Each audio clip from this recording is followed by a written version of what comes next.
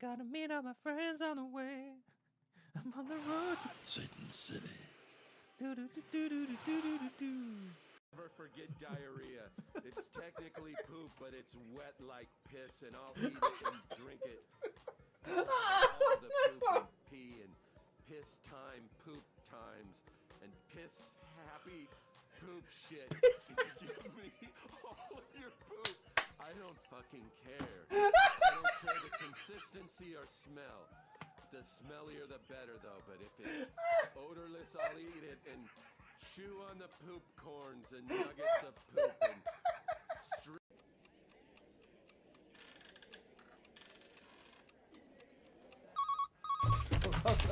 Hello? No, stop! Oh no! I can't even pick up the phone! I dropped the phone. I fucking bald head, Look man. at him, both really shit. I failed basic phone picking up. Jesus. Oh, Patty. Oh, Patty, no. Oh, you just threw up on my phone. What?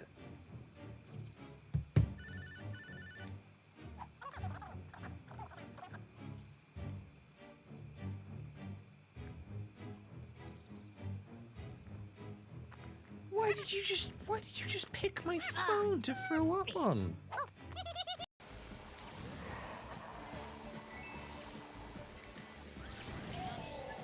Right. Do me a favor, Squid Lady. I know you really want first. Yes, yes, yes, yes. Oh my god, here we go, here we go, here we go, here we go, here we go, here we go.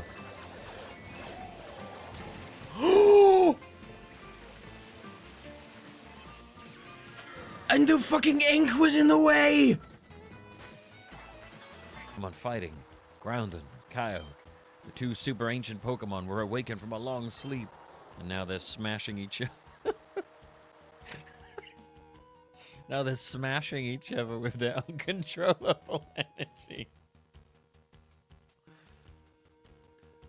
Smashing is, a big. I mean, I don't know outside of. I don't know how much outside the UK smashing is slang for sex, but you hear it a lot here. Smashing. She like very naturally blinks. That's really weird. It's like when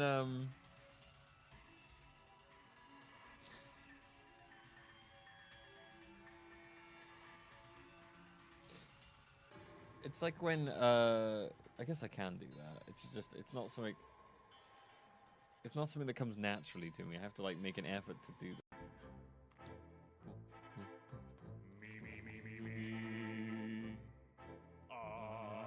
I am the great mighty Pooh.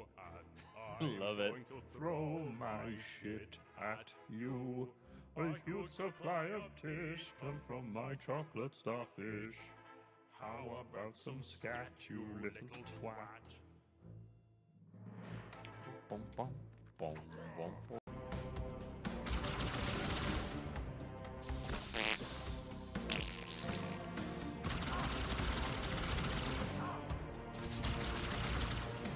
I use it on them, barely fucking does anything. They use it on me. I'm almost dead in a second.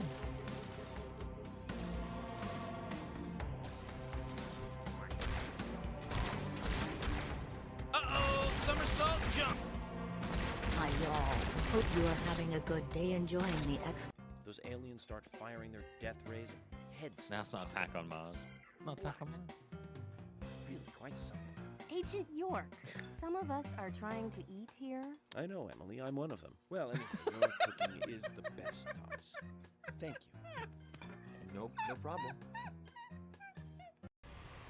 Hi there. You may have heard of my four siblings: war, death, famine, pestilence, sometimes called conquest. But maybe you haven't heard of me, the Fifth Horseman. I'm called Brian, and this is my story. Brian of the Apocalypse. It's like some sort of comedy show.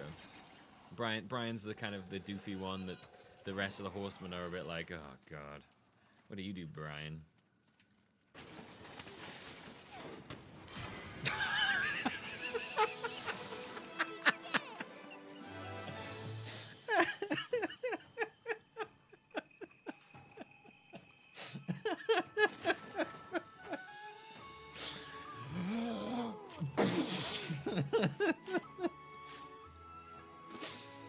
Oh man, that was fantastic. I like how the explosion kind of got cut off by the death thing. Oh, there you go. Oh, Linky. Oh, Linky Poos. What are you doing? You look gorgeous.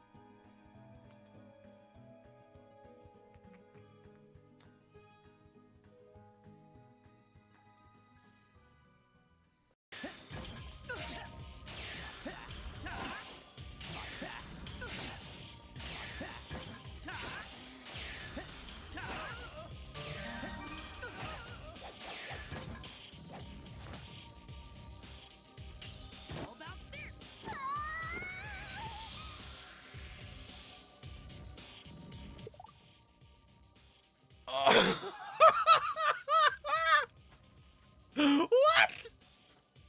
Really, we just talked about a game where you are a diner owner and all you make are hot dogs. Hot dogs? Hot dogs sound delicious. Let me think about that. Hey, Papa!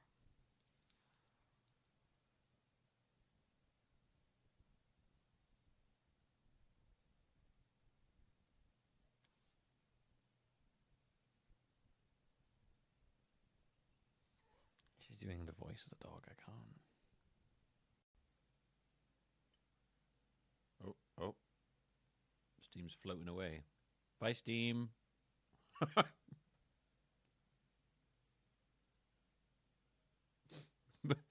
Bye. I don't know why it's doing that. my pie bus needs filling. Oh shit. No, that's not a good idea. Oh dear. Shut my wheel off. Oh god, Jesus. Oh my god. Ice cream. Do you have a second? Hello! How about some ice cream? Not right now. Really?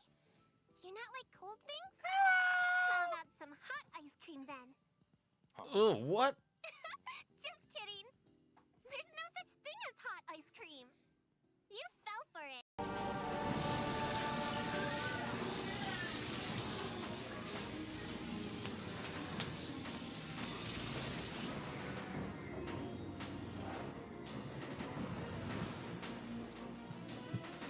He'll be back. Oh, no, maybe not. I don't know, kosher, but milk alert. Look out. Milby's on the prowl. I've had enough of your disingenuous assertions. Oh! What the f— I wish I'd done that the first time we met. You son of a bitch! I'll make sure everyone in the Alliance sees that. Check vid. Did we get it? Nice. What the f— So cool. Mario will be talking a lot in the movie. Please look forward to Mario as performed by the very talented Chris-san. What? Next, Princess Peach will be played I'm not by familiar Anya with her. Taylor-Joy. Wait, no, I recognize her. I can't wait to see a very Why do I spirited recognize Princess her? Peach. Chris Pratt is married. Okay. Mario's little brother Luigi will That's be good. played by Charlie Day. That's a good casting.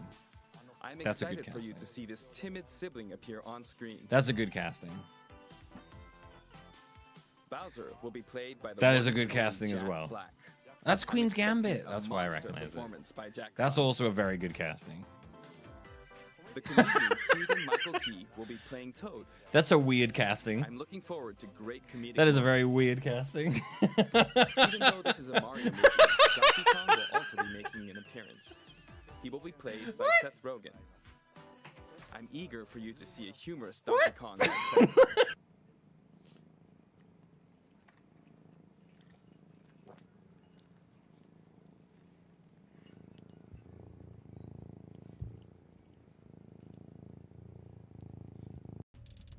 Don't call me what my wife. Don't call my waifu again.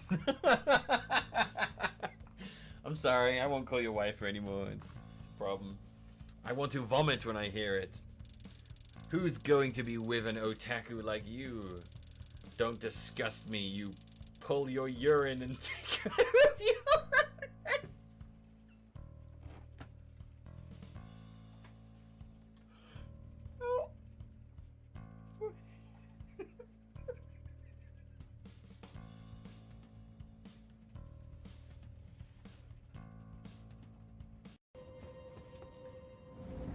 And it will be a cemetery shade.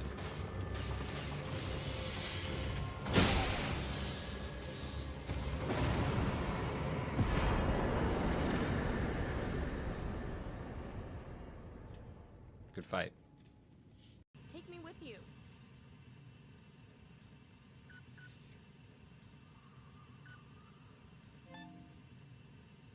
Emily?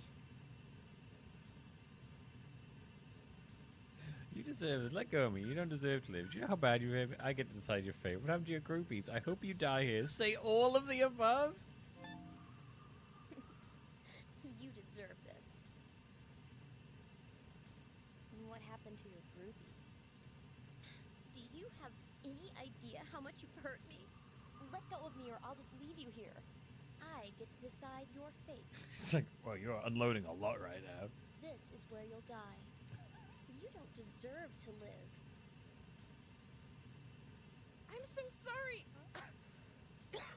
I was wrong. She's like, I need a minute. You just said a lot of things to me, and I don't even know which one to respond to. Won't be dirty, believe me. Then here I come.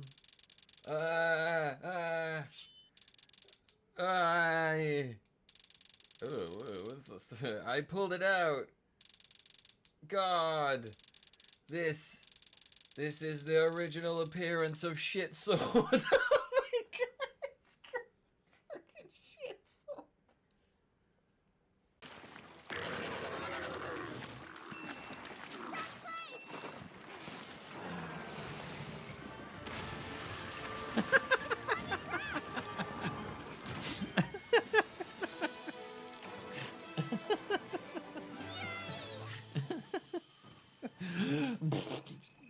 Butt slammed right into the hole. That was hilarious. Sorry, I'm eating some spice.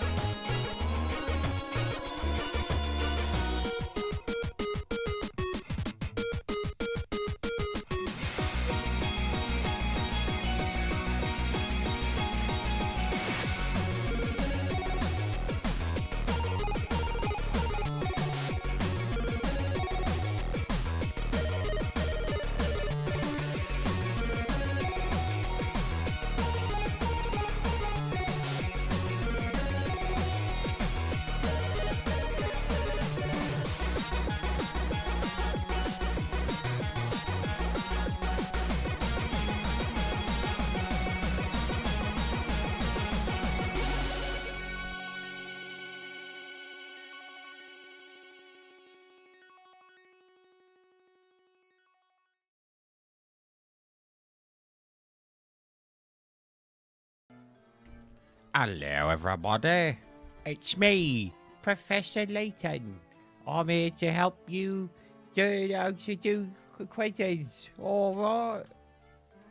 Oh, is that lovely? Oh, chim chim cheree. Oh, lovely do. How's it going? Out you. Oh, I'll out you.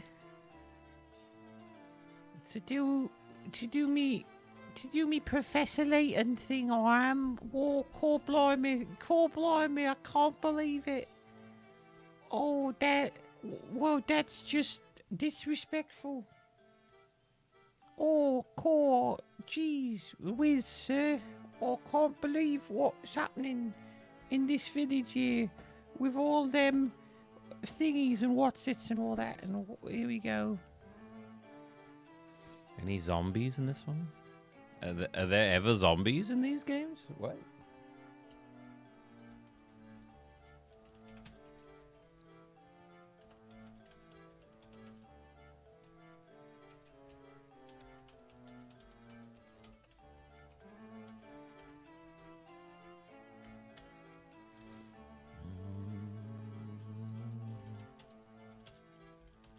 Sorry I had such a long build up there. I needed food and I had to stick a burger on.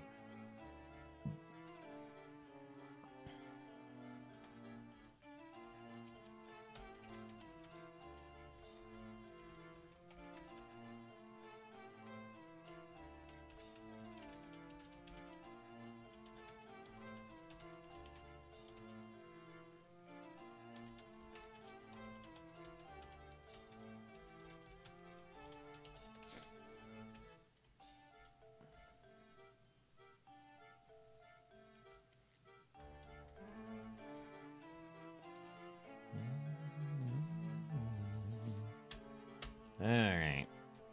1 second, just make sure all of the... I forgot to do the I'm live thing because I was distracted while I was... I set the thing up and then I was like, oh shit, I got things to do, haven't I? But now I'm here. So, if you missed the first stream of this, go watch the VOD on YouTube if you want to watch it. It's mostly me solving puzzles and getting frustrated, but there's story there too. The music for this game gets muted literally non-stop on YouTube. And I do mean like non-stop YouTube on Twitch. If you look at the VOD for this from the last stream, it is barely watchable. Every single bit of music got muted.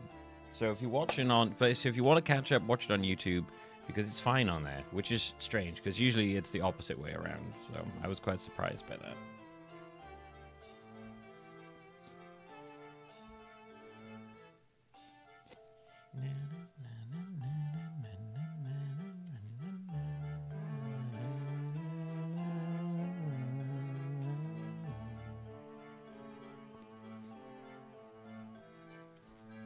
Yeah, I know. I named the VOD on Twitch, watch it on YouTube because this VOD is muted. It is completely pointless to watch the VOD on Twitch for this game. I'm debating if I even bother keeping it up, quite frankly.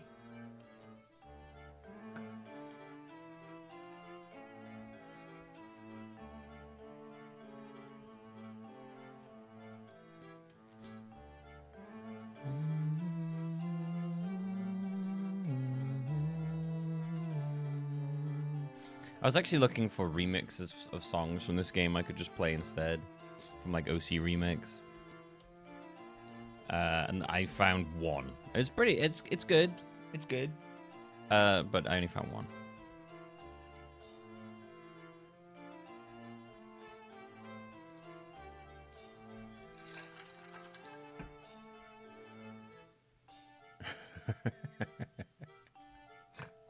That's good. I like that.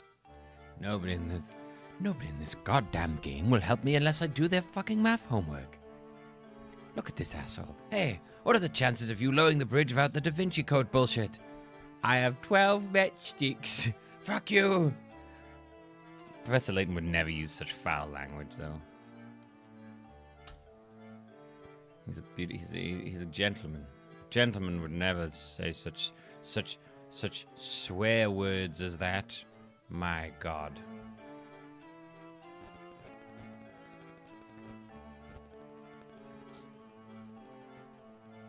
It's weird because there were sections where the music playing with no VO from you, but it wasn't muted. I know. All that shit is so incredibly inconsistent. So I have this song. I have a song that we could play over puzzles just to make them slightly less irritating, because that music does get very annoying.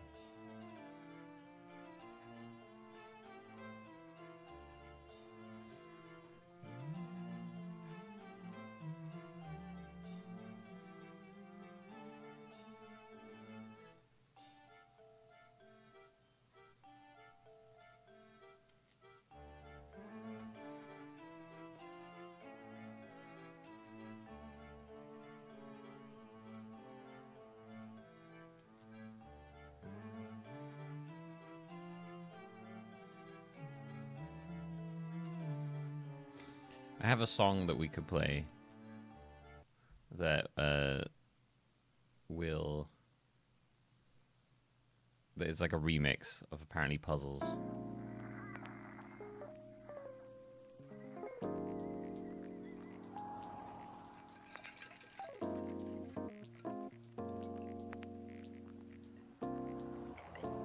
Is this the original Professor Layton game? It is, yeah.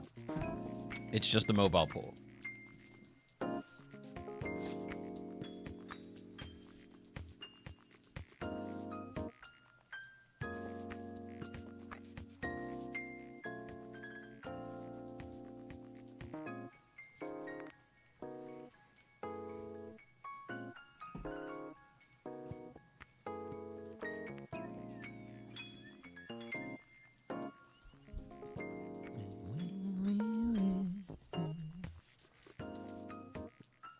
It is, as far as I can tell, the better version of the career.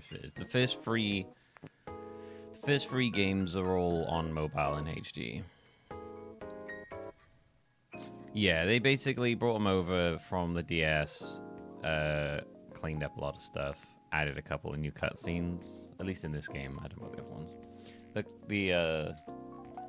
They're the, if you want to play them, it's better to play them on mobile, quite frankly, the first three.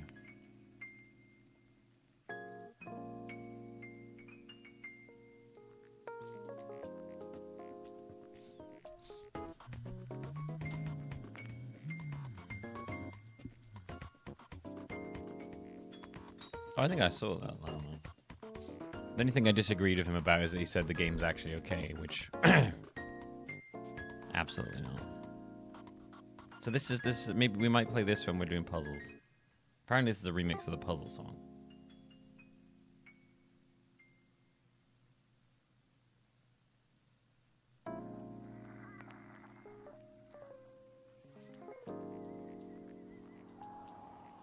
It was funny, that video was like maybe like 5% about My Number 9 and like 95% about Keiji Inafune's inability to finish anything.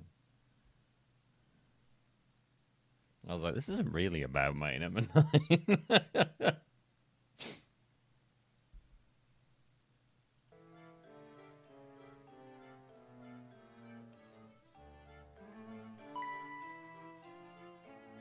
Tell you what it did make me want to do though is check out Mighty Azura, Mighty Gunvolt, which apparently I was like, oh, that's quite cool.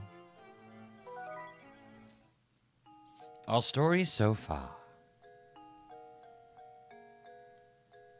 After witnessing Ramon's abduction before their very eyes, Luke and Professor Layton are shocked to see him return to Reinhold Manor on his own. Busy with the murder investigation, Inspector Chalmey warns Layton against meddling any further. However, Layton is confident that golden apple and the morning's murder are linked to one another. Finally free to move about, Layton and Luke begin their search for the golden apple in earnest.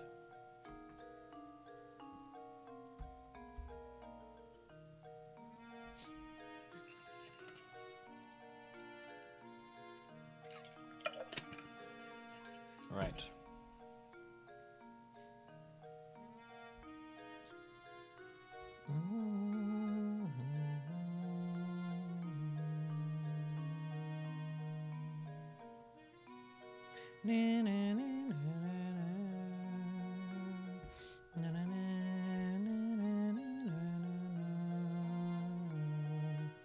Once again, if you are somehow watching this on Twitch and you can hear me right now, then watch it on YouTube. It's not as muted.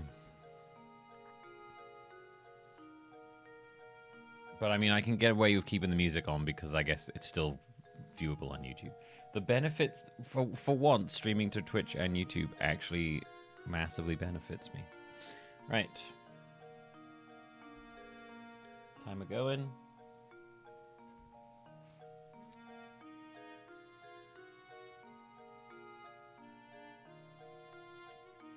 Okay. Let's continue. So we had to meet with Zapone, and this guy is Zapone. Close friends of the Baron? Well, I myself had the pleasure of meeting Baron Reinhold a few times. But weren't you a close friend of his? Me? Haha, no, I was nothing of the sort. I see. Can you think of anyone at all who was friendly with Baron Reinhold? I might know someone. Actually, no, I don't. Maybe, or do I? If you solve this puzzle for me. Now let me think. I guess Zapone can't really tell us much of anything. Yes, I'm afraid that he was no help at all. I suppose that means we're back where we started.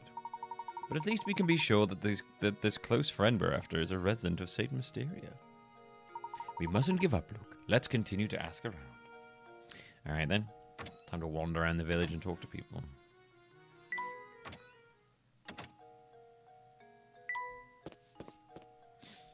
Or do you want, creepy little Hitler mustache man?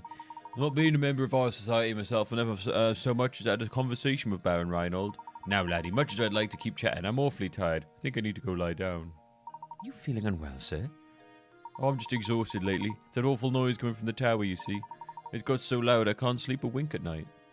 Do you know what's causing the noise? It's just a rumour, but I hear that every time the sound rips through St. Mysteria, someone disappears. They say the one who goes missing are people who've been talking about feeling tired. But those who disappear are back before you know it, so it's probably a load of poppycock. Poppycock. Whenever the noise occurs, someone disappears. Interesting.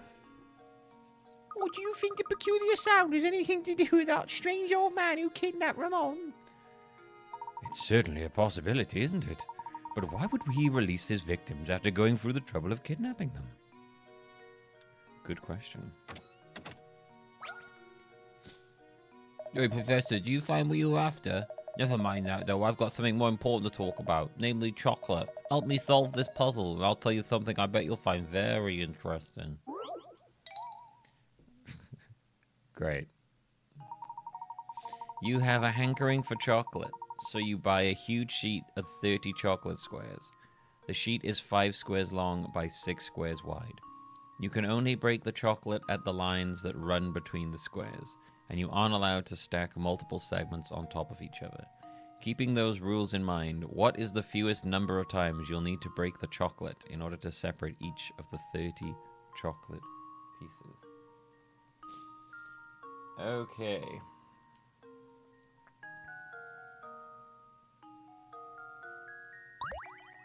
Let's turn that off. Oh, right, okay, so, right, this is, right, you ready? I'm gonna save us all from this insanely repetitive music.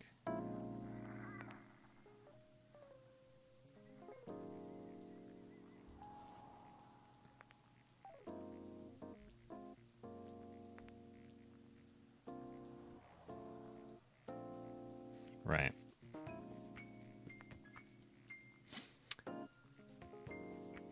Keeping those rules in mind, what's the fewest number of times you'll need to break the chocolate? Okay.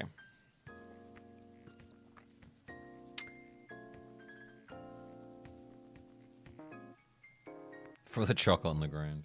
And I threw it to the ground. She's 5 squares long. Okay, so can't stack multiple segments on top of each other. What's the fewest number of times you need to break the chocolate?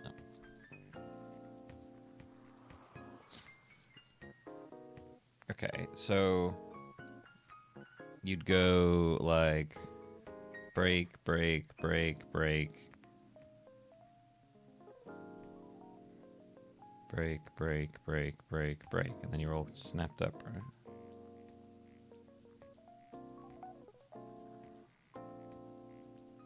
I mean, that's probably too easy. In my head, it would be 9. 1, 2, 3, 4, 6, 7, 8, 9. Is there any other ways you could do that? You could break it there.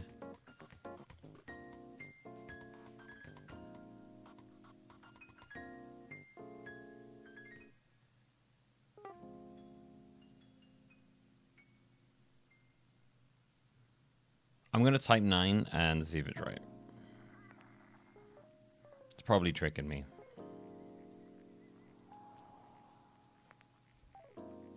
It's most definitely tricking me. That should do it. Yep, I figured that would be wrong. How embarrassing.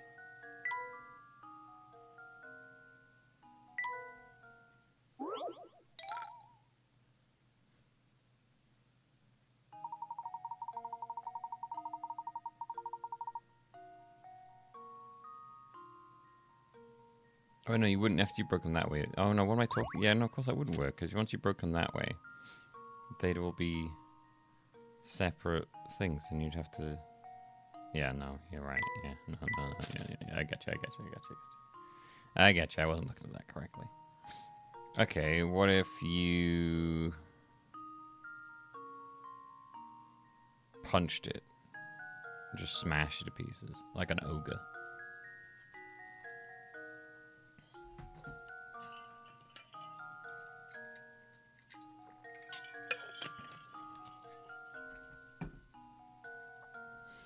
If you like, maybe if you like cut it into, maybe if you were like something like that, cut up into little segments and then punched it. And what if you ran it over with a car?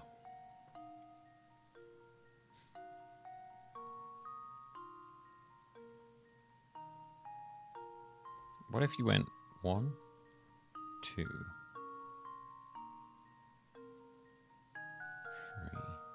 4. That wouldn't help, would it? Throw it in a blender.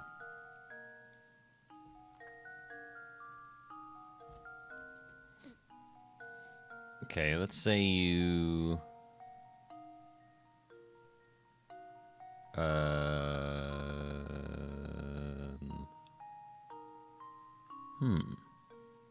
You can't stack them to break multiples.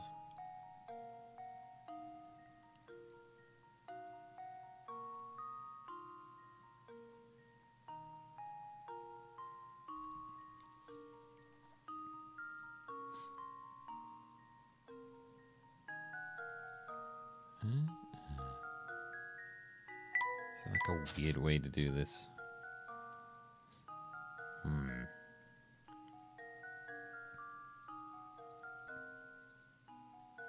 Broke it there and then broke it there.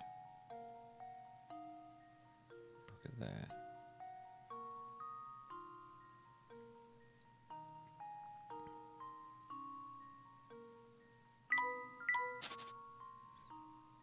Can you do like a weird thing where you break it like this? Does that count?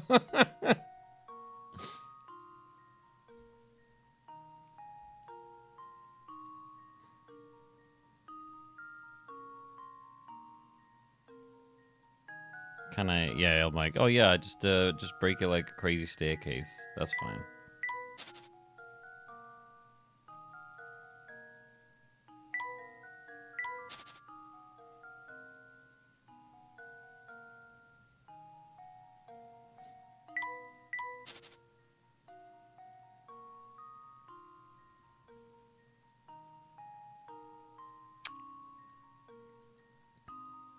Something like this, where you do like a... I don't know.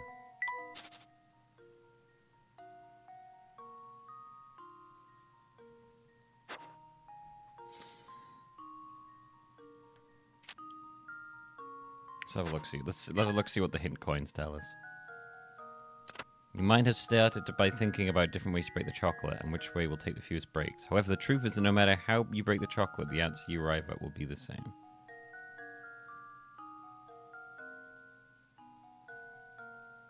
Okay.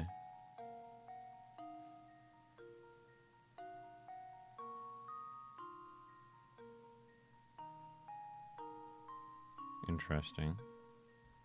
Is it saying us we need to work? We need maybe. What if we just ate it?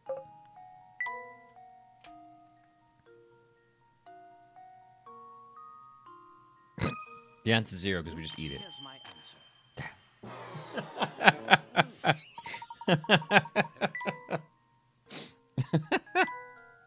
I was always like it was like a trick answer, and it was like the answer is 0 because you just eat it all straight away.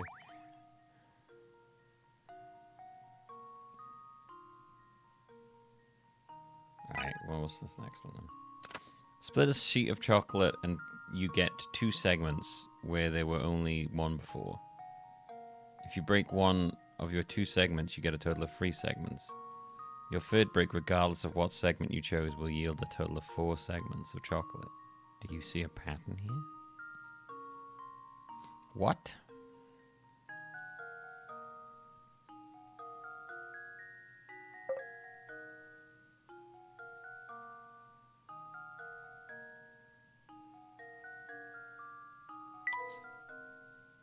All right, let's just say 29. There we go. Oh. So it wasn't like a trick.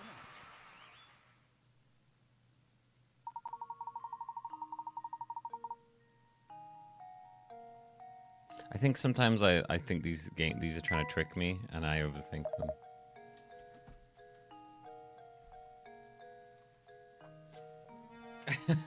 I was generally like, oh, it's a trick. There's a special trick. I'm like, no, it is just 29. Oh, okay. Now it makes sense. Okay, how about that hot info I promised? If you want to experience the best dining in Mysteria, you've got to check out Crouton's restaurant. Everything he makes is yummy. Don't even get me started on the stews. You have to try it yourself.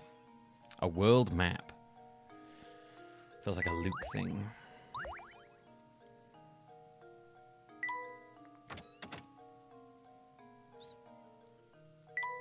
I'm so used to this game tricking me now that when it's actually being sincere, I don't believe it. Ahem, you there, yes you. Do you mean me, good sir? Yes, you, this flower vase is yours, right? I've been keeping it nice and safe for you. What? Thanks. I've never seen anyone just forget something like this while shopping. I'm sorry, but you must be mistaken. I've never seen that vase before in my life. What? That fancy vase doesn't belong to you, so why'd that man tell me to give this to you? What did this man look like? Well, my hat has a way of obscuring certain details for me. Change your hat? Pull your hat up? Well, I see I live my whole life with my hat obscuring my vision slightly. Well, my hat has a way of obscuring certain details from me. It's the worst, I tell you. But back to the issue at hand. Anyway, I know that didn't land, so I'm gonna carry on. But back to the issue at hand. The mystery man was... I don't remember this game having such, like, meta humor in it. the bit with the remake thing being like, oh yeah, you didn't think there was gonna be a remake about new things added, did you?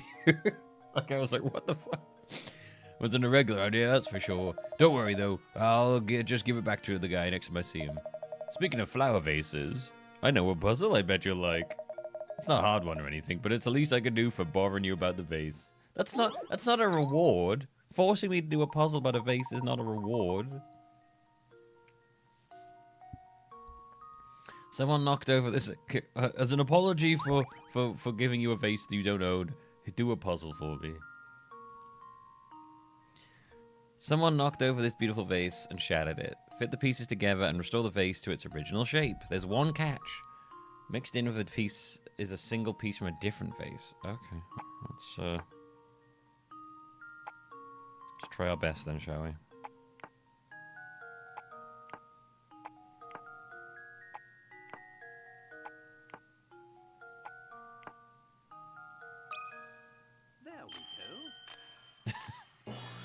We did it, chat. We did it. Good job. Preparing the vase wasn't much of a challenge, was it? Oh, if only fixing things in real life were this simple. You've got a good head on your shoulders. I'm impressed. By the way, you sure you don't want to take some fresh sausage home with you?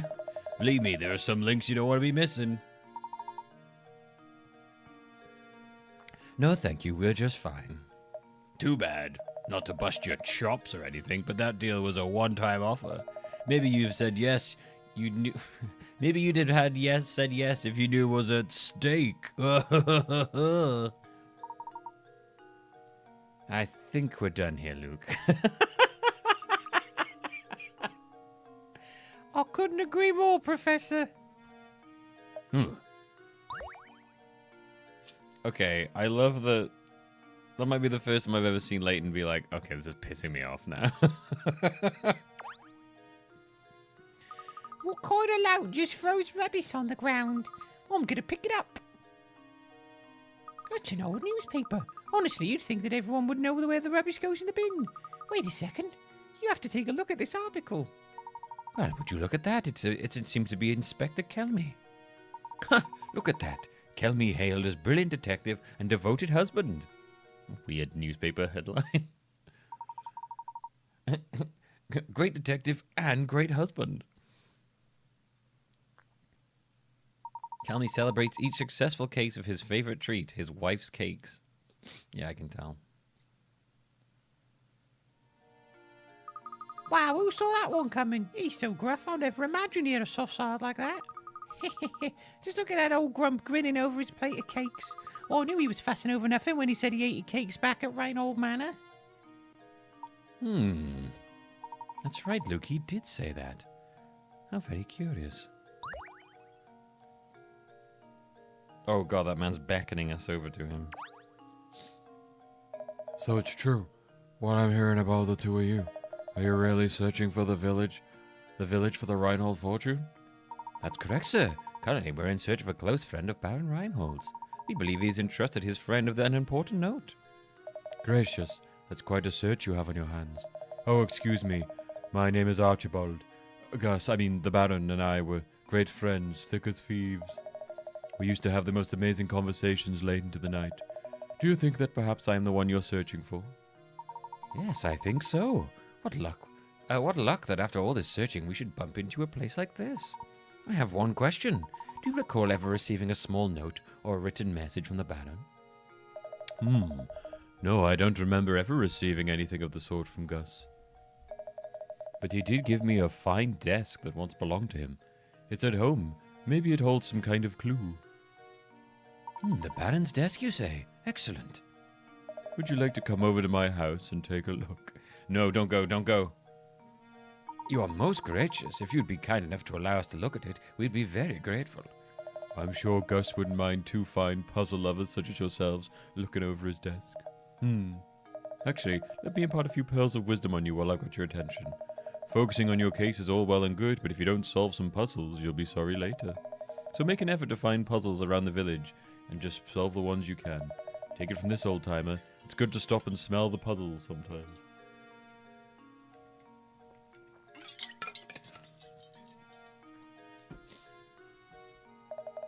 Alright, I'll get off my high horse now. Let's head on over to my house. Follow me. This is Gus's old desk. Take all the time you need to examine it. Splendid. Luke, let's get right to it.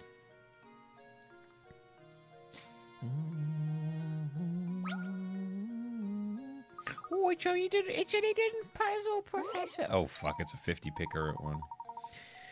In front of you are 4 tangled lengths of rope. Mark the ones you think will form a knot when you grab them by their ends and pull them taut. Oof. Okay. I have a secret timer going, by the way, that keeps track of how long I've been on a puzzle for. And at a certain point, I'll be like, alright, chat.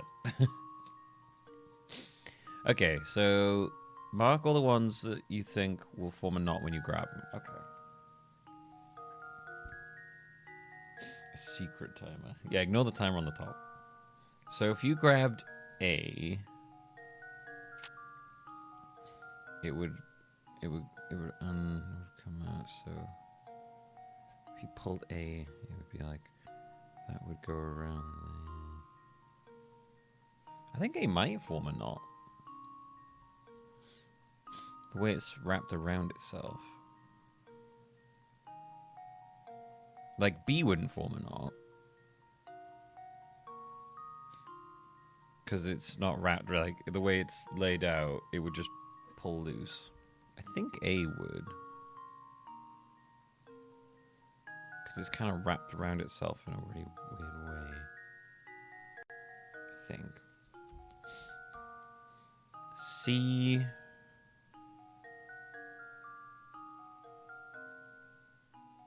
might?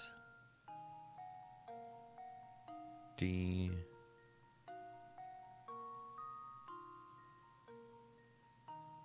won't. I think A and C.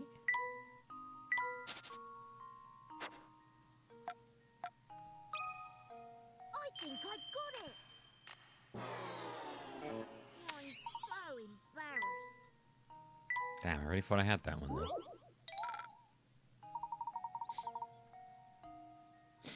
Huh. Okay.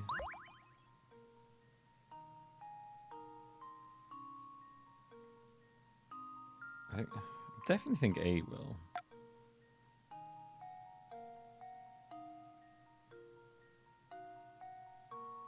No, maybe C won't. I'm definitely sure A does. Nope. I've let you down, Professor. I'm almost certain it's A. A and, let's say, D. Well, here's my guess. No, I was sure I had it. Well, I don't know. I'm just guessing now because I don't know which one's which. I can't. I know B's not gonna. I can tell that right off. Is A gonna?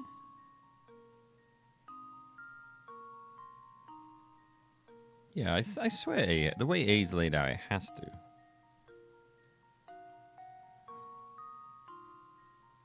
Maybe it isn't A then.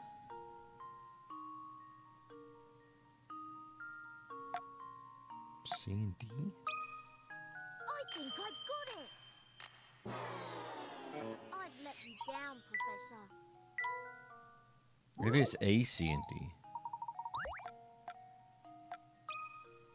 I think I got it. No, I was sure I had it. I know it's not B.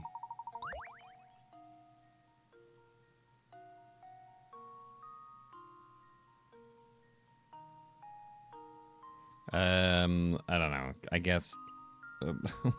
What combos have I not picked yet? I picked A and C, right? I picked A and D. I picked A, C, and D.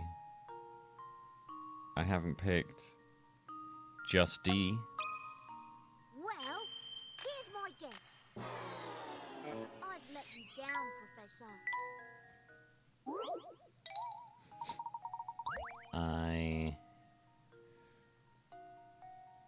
Have I picked just C? I think I got it. It's just C. Oh, okay. I really thought A was one. So those images, look at it. However, the images themselves are complicated, so it's easy to get confused. It'd be fun to test all the various configurations of actual people. Alright, it looked like A would have as well. Phew, that puzzle was no pushover. Whoa, cool, blimey.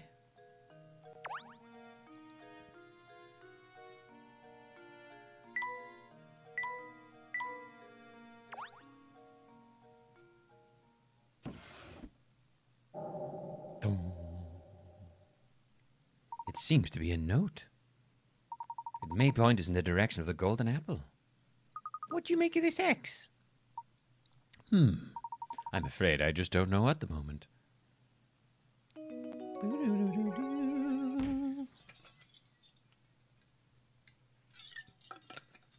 The only thing you need to do to solve this puzzle is look at it. Fuck off. Sorry to interrupt you, but I just received a call for you from the innkeeper, Beatrice. It seems she's concerned about one of her guests, and she'd like your thoughts on the problem. Well, we'd best go and help her. Thank you, Archibald. Off we go to the inn, Luke. Can't assist you any further, can I? No, we're all good. Thanks, buddy. Any new quizzes about the cat? Cat and mouse seem to get along pretty well, don't they? Do you think so, Luke? I would have guessed that cat was tormenting the poor mouse. But if you say the two of them are friendly, I believe you. Of course, it has to do with animals. Leave it to me. By the way, Professor, have you heard this one before? Off. What is this? According to the diagram shown here, A equals 2, B equals 3, C equals 3, and D equals 4. What does E equal? What am I even looking at here?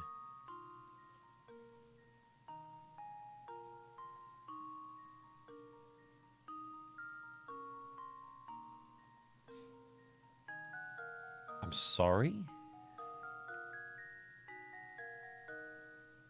5.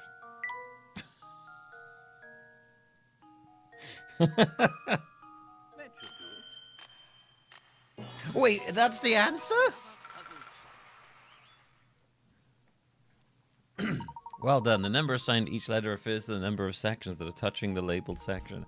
Oh, I just picked 5 because I was like, I don't know, fuck it, they're going up in ascending order. I didn't realize that. I was like, I don't know. Why not? 2, 3, 4, 5? It's like, no, it's because they were touching the things. Okay. I got that wrong. I got that right for the completely wrong reason. Gosh, I'm sure I would come up with a really good puzzle, but it was still too easy, I suppose. Got anything, little girl? Hee hee, good afternoon, sir. I'll tell you a secret if you solve a puzzle for me. Ooh. 60 pickerots. Holy shit, I don't think we've ever seen a 60 pickerot one before.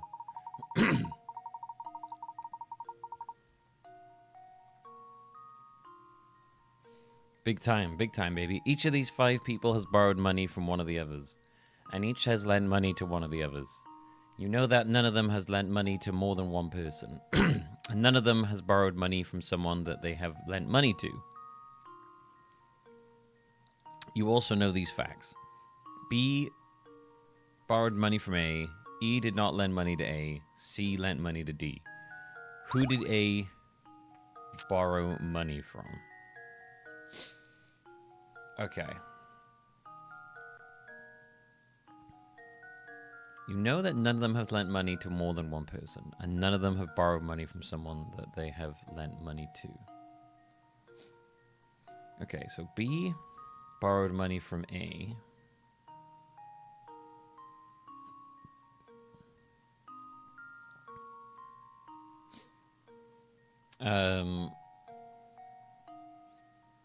E did not lend money to A, and C lent money to D.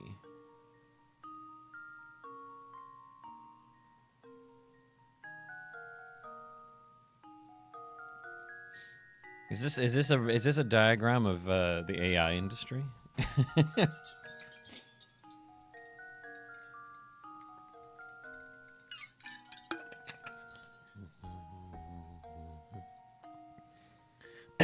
Okay, so you know E didn't lend any money to A.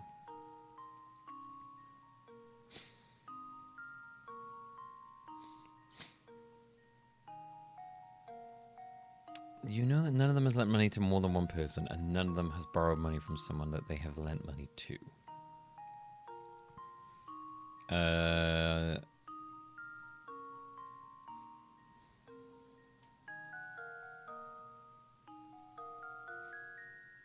So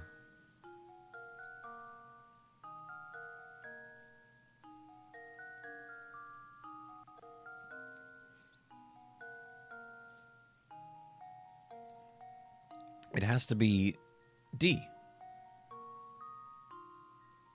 Because he can't give it B, he can't lend it from B. He gave it to B, and he can't lend it to him when they buy me too.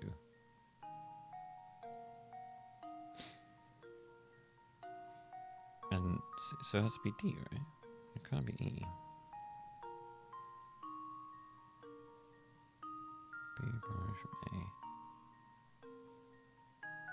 B, and then like what? C borrowed money from B, maybe, and then D borrowed. No. Oh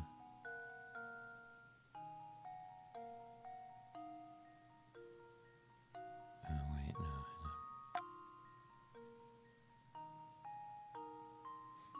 Maybe E borrowed money from B, and then C borrowed money from E. D lent money to A. Okay, I'm gonna go with A. I'm pretty sure it's D. Luke, here's my answer. Yeah, there you go. For a 60 picker question, I gotta say that was quite easy. That's right. A borrowed money from D. If you trace the flow of money according to the state of the conditions, the answer becomes obvious. Wow, you're smart. Okay, come closer so I can tell you a secret. I heard that all the people who get kidnapped feel a little sick right before they get taken. I bet the monster that lives up in the tower feeds his victims nasty food before it pounces. Oh, I bet it's like haggis ice cream with gravy jelly. Oh. I mean, look, haggis is nice. Haggis ice cream? Oh. Gravy jelly? Oh, it sounds like cat food. Or maybe he just picks the weakest person to snatch. But why would he need all those people? I felt like she just described cat food to me then.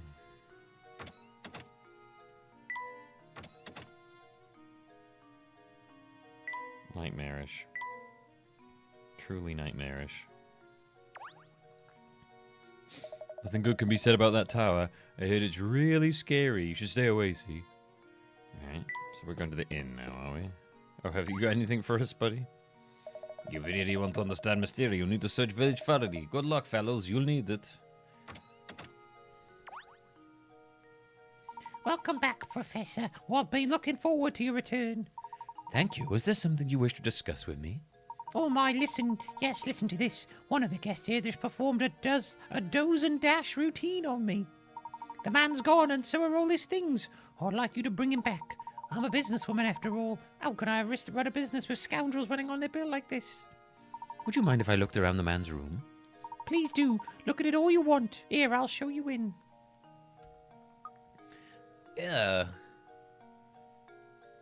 What absolute pigsty. This whole place stinks of smoke and there's rubbish everywhere. Beatrice, can you describe this guest's appearance for me? Well, Oh, fuck, it was Satan. Why'd you lend a room to Satan? He had a sharp mustache, and it was pretty clear he wasn't from around here. That was obvious. A mustache reeks of smoke. Oh, you suppose she could be talking about Inspector Kelmy? Oh, Inspector Kelmy, isn't he the self-important windbag who's been all but right old manner? No, it's not him. That man who stayed here looked just so much more evil. He was wearing a long trench coat. I'm sure you know the type. Oh, where could he have run off to? Sorry to ask this, Professor, but would you be a darling and find the thief who skipped out on his bill?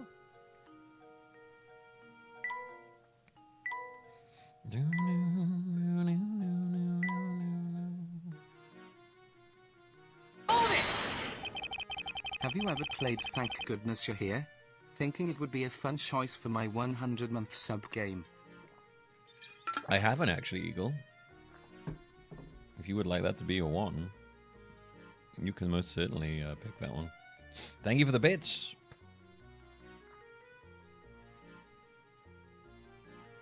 Now time to timer. Yeah, if you want that to be your one, I'll make that your one. That's the The one with your little UK guy, isn't it? Put on the list. All right. It's going on the list. Let's go.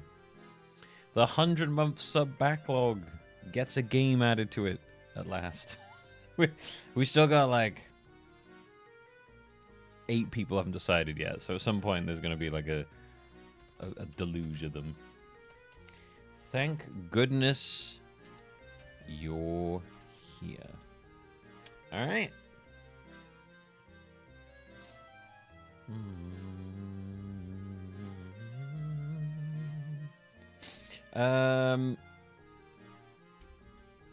I would say we could do it next Tuesday if that works for you, or I'm gonna be around on Sunday.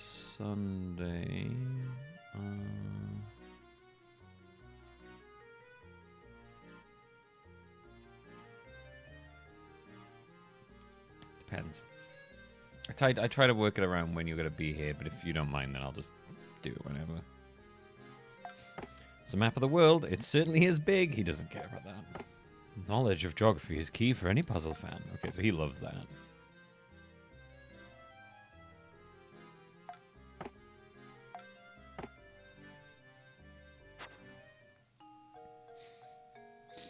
Is it all of August off? Sweet. All right. Yeah, okay then. We'll do it next Tuesday. Sounds good to me.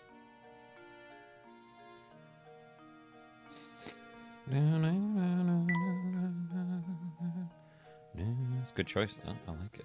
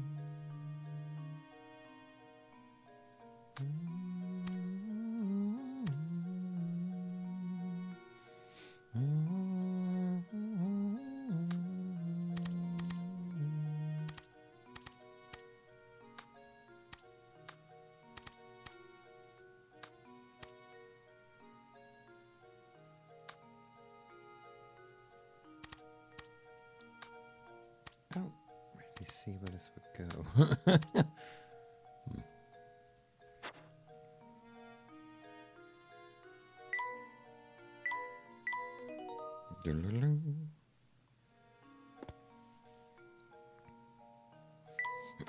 All right, let's go find the person who's dozed and dashed. Be a darling and find the thief who skipped out on this bill. Honestly, are we ever going to make progress in our search for the golden apple? Things aren't looking good. No one knows anything about the items in question, and we have got no leads. I'm beginning to wonder if this golden apple that everyone is in a flap over even exists. Now, Luke, I wouldn't say we're without any leads. Think, my boy, there's a place in St. Mysteria that every villager has warned us to stay away from. What do you mean? The tower, Luke. No matter who we ask, no one seems to know a thing about the place. But suppose for a moment that the tower has something to do with the golden apple. You mean the super creepy, mysterious, giant, impossibly built tower? Then it follows that the people of St. Mysteria, scared to go near the tower, wouldn't know anything. Of course, we need to investigate that tower. The tower marks the far northern border of St. Mysteria. Let's search the road north of the market for a route to the tower.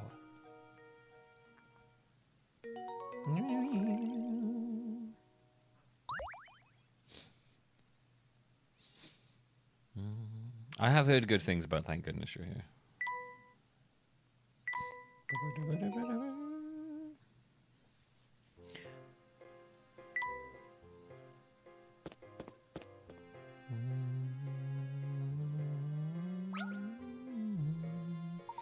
Good day, gentlemen. How's your investigation coming along?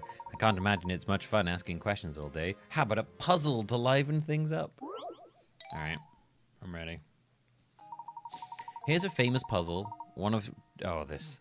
One of these three is telling the truth, and the other two are lying. Based on their statements, can you determine who is telling the truth? Are they off to a fairy convention? I never lie, says A.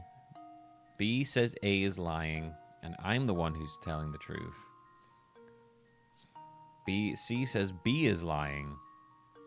I'm the honest one.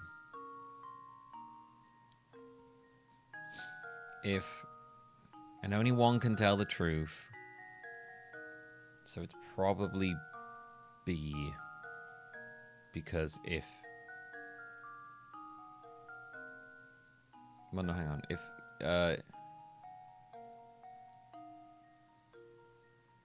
A was the one telling the truth, then... Well, no, that's not true. Then... No, if A was the one telling the truth, then... Then B is lying.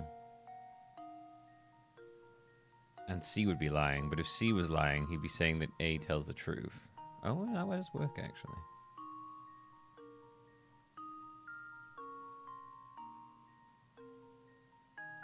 No, he'd be saying that... C would say that B is lying, but he'd be lying, which would mean he was saying that B is telling the truth. And if B was lying... So it can't be A. It's funny, no matter how many times I've done this, I forget every time the easy way you work it out. A is lying, I'm the one telling the truth. So if B is telling the truth, then that would mean that A is lying and that C is lying. But if C was telling the truth, then that would mean that A would be lying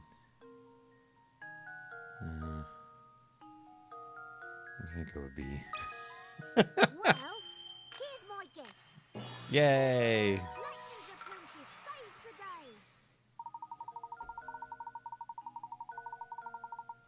day. That's right. B's telling the truth. The only way for there to be just one person telling the truth is if what B says is true. If A is telling the truth, then C's statement that B is a liar also becomes true. Yeah. On the other hand, if C is telling the truth, then B's statement that A is a liar becomes true. In both cases, you end up with two truth tellers and one liar. So the only possible solution is that B is the one telling the truth. Yeah, I've done that puzzle so many times, and I never remember the answer. Ooh, a reading lamp. Probably Layton, right, if he's reading his books. Oh, Layton loves his bookie wooks. Oh, dee doo dee doo dee da.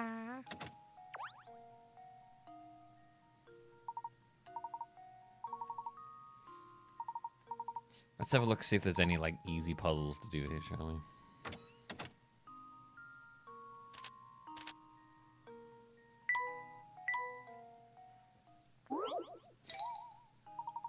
As you can see, what we've got here is some dirt and dustpan made of matchsticks. Can you move two matchsticks and change the picture so the dustpan is holding the dirt?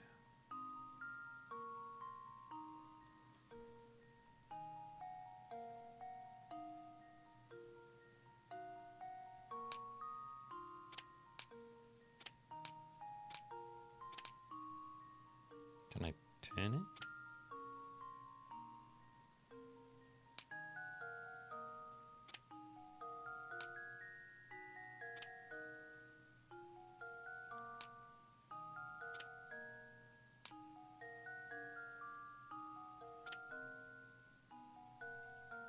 Yeah? That should do it. What? I'm sorry, what? Frankly, I'm ashamed. What? Oh, it has to be like that. Right, okay. I got you.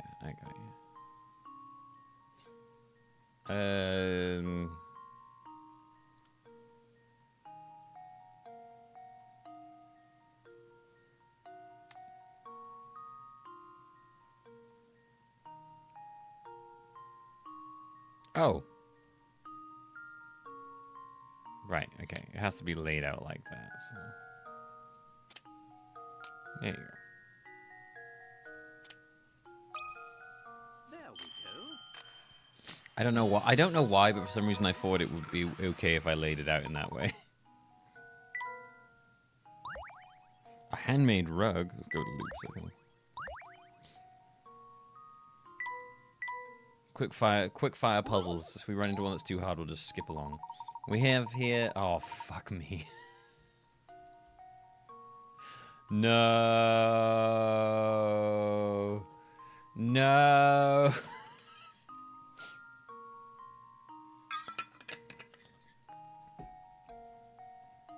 I'm so fucking sick of doing these. I'm so bad at doing these, man. So bad. I always get so close and then I fuck it up.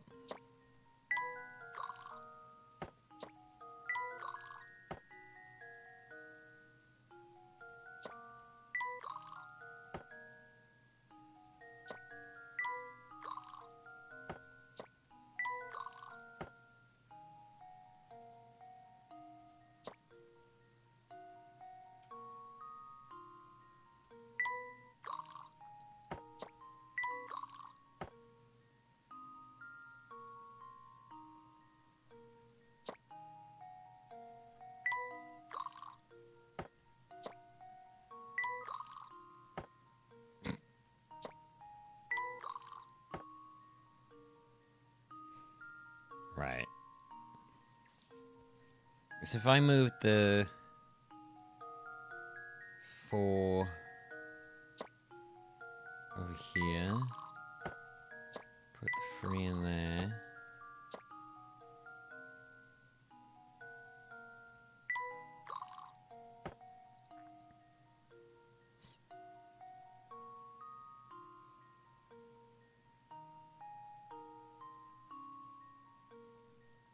And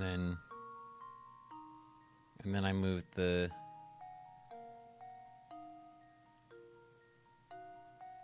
3 in there. And I put that so there's 1. And I put that in there.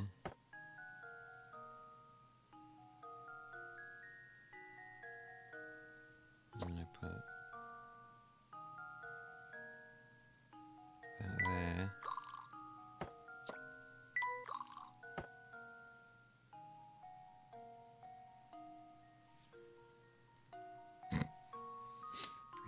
there. I get stuck in these horrible loops with this stuff. It's my big issue with these.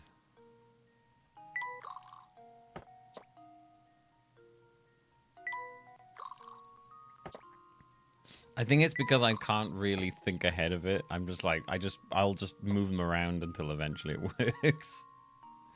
Like yeah. That's how it works. You just keep shuffling around until it all makes sense.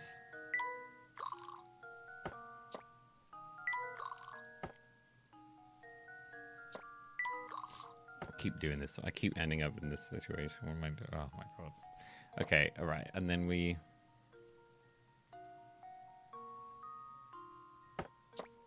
Go down.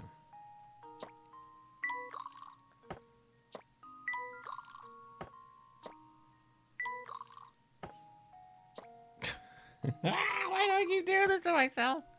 What is wrong with me?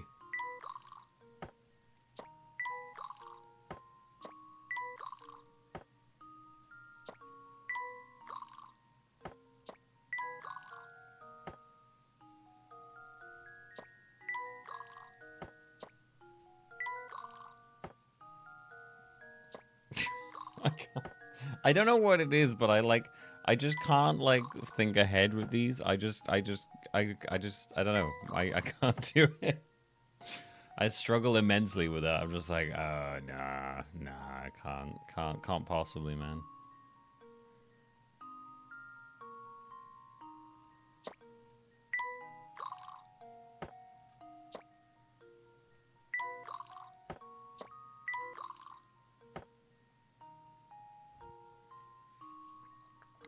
Okay, so if we put that in there, then that goes down to 5, and then that becomes 3. There we go, that's it. We got it. I got it. Not through working it out properly, but just 9 moves, Jesus.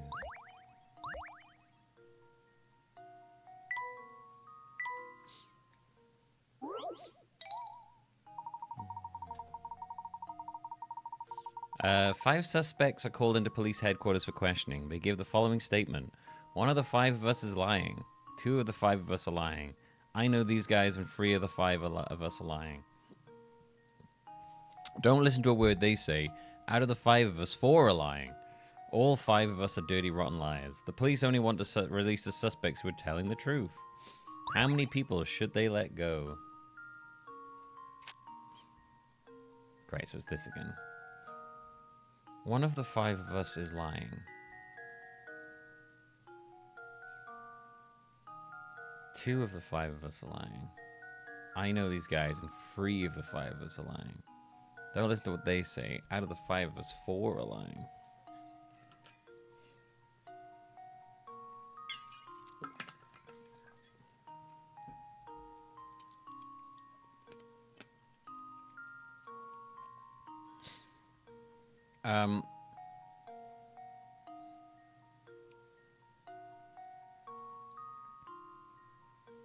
So if E is telling the truth, then that would mean that... So if E was like, no, we're all liars, that would mean that she is lying. Which just mean they're all telling the truth.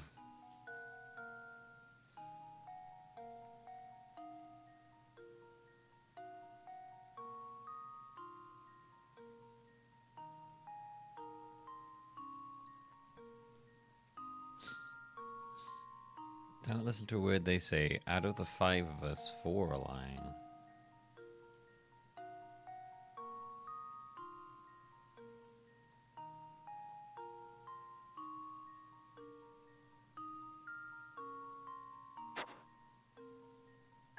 I think the answer is you release all 5. Luke, here's my answer. No. So they were tricking us then. I suppose I thought wrong. I'm going to use my ability to brute force everything.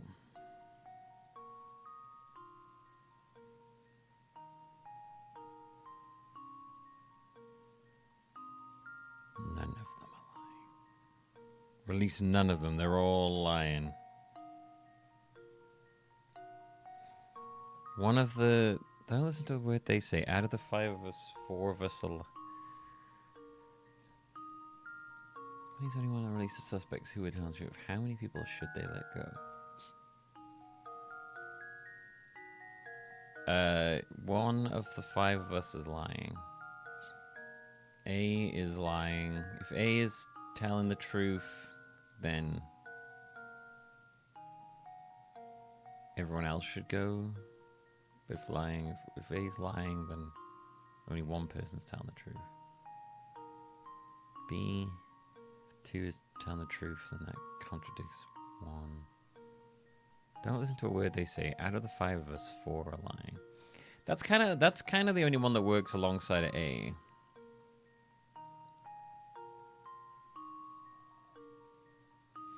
So it's probably like 1.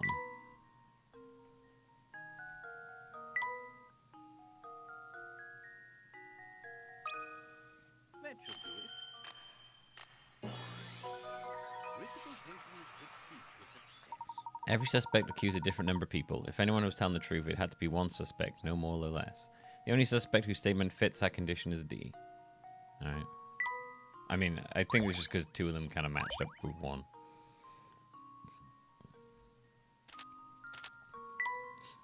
Racetrack riddle. Distance free racehorses can run around the racetrack in 1 minute is listed below. Right, I'm gonna save us from this nightmare song. The distance 3 horses can run around the racetrack in 1 minute is listed below. Horse A 2 laps, horse B 3 laps, horse C 4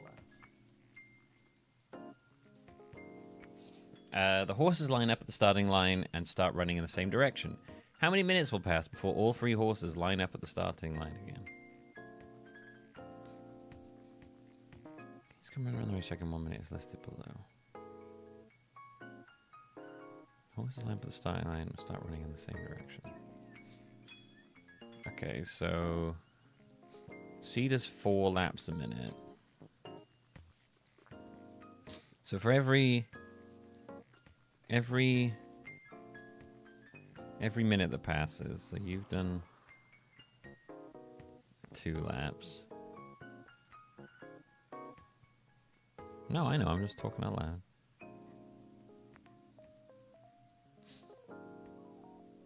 Every minute, 4 laps pass, so 4 laps a minute. So he's doing that one,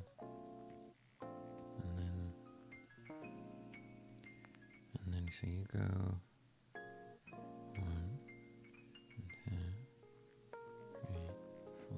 Okay, Dim, you gotta give me some time, man. You can't just immediately tell me. Like, I want to I don't want to be like racing people to try and have to get the answer here.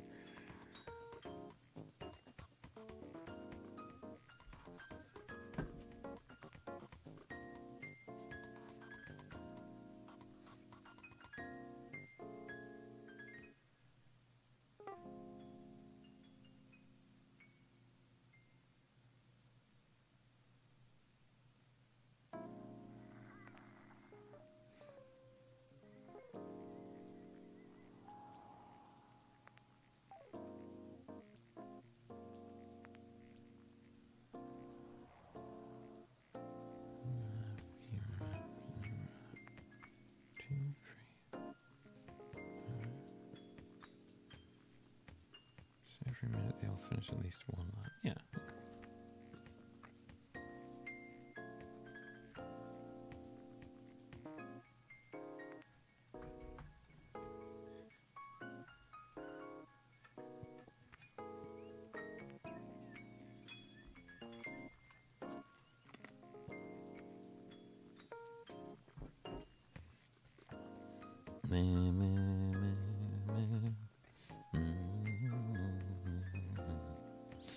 While walking through a market on holiday.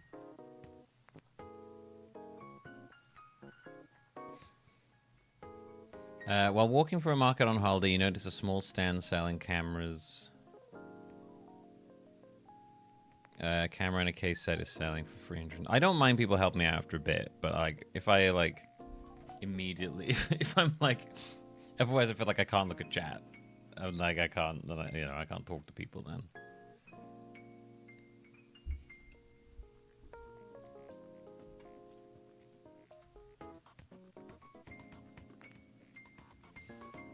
Camera in a case says selling for 310. The merchant tells you that the camera costs 300 more than the case itself, and that the case costs the price of the set minus the cost of the camera.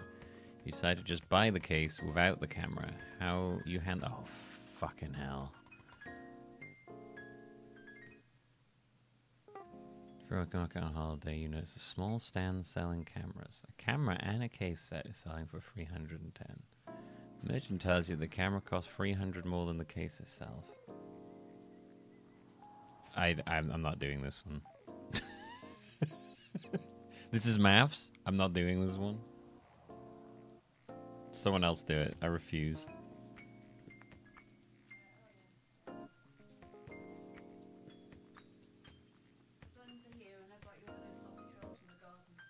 Oh, nice. This one, chat, you can do right away because I won't do this one.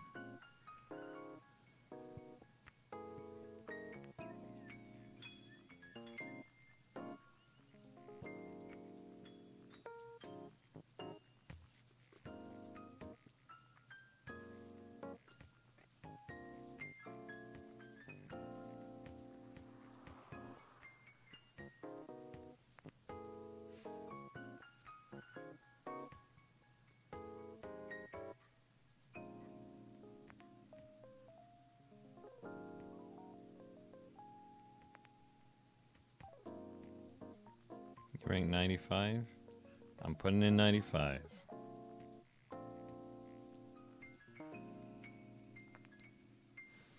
I don't know how that works, but sure. Merchant had an awfully misleading way of explaining things, didn't he? Make sure you don't get tricked by some swindle the next time you go shopping. Yeah, I don't even understand what that means. Also, does that man have a foxtail? What?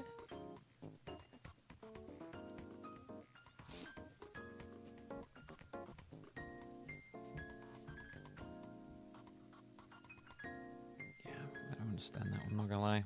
Don't get that one. Alright. Free umbrellas. Okay. Yeah, my internal timer is if I take longer than about 5 minutes or so, I will start collaborating with chat on the answer. Free identical looking umbrellas are sitting upright in a stand. Assuming the owners don't check the umbrellas labels, what percentage of chance is there that only 2 people will walk away with their own umbrella?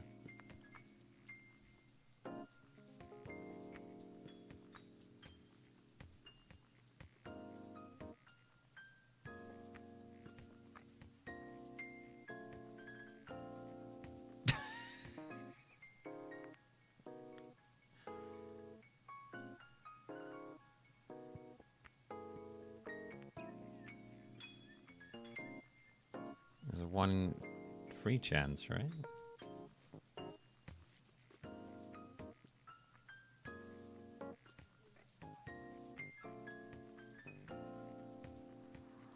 I crazy?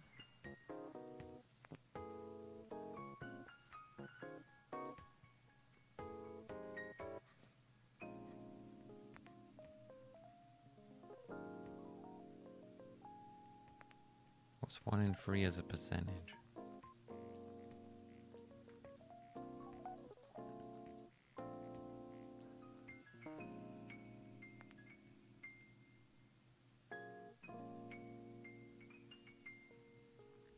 Oh god. Comes to fucking I'm very bad at this stuff. Oh, there can't be 33.333 recurring chance. That doesn't make any sense.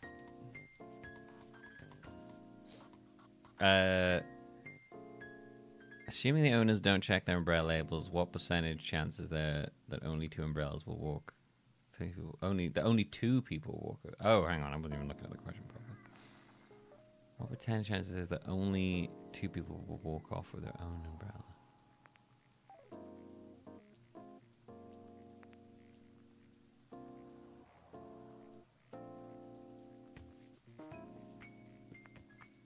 I don't understand the question.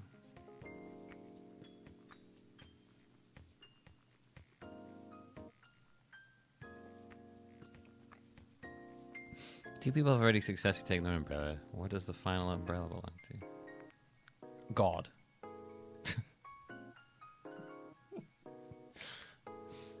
What percentage chance is there that only 2 people walk with? So what, did you say there's like 100% chance that... Wait, what? I don't understand.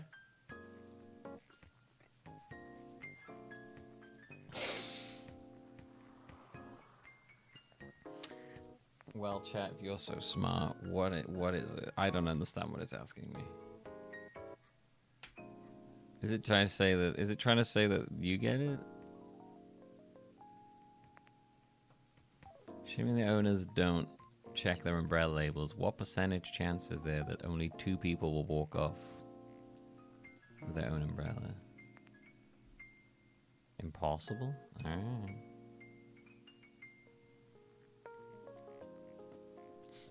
Oh, Layton agrees with you. He's very happy about that one. Where's the frog there? That's right. If 2 people manage to grab their own umbrellas, the third person is left with only 1 umbrella to take their own. It's impossible for only 2 of the 3 to pick up their own umbrellas.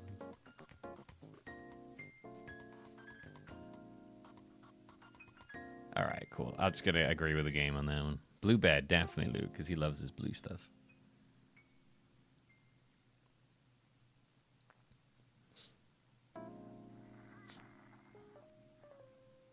You just got back from the post office where you bought a sheet of stamps with values ranging from 10p to £1. First you detach the £1 stamp and set it aside. Now you can divide the remaining stamps so that you can make 7 different shaped groups of stamps. Each with a value of £1. What?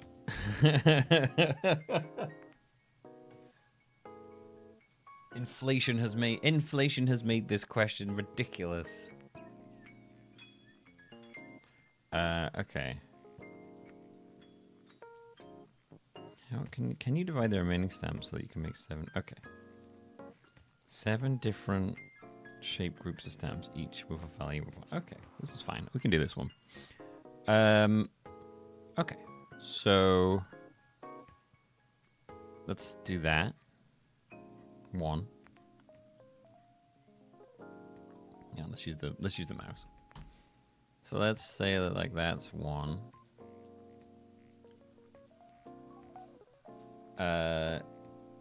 Let's say that this is 1. Oh, hang on.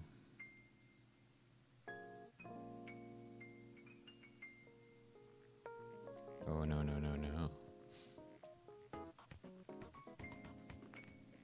Ah, right, okay. They all have to be different shapes as well. So this is 1.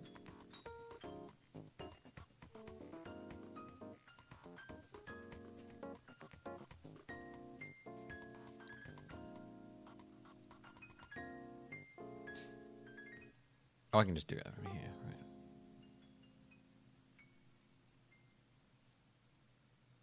Yeah, okay. So we'll say that's because that's 100, 70, 80, 90, 100.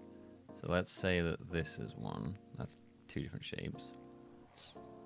This is going to have to be just a 2-1.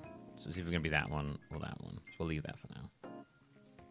40, 50, 60, 70, 80, 90, 100. So this is going to be 1. And that's a 4 shape. And then 60, 70, 80, 90, 100. So this could be 1. And that's another shape.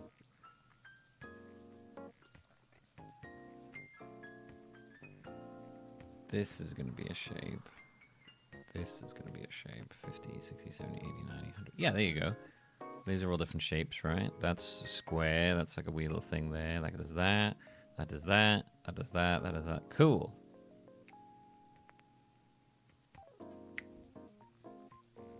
Alright, that was easy. I like that one.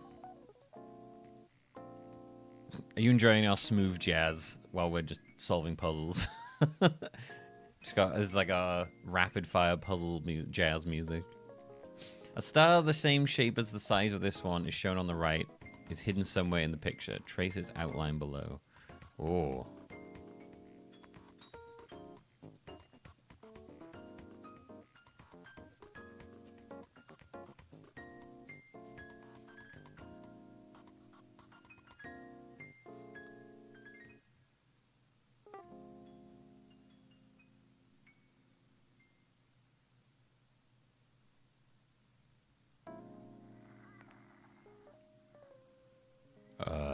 Okay.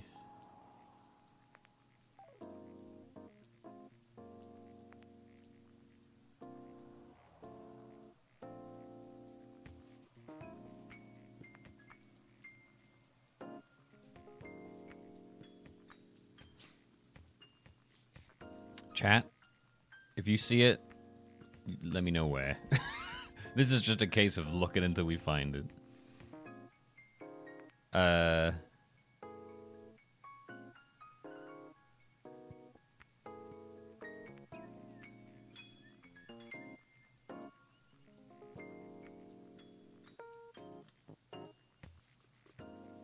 see it, I think. Where do you think you see it? Where we kind of like looking around it? I don't know how you're gonna guide me to it. Top left?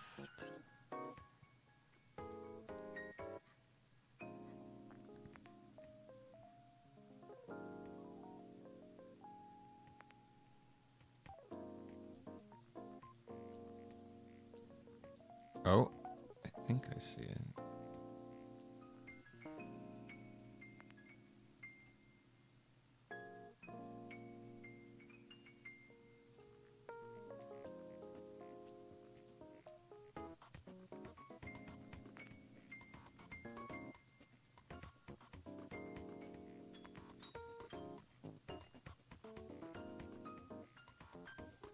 Good call, chat.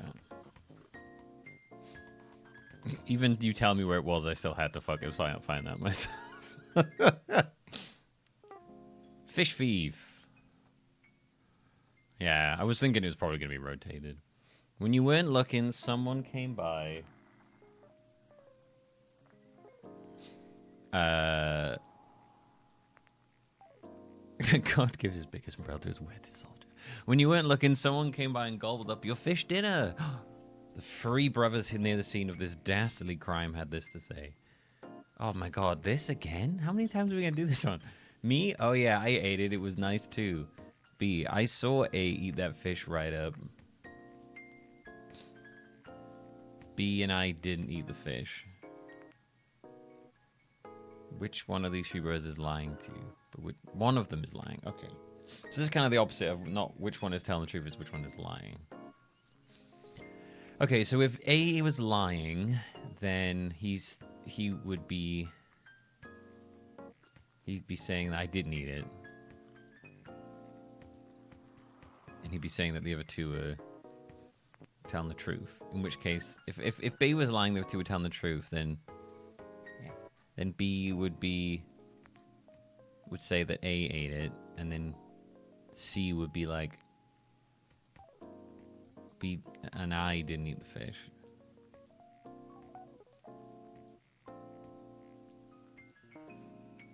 But if A was lying, and he'd be like, no, I didn't eat. He's saying I ate it, but I'm lying. That would mean that B is also lying. And that C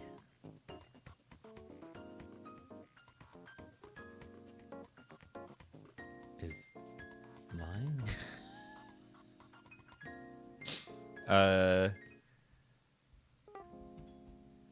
So if C is lying, he's saying that B and I didn't eat. No, if C is lying, no, if B is lying, I saw A in. If B is lying, then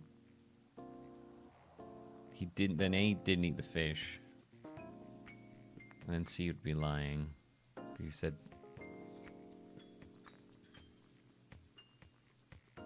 B and I didn't eat that fish. I saw A eat that fish right up. Oh yeah, I ate it. It was nice too. This is like the opposite of the other one, basically. I just have to like look at them, and this is just ones where I have to just put it together, basically. It's not a trick question. It's just like I saw A. So let's assume that C is lying. If C was lying, then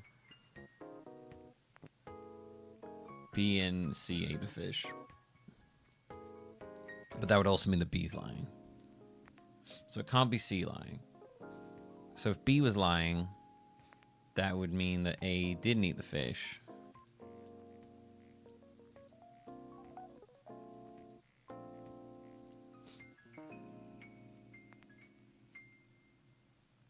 But that doesn't necessarily mean that C's lying, because it could just mean no one ate the fish.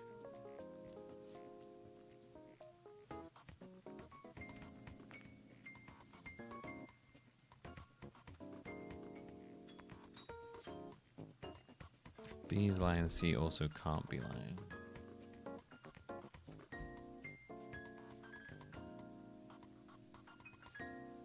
Because he could be lying, say he didn't see me eat the fish. In which case A could be telling the truth. And then C also could be telling the truth. Because he's like, we didn't eat the fish. But B's like, I saw him eat it. But he's like, no, I didn't actually. But then A could also be like, yeah, I did eat it. But he didn't see me eat it. I don't know. I guess B?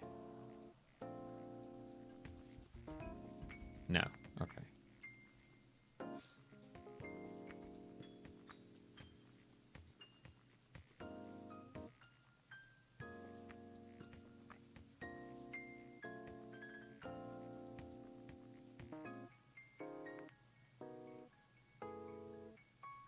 I'm just gonna guess them all now until we get it right. Let's see.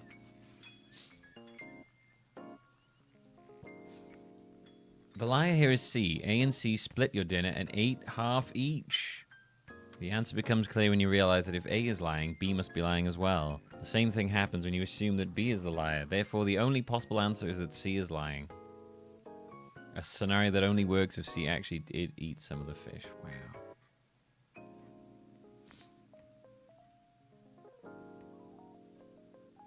Okay, well, look at that. We made our way through. Oh no, the village is in great peril. As you read this, a fearsome monster is launching an attack on St. Mysteria. Ward off the beast by stabbing it in the eye. And for goodness sake, hurry. What?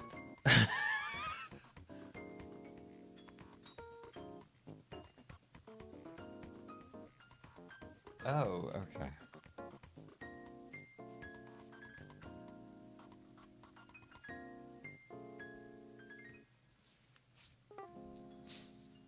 It was like on its side. It was like rawr. Well then, it seems the fiend was hiding in the night sky. You certainly gave it what for. We gave it what for, eh? That was a good one. I like that one. Alright, let's head back to the inn and sort these rooms out. Yes, it's finally starting to feel like home. Great, so I'm gonna put my things. Oh, I rather like this chair. Wow, a telly. I wonder if it still works. Television, that's nice, but I prefer a good book myself. These drawers are perfect. Hello there, Mr. Bear. Wow, now you're taking this one's just my style. 2 rugs, that's a bit selfish. I must say that I'm very fond of handmade things. Workmanship. I wonder if it's tea time yet. No, geography is key. Brushwork. Another books. Lamp. Bit bright though, don't you think? Now this is what I need to brighten this place up. Okay. Although it does appear to be hovering a bit.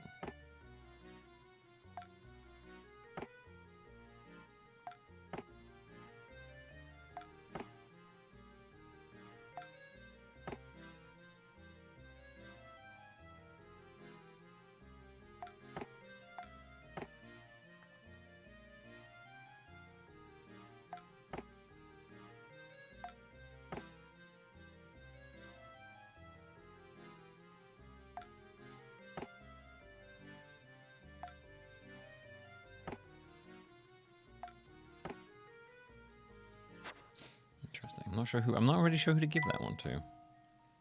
Layton never got his bed. Layton slept on the floor last night. Yeah, where he belongs. Like the dog he is. Dirty little dog, you.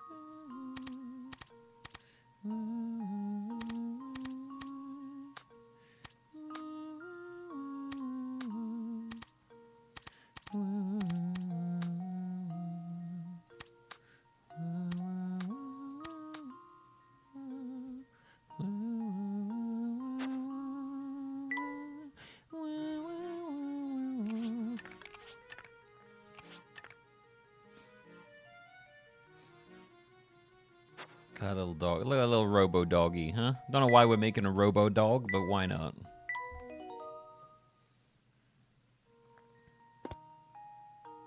Alright, we're all done in Granny Puzzle's house.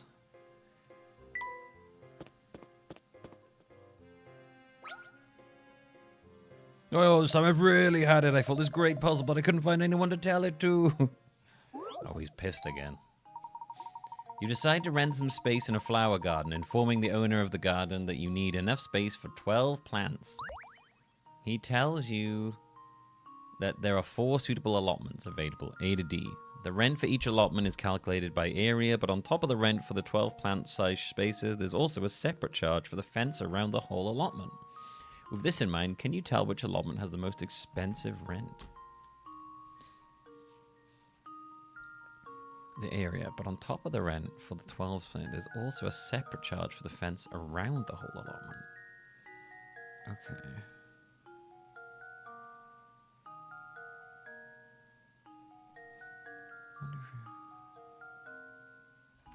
Okay, so it's about like what uses up the most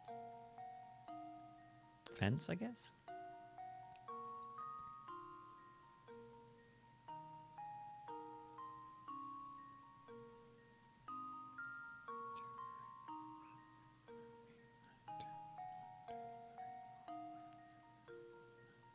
Okay, I think it's B.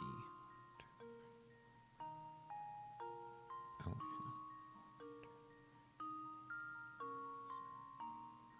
oh wait, no, they both use the same.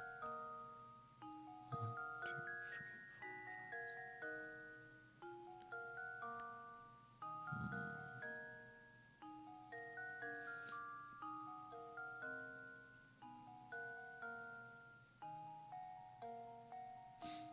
5. Is it D? Because it uses the... I don't know. Does the individual ones use the most? Is that what it is?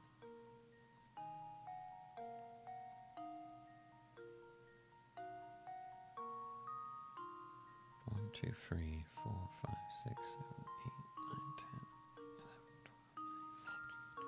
12, 13, 14. Okay, maybe we count them out on the outside then. 4, 2, right, okay. 1, 2, 3, 4, 5, 6, 7, 8, 9, 10, 11, 12, 13, 14. Let's just do this. I'm sure you could use maths to do this, but I refuse. 1, 2, 3, 4, 5, 6, 7, 8, 9, 10, 11, 12, 13, 14, 15, 16, 17, 18, 19, 20.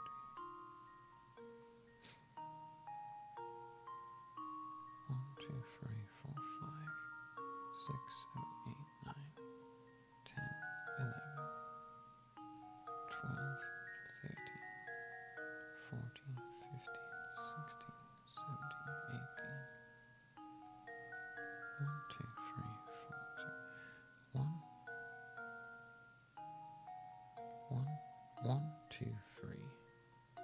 1, 2, 3, 4, 5, 6, 7, 8.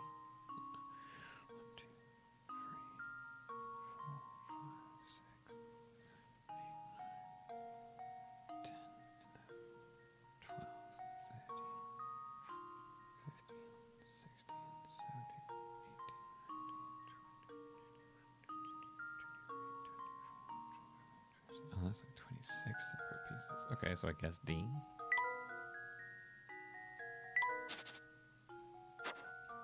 See if I'm right. Luke, here's my answer. Yay! Another puzzle solved. That's right. D's most expensive. We're considering how many sides of each plant square side. Yeah, okay, it was that. I was like, I guess we're like counting how many are on each side of the things. By the way, if you add up the lengths for all the allotments, you'll find that A requires 14. But yeah, so you should of course choose allotment A.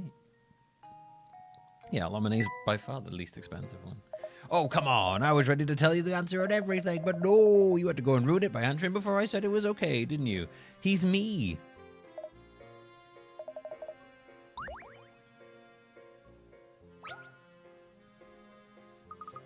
Nice day for fishing. I've never heard of nice day for fishing.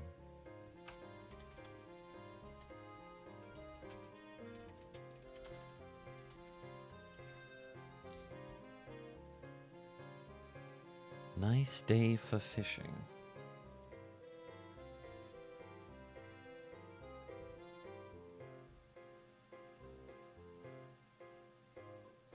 Oh, look at this.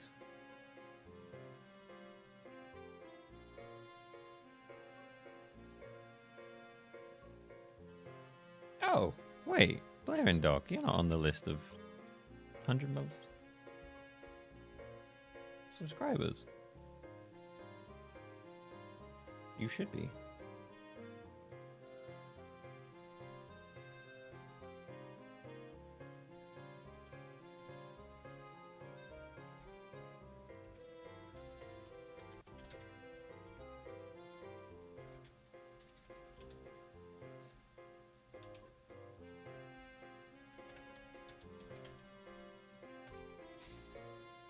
Sorry, I have like in case you didn't know, I think I've said it when you're around. But if you have 100 months, if you hit 100 months of sub on the channel, you could pick a game for me to play.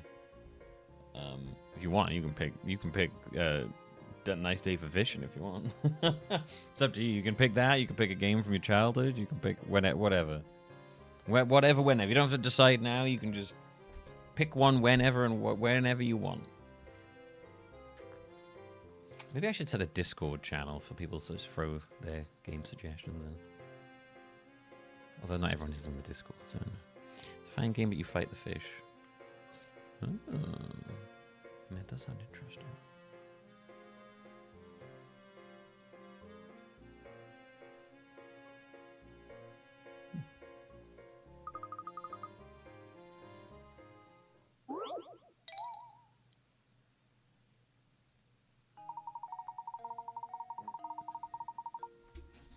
Discord channel for 100 month sub games isn't a bad idea. Yeah, I think I will do that. 2 companies have put out help wanted ads. Aside from the information below, the 2 companies' offers are exactly the same. From a purely financial standpoint, which one should you work for? Company A will pay you $100,000 a year and give you 20,000 raise yearly. Company B will pay you $50,000 every 6 months and give you 5,000 raise every 6 months. Picking that? You want to hear game I picked play? Oh, don't worry, Blair and Doc. Grand picked Space Quest 6, and I was miserable playing that, so it's fine. Yeah, it looks fun. Yeah, if you show with that Blair and Doc, if you wanted me to pick Nice Day for Fishing, looks fun. Looks like a fun game. It's cheap as shit at the moment as well. It's on sale.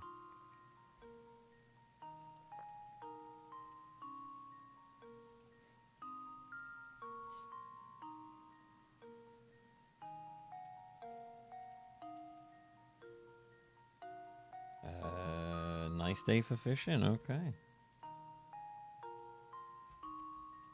Blaring Doc, Nice Day for Fishing. Damn, look at that. 2 games in 1 day. Crazy. Look, the clip of me melting into my chair and whining. Gran, I don't understand how to do the puzzle. I did go full child in that one. Damn, look at that. We gained two games for the. I still need to finish Rama as well. I need to finish Rama.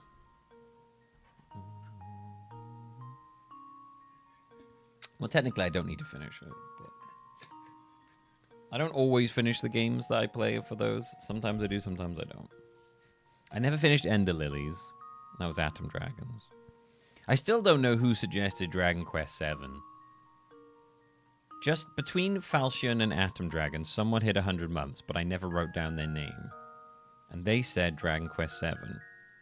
And I still, to this day, don't know who did it.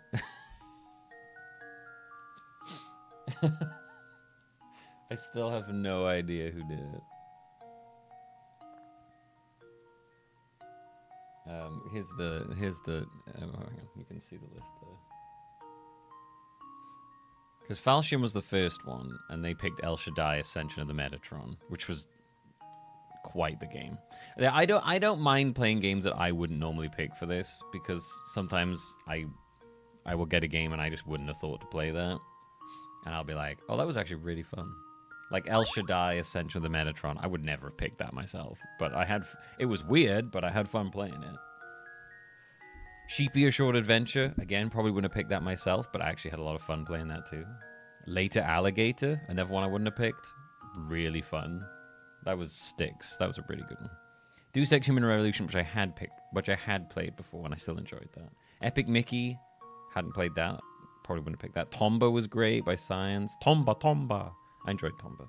Raw Danger by Pac-Man. That was a fantastic pick. We had Golden Sun from Oki as well. I didn't finish that one, but that was kind of because RPGs are funky. Like, I don't mind trying out an RPG for this, but I'm far less likely to finish an RPG as the suggested game. But yeah, nice day for fishing. Thank goodness you're here. Okay, Blaren, all right. Okay, I won't set a date for that game yet, Blaring. We'll be playing Eagle Excel's Thank Goodness You're Here next Tuesday. And then, maybe when we're done with that, I guess we'll do Nice Day for Fishing. I'm going to choose something I know you wouldn't enjoy. I'll just hate you for it, it's fine. Alright, 2 companies have put out help wanted ads. 7 nations below, the 2 companies offer the exactly the same from a purely financial standpoint. Which one should you work for? Okay, so Company A will pay us 100,000 a year and give you 20,000 raise yearly. Okay. Company B will pay you 50,000 every 6 months and give you a 5,000 raise every 6 months. So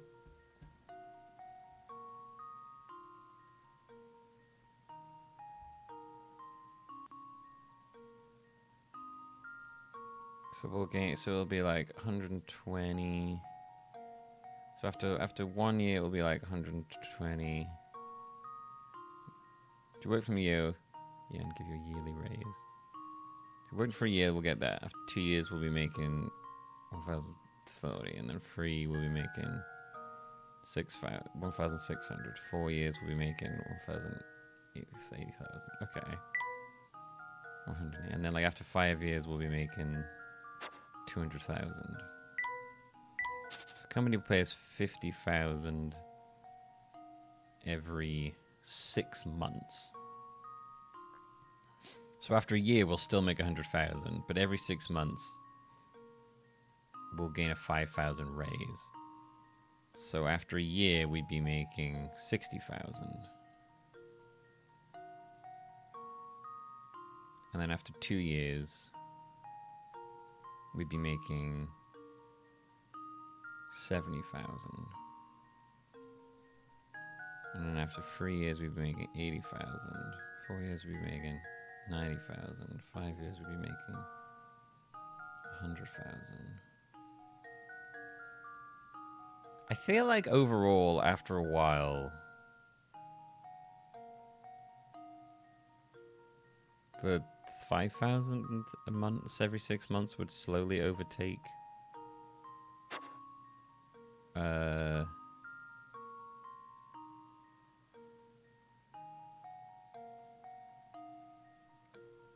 would like eventually overtake it, depending on how long you work there for. Or am I wrong on that?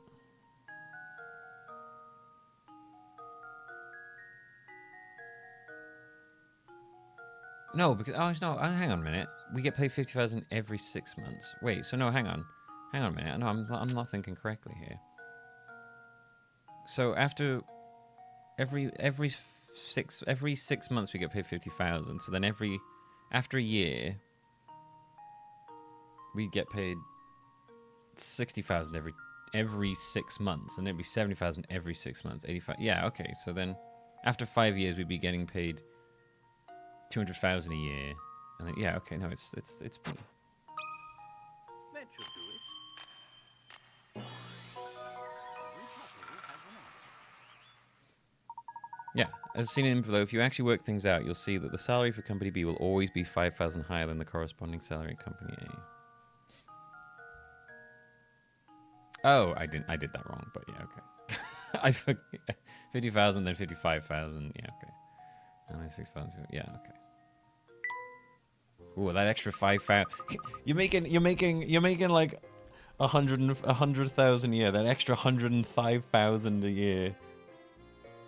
Really gonna make a big difference. I feel like if you're making that much, that extra 5 is, I don't know. You're already making enough money that I feel like you'd be fine at that point. I feel like that's getting into like slightly greedy. That's 1,000 extra Twitch subs to give away. I mean, yeah, if you were generous with that extra money.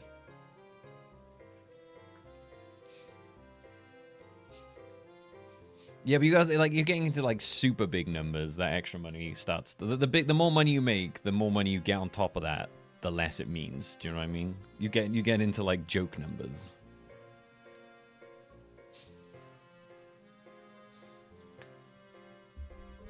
You start like the more money you make, the more money that comes on top of that. It starts to like after a while, it starts to have diminishing returns. If you sort of you could use that extra money you have on top to give away to like, you know, a streamer or whatever. To keep the fortune to herself and this fund. You've been helping her all along. Don't you feel so silly? Tee-hee-hee. A houseplant. Ooh. Do you think a houseplant is Layton's kind of thing?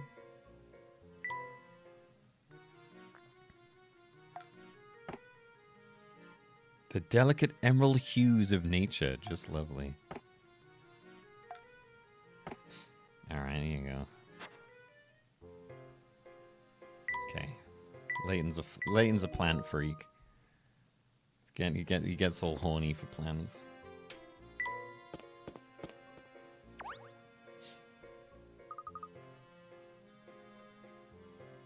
Huh, it's still locked shut.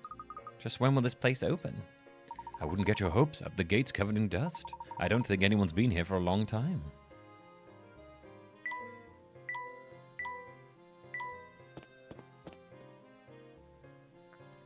Find a path to the tower.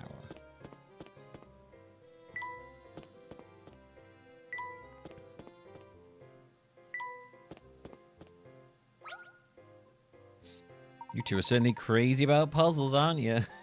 You two are crazy about puzzles. A number of 5-sided shapes are hidden within the picture below. How many can you find? Answer when you think you've found every hidden shape. A number of 5-sided shapes are hidden below. 5-sided shapes?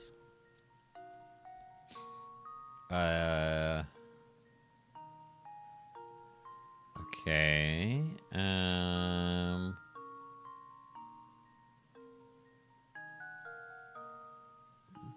Right. 1, 2. Huh?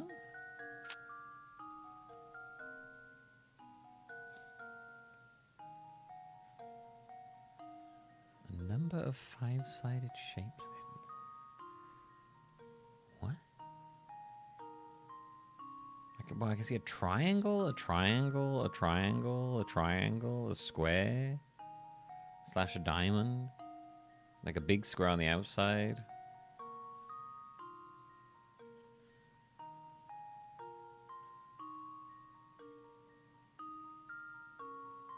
Nah, you're not too dumb for it. Some things just work better for other people. Some things I can do, some things I can't do.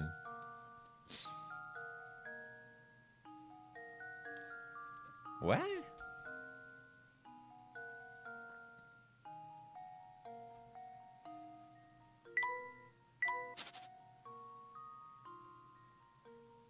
Am I trying to like make one? No, I'm not trying to make one, am I?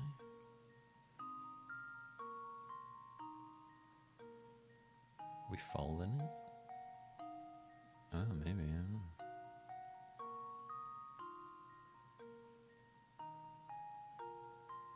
I don't think so. Didn't say anything about that, maybe.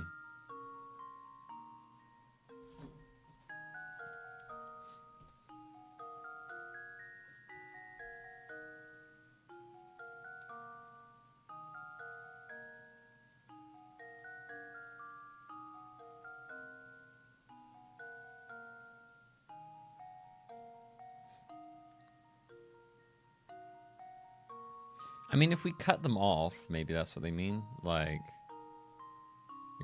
if you take away the, does it mean like if we rearrange them and stuff?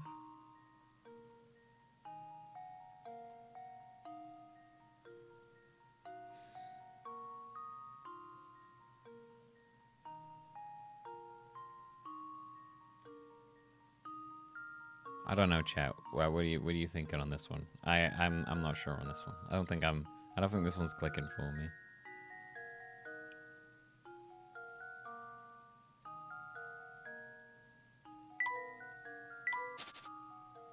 Oh, like a house?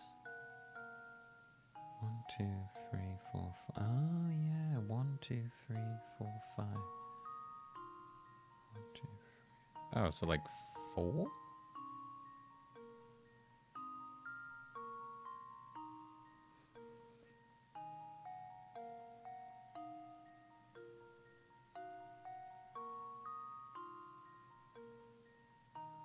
We're talking about that? Like the...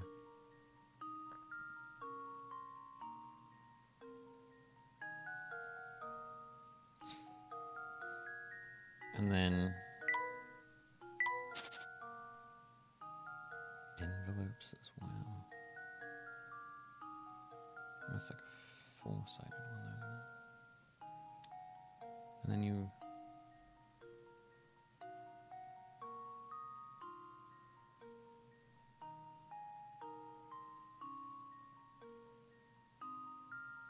open envelopes. Oh, okay.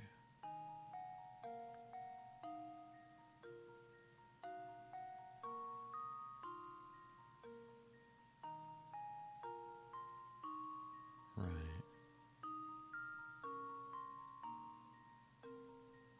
God, how many is that then?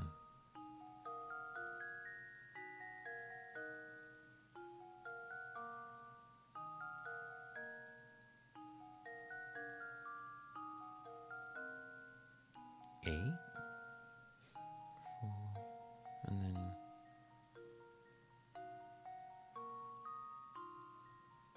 Sure.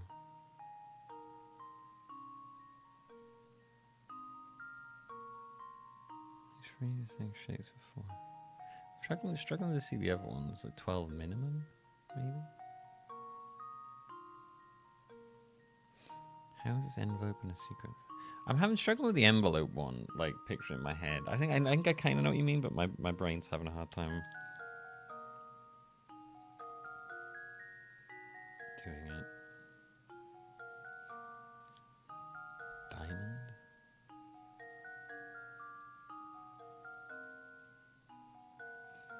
Just a square plus 2 triangles to make the envelope. 2 bottom triangles.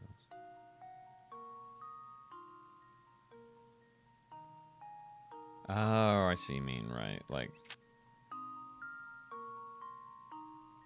yeah, okay. And then you invert that.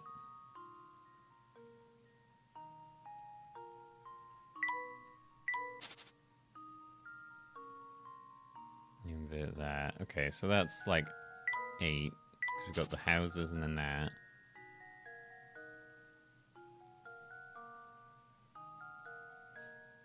Wide houses.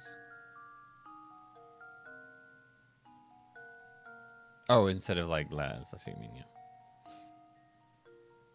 yeah. What's the other one then?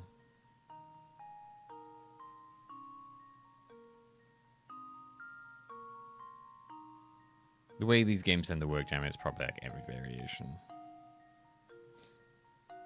Remove 1 triangle for a slanted diamond. Oh.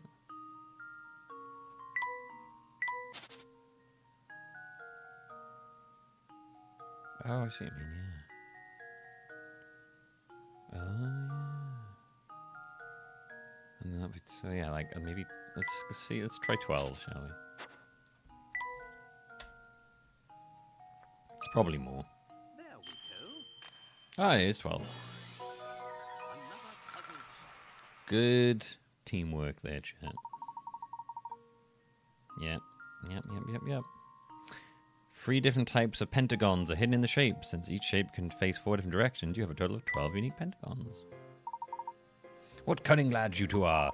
I hope you'll stop by and solve puzzles with me again sometime. What's this? Professor, there's something on the ground here. You're right, it appears to be a scrap of paper. Will you check if anything's written on it? Sure thing.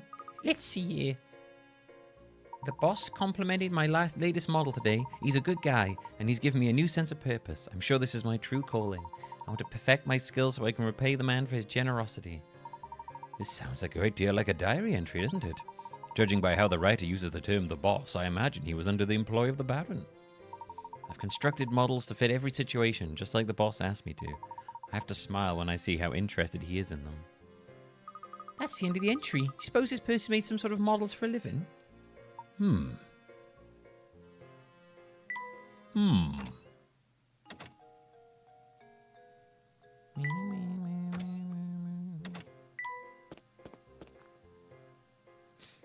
Any lore about why everyone's obsessed with puzzles? I don't know, they're just really into puzzles, I think. I don't know. It's finger point lady. Well, if it isn't you two again. All right, if you want your fortunes told, solve this puzzle for me. 4 children were playing and one of them threw a ball right through the window. Here's what they are. Oh, fucking hell. Dude, how many of these fucking ones are we gonna do? You know for a fact the child who broke your window is lying. However, 1 or more of the other children are lying as well. Can you work out who broke the window? Not me. I didn't break a thing. So A is like, I didn't break anything. B, you know that the child who broke the window is lying. However, 1 or more of the other children are lying. Not me. I didn't break a thing. Okay, I'll tell the truth. I broke the window. It's not A's fault. He didn't do anything. B didn't break the window. Okay, A's like, I didn't break the window.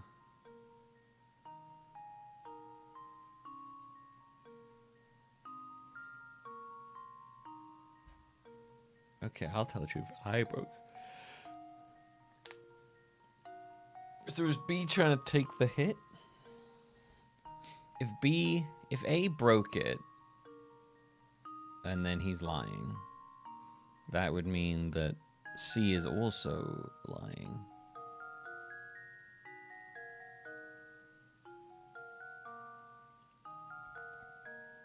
But the one who broke, so B's lying because you know the one who broke it's lying.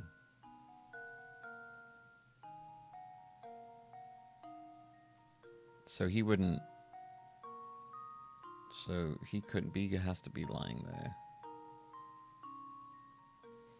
Which means that D is probably telling the truth. It's not A's fault, he didn't do anything. Not me, I didn't break a thing. I didn't do fucking shit. So it's probably... Not me, I didn't break a thing. It's not A's fault. He didn't do anything.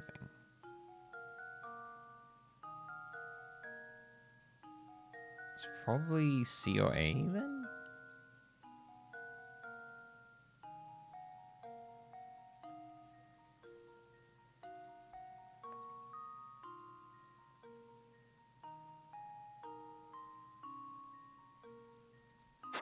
Let's just say C. There we go. I don't know. Well, I'll get there eventually.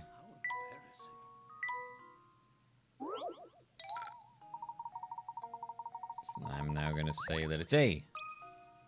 Luke, here's my answer. It's A. Okay. It was either A or D. Good job. B and C were also lying about what happened, even though they themselves didn't break the glass. Make sure you give those two a good scolding as well. You're gonna beat him over the head with it? There's going to be a lot of rain tomorrow. Hang your washing inside if you want it to dry. Oh, a customer. Welcome, welcome. I got some great deals on sausage today, and my skirt steak will make any plate a fashion plate. Ha ha. Sorry to disappoint you, sir, but we didn't come here to shop. Oh, and there I was thinking I was about to get a big sale. You got a hungry look about you, though. Well, if I can't interest you with any of my fine meat products, can I at least tempt you with a puzzle?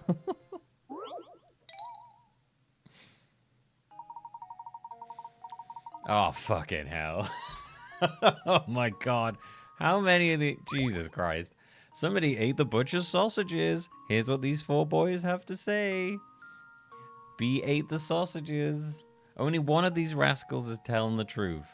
All the others are, needless to say, lying. Can you work out... No, I don't want to say... Okay, give me a puzzle. God, there's so many liars in this town. Okay, so one of them is telling the truth. All the rest are lying. So who ate the sausage? So if A is lying... So if A is telling the truth and says that B ate the sausage, then that would match up with... Then obviously B's lying, saying D ate them all up. But then if D is lying, he's saying that lying... He's saying that B is lying. And C would be lying. D's like, oh no, B's lying. B's telling the truth. D ate them all up. B is lying, which he's saying is lying. So then that would mean that D is telling the truth. And C isn't. You'd think by now I'd be getting better at this, wouldn't you? Okay. I mean, A is lying if B is lying. C is saying I didn't eat them. B's telling the truth, and D did eat them all up. Then obviously B would be lying, and B would be telling the truth. But then C would be lying.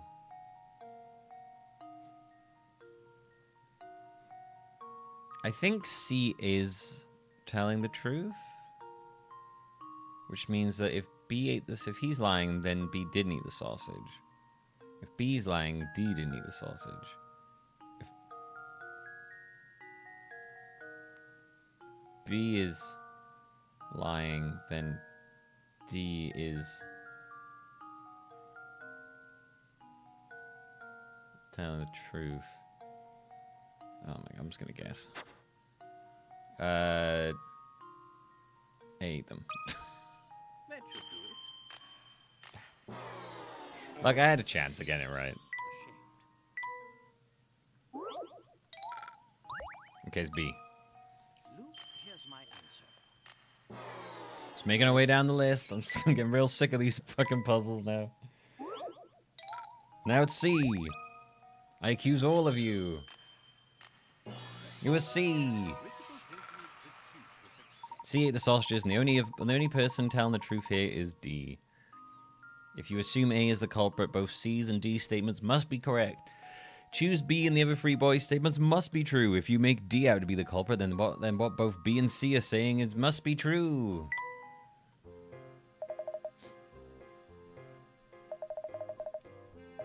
Where it is that somebody lives in that dark, grimy tower. You have to be a real oddball to want to live in an old, moldy place like that. Oh, a flower vase.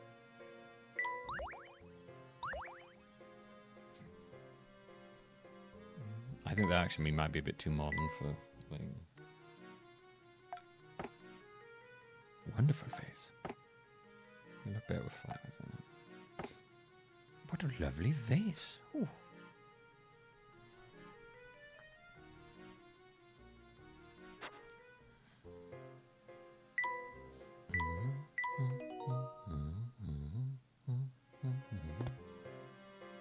Making my way downtown, puzzling fast.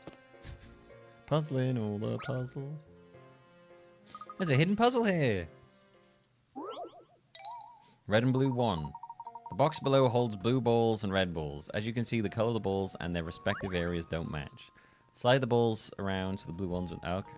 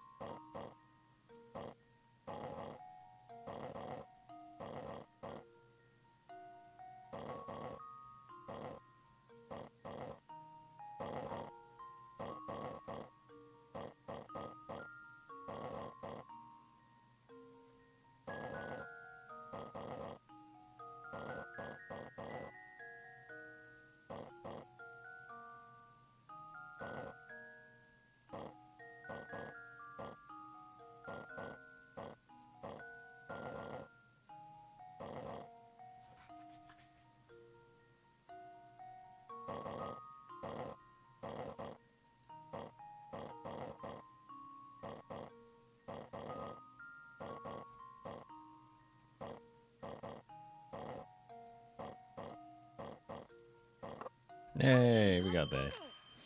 I wonder what the minimum amount of movements is there. Puzzle me in 30 moves. Does that make me want to retry it? Absolutely not.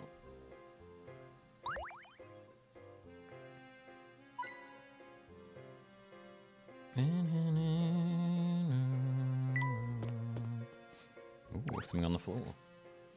Oh, what's this on the ground? Appears to be a scrap of paper. Can you please read what's written on it, Luke? Leave it to me, Professor, because I know you can't read. The boss hasn't been himself since Lady Viola passing.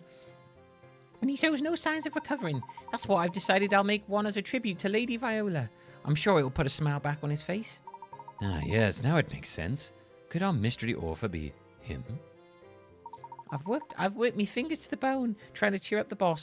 Look out over St. Mysteria. I see a thriving, bustling village. With so many villagers to keep him company, maybe he can finally be happy again. That's the end of the page. Professor, what's the matter? You look deep in thought. I can't confirm my suspicions at the moment, but I think it's safe to say that this goes deeper than we thought. Shit's getting spooky.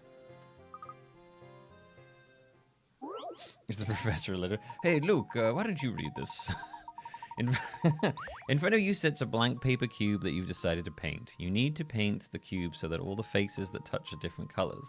Using 3 colors of paint, how many ways can you paint the cube so that it satisfies the above condition?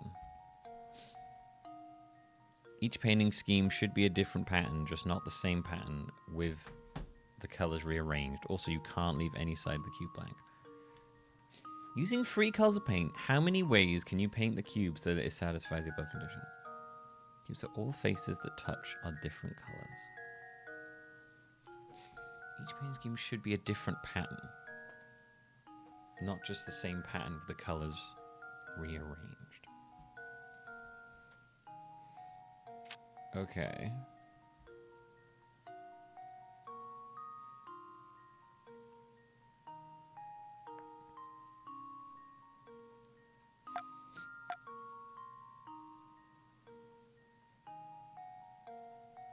Let's go with red, yellow, and blue, shall we?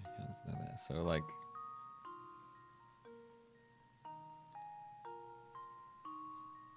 Each painting scheme should be a different... You paint the cube so all faces that touch are different colors.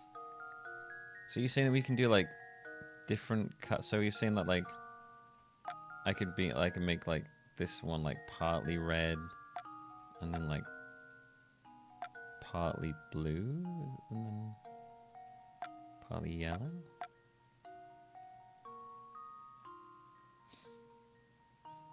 Is that what it is? And then I could do the same. That's a confusing one. I painted that.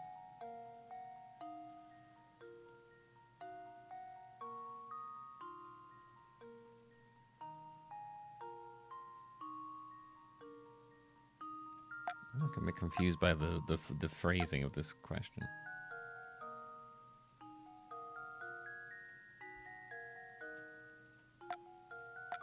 What does it mean by different patterns?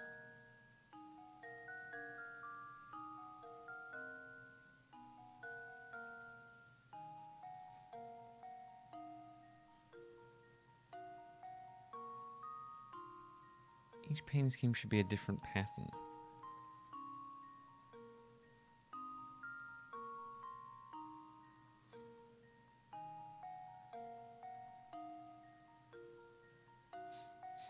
You can just, I mean, like, as in, one's got to be polka dot, one's got to be stripes. That.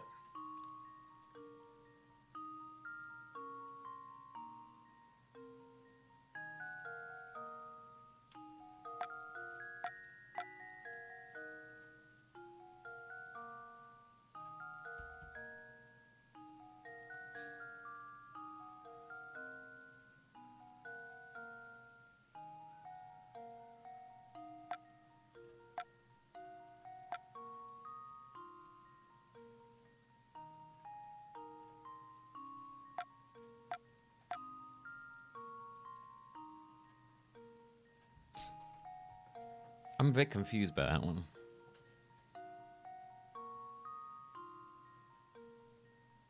Not just the same pan with the colors rearranged. Oh, I see what it means. Right. No, I get it. I get it. It basically means like how many different ways can you satisfy it with the colors being in different places. Yeah, okay. So 3 then. Because the colors have always got to be on the opposite sides, none of them can touch. Red could go there. Oh no, maybe not. Red could go there. I could go in every direction actually, I guess, couldn't it? 1, 2. 1, 2, 3. Oh no, because that wouldn't. Because eventually after that you can't. Right. So 1, 2. Yeah. So 3 different. 3 different patterns? Am I misunderstanding? Well, here's my guess. I'm so embarrassed. All rotated or swap versions of a particular paint scheme count as the same pattern. Don't count them as separate patterns when tallying up the total number of possible solutions. Wait, hang on. How does it want me to count it up? 1, 2, 1.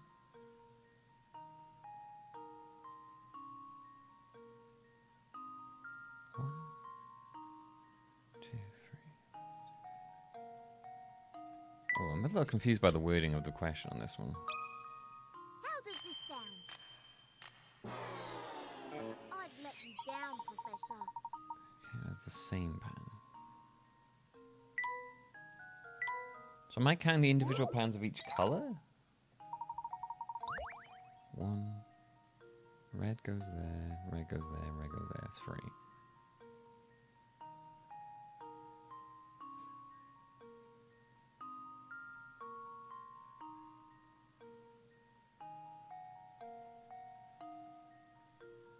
Blue goes there, blue goes there. 6.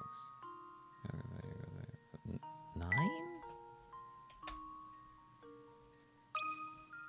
Well, here's my guess. Okay, I think I'm misunderstanding this one. I was sure I had it. Chatty poos? What do you say? I think I'm misunderstanding this question.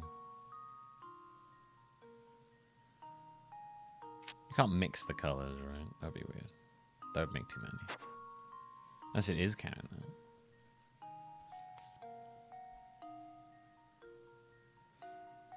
Red, red, red. And then that counts with those.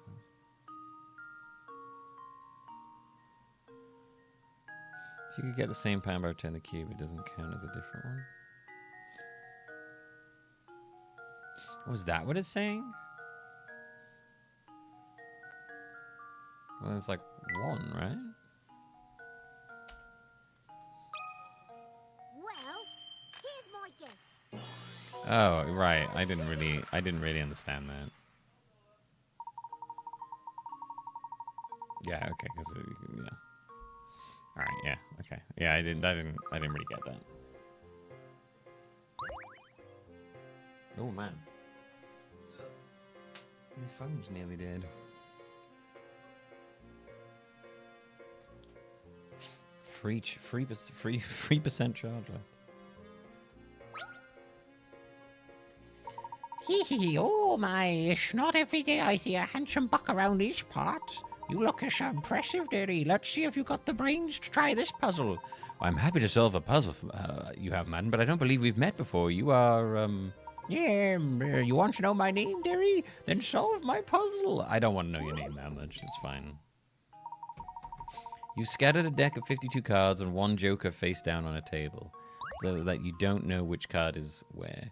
Next, you start turning the cards over one by one. Assuming that you can't flip the same card twice, what are the percentage odds that you will turn over all 4 aces before you turn over the joker? Oh no.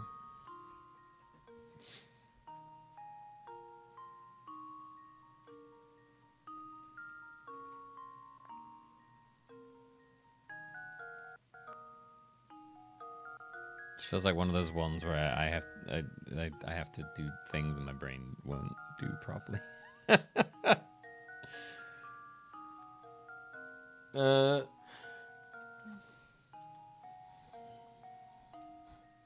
So there's 50 free cards down overall.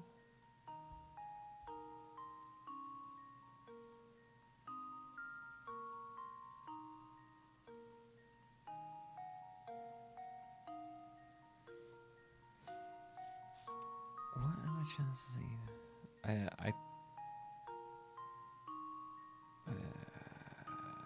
I don't know.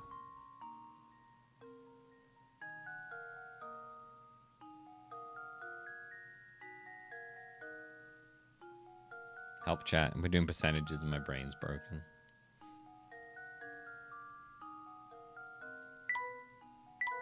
Me when the question is about maths.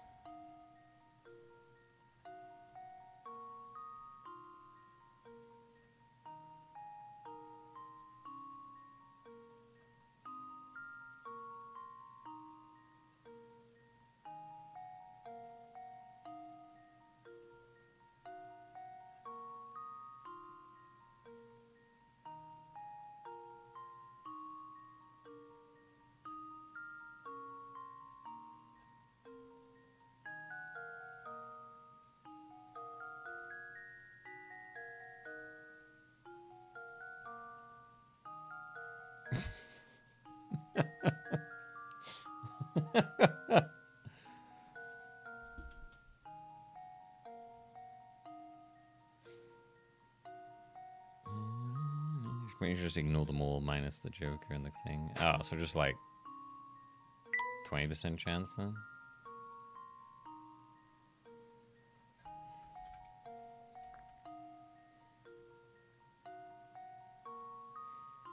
If you just ignore the cards and just focus on them, yeah, so 1 in 5 chance at 20%. There we go. Every puzzle has an answer. It's one of those ones where you need to not overthink it. Well, it may seem like you need to take the other cards into account. No card in the deck except for the Joker and the 4 aces plays any part in calculating the percentage. Knowing you only have to deal with 5 cards is easy. Okay, yeah, alright. Fair enough. It's Martha, and you just love cards, especially puzzles that use cards. Oh, those are my favorite. I don't think I mentioned how much I enjoy the company of a handsome gentleman. Professor, don't we have to be somewhere right now? She's trying to fuck you, look out. I think this is a dead end. And this does appear to be the only road, doesn't it?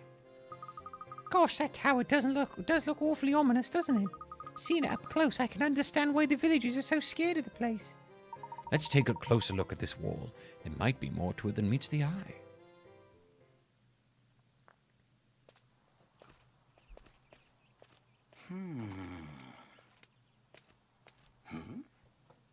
What? What?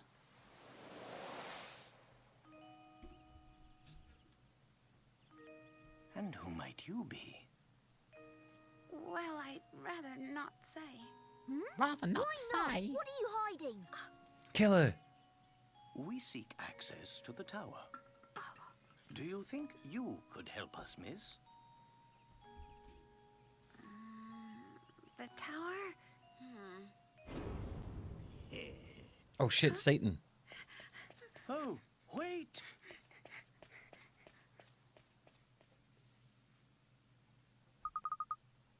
Fucking Satan, man. Who'd have thought we'd be fighting Satan in this game, huh? What in the world was that about? Huh?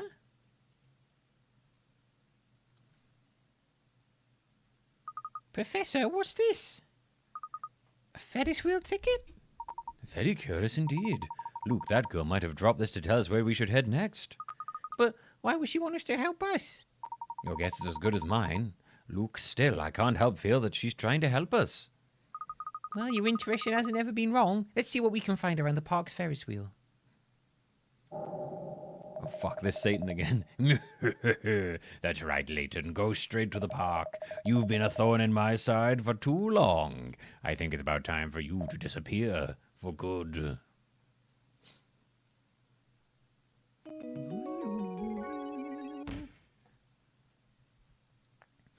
Uh-oh, Satan wants to kill us.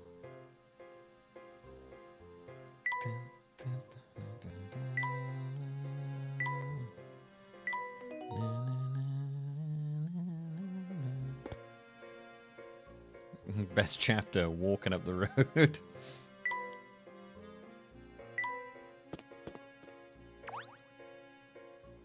Sorry, dear, we don't have any puzzles for you right now. Why don't you stick around for a chat? I'm sorry, madam, but I think we better get moving. I don't want you to bang me, please.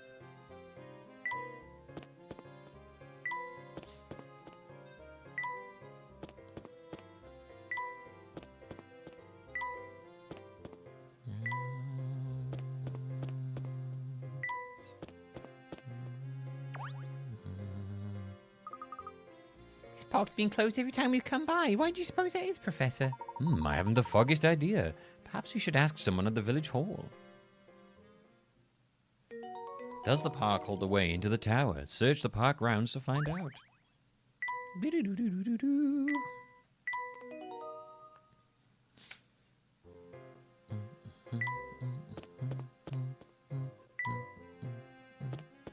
Talk to the village hall official. Which one's the... Is this the village hall? Yes, it is. What's that you say? The gate to the park's locked shut? No, it's impossible. We've employed a caretaker who should have everything up and running. Be that as it may, the gate is locked shut and we can't gain entrance to the place.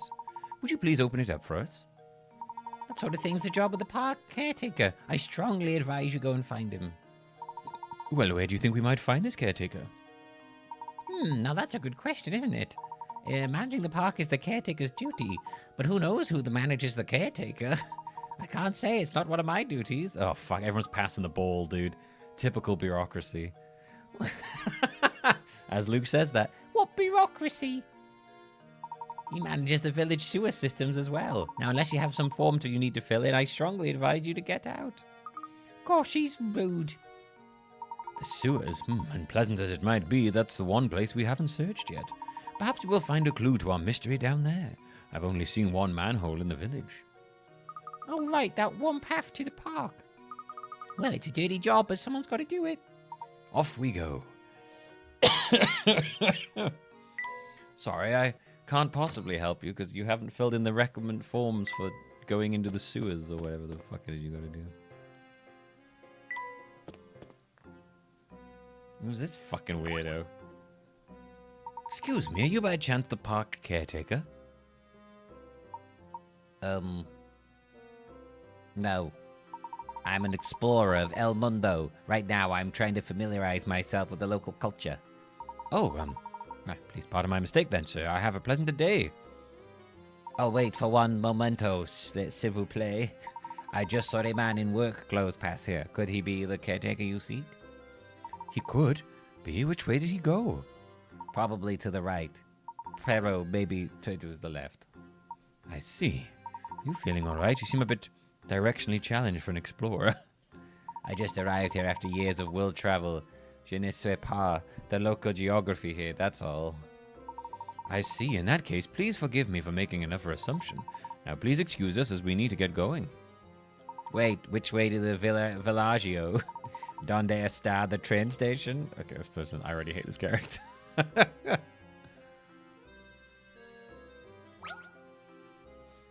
Oh, look, Professor, it's a hidden puzzle. The manhole could be a great name for a gay bar. It could be, couldn't it? Can you get the red ball out of the maze? Oh, okay. I like these ones. They're fun.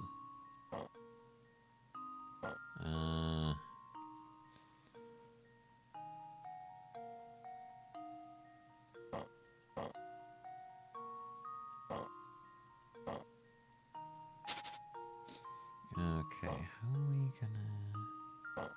Ah, we can do that, right.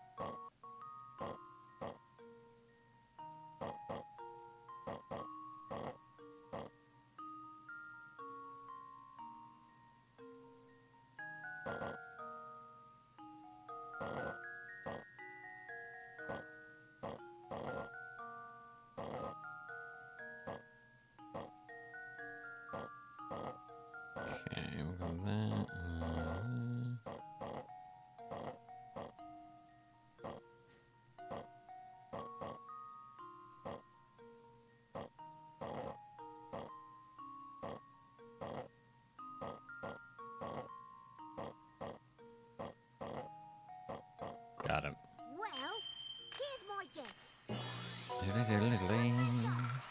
solved it.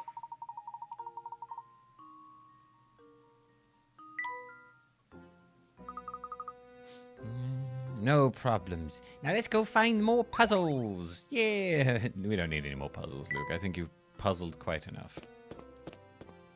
Oh, fuck. Why are there so many sewer people around here? Get out of the sewers, you weirdos. Well, hello there. Now, what can I do for you fellows? You're the park caretaker, are you not? Would you mind opening up the gate to park first? You want to go to the park? Well, you lads are certainly curious. Well, I'd like to open up for you, but I've got to finish this repair job here before I do anything. Is there anything we can do to help, then? Funny you should mention that. If I could just work out the area on this map, I'd be done in a jiffy. Any good with things like that?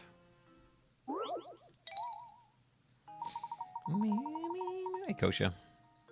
Sylvian bought you this diagram to see if you can help him. How is this going to fucking help us? Several circles and squares are pictured in the diagram below. How many times larger is the area of the blue square when compared to that of the red square? No. I don't know. Nope.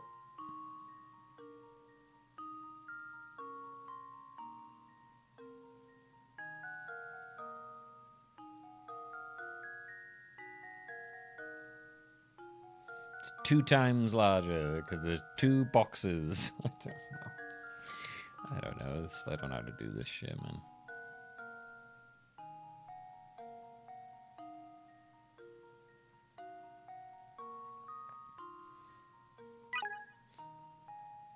Did you see the circle that touches the size of the big blue square? A smaller square sits inside the circle and touches it. Since the square is smaller than the circle, you can rotate it within the circle.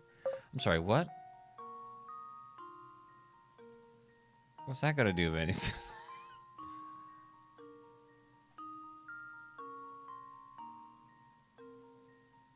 Cool, great, wonderful. I can rotate everybody. Cool. If you rotate the middle square 45 degrees, its corners will touch the sides of the large blue square. At the same time, you notice that when you perform this rotation, the red square's corners make contact with the middle square. Having trouble visualizing the rotation? Try drawing it on the screen. How is this helping me?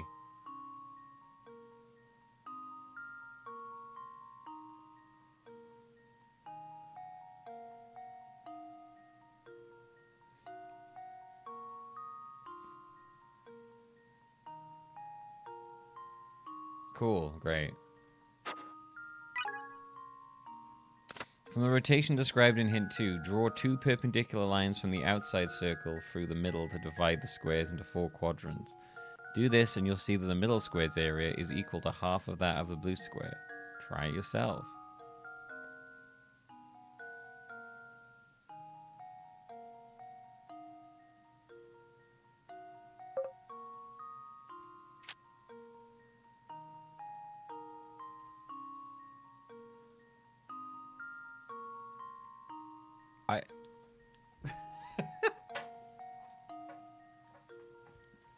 I did it. This has in no way helped me solve this because I legitimately do not know what I'm looking at. I am an actual idiot when it comes to maths. Like, what? Great, wonderful. Okay. 1, 2, 3, 4, 5, 6, 7, 8, 9, 10. 10 times bigger? I don't know. Is that how many times I can fit the square in? It's like they can make a square out of that. And then there's a square there. Multiple squares inside of it. 1, 2, 3, 4.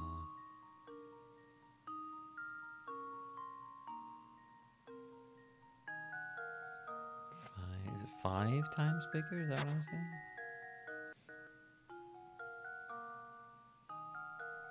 Yeah, I don't know. It's a bit, I'm not gonna lie, that doesn't help me. 5. I don't. Like, the problem is that I don't even understand what you're saying to me.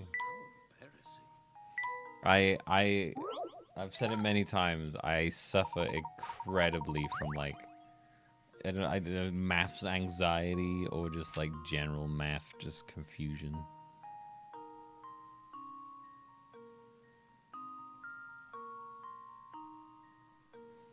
Just cannot get it.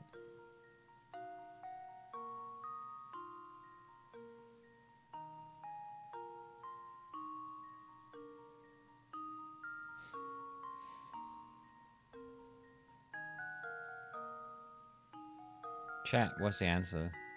I'm done. I'm done. I'm already too frustrated. I surpassed my ability to deal with maths far long ago.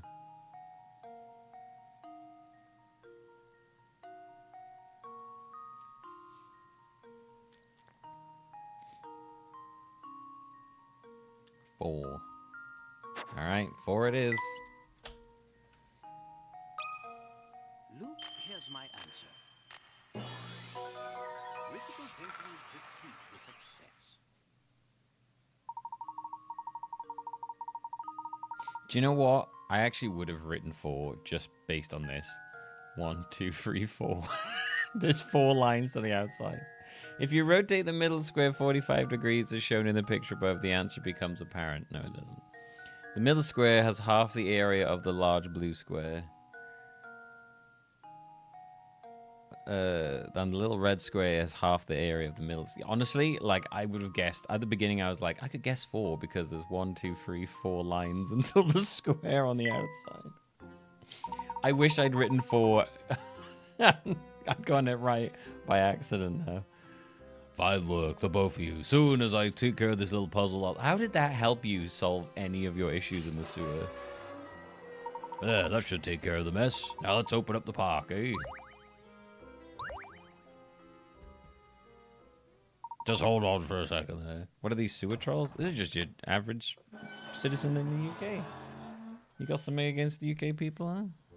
Calling us all sewer trolls? Well, there we are. The park's yours to explore now. Professor, we're in. Thank you. You've been a great help, sir. I hardly need thanking after all. This is me job. Way back then, when I used to keep it open every day, but these villagers, they don't care at all for me park. I'm glad you fellows stopped by. It's the first time in a while I've had to do my job. What was down the other way? Oh, this fucking man is living down in the sewers. There, why don't you look surprised? I bet you didn't expect to see me in a place like this, eh? The river that encircles most of St. Mysteria is right past this pipe. But don't you be getting any ideas you can't cross it?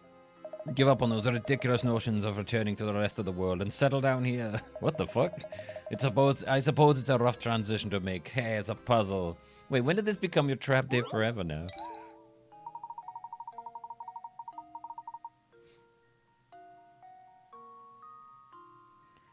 In preparation for the big move, you've packed your belongings into 20 boxes and arranged them as shown below. With everything packed, you are now ready to label each box with its contents. In order to do so, you'll need to move a few boxes around. How many of the boxes can't be labeled without rearranging the stacks?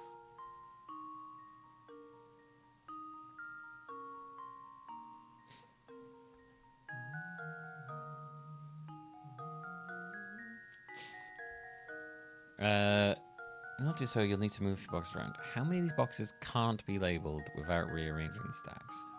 Are they all the same? They're all the same shape.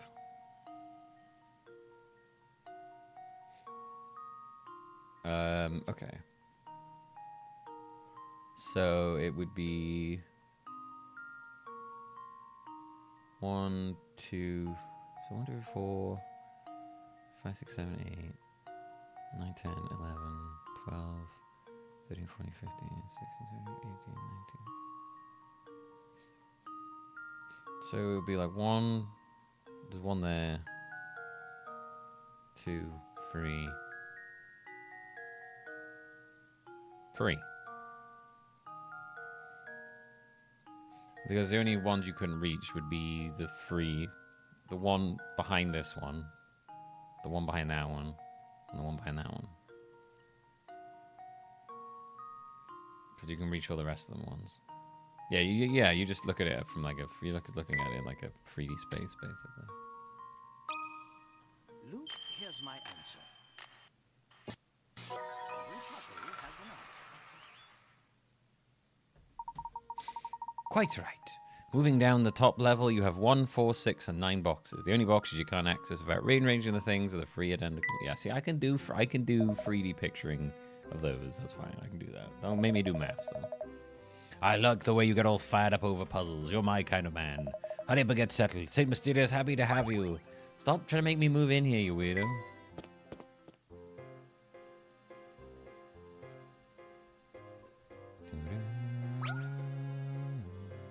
Certainly didn't foresee sewers leading to a place like this. Look, there's the Layton mobile. You call it the Layton mobile? Look, there's the Layton mobile. A train of a length of 100 meters takes 30 seconds to travel over a 400-meter bridge. Assuming that's the train's speed is constant, how many kilometers per hour is it traveling at? Assuming that assuming the train speed is constant, what is the average flight time of a laden swallow?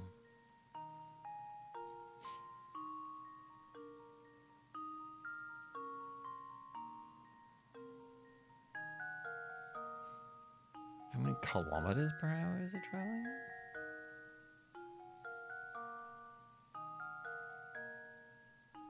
What?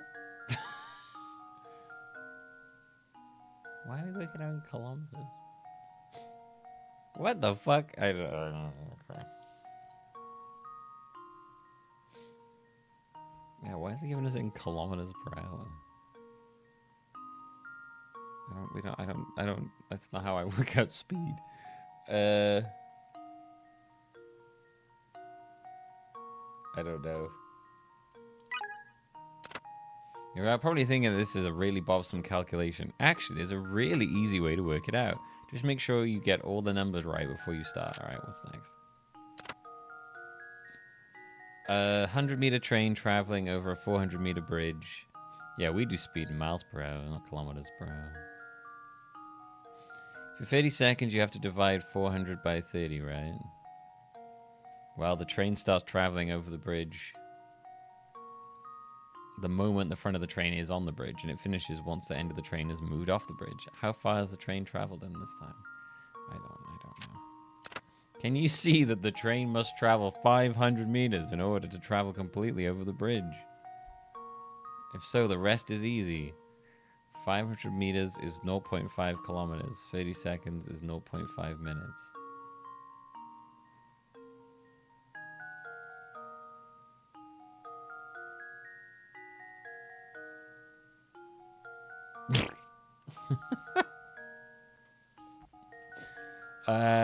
Okay. Great. Wonderful. Cool. It's literally like basically telling me, and I'm still like, I don't know.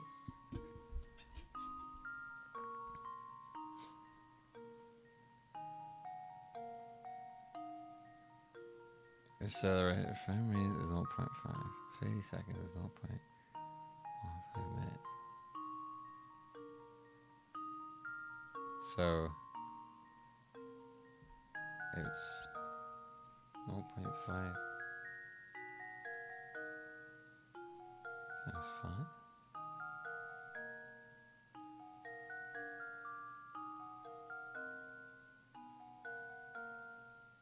So like 2.5? 2? 3? 2? Can you do 2.5?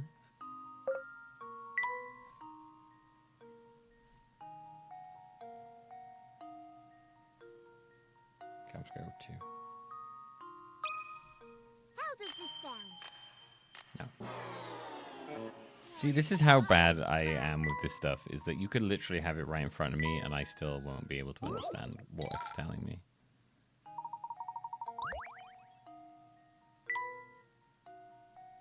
I don't understand, chat. What is it? Is the answer free?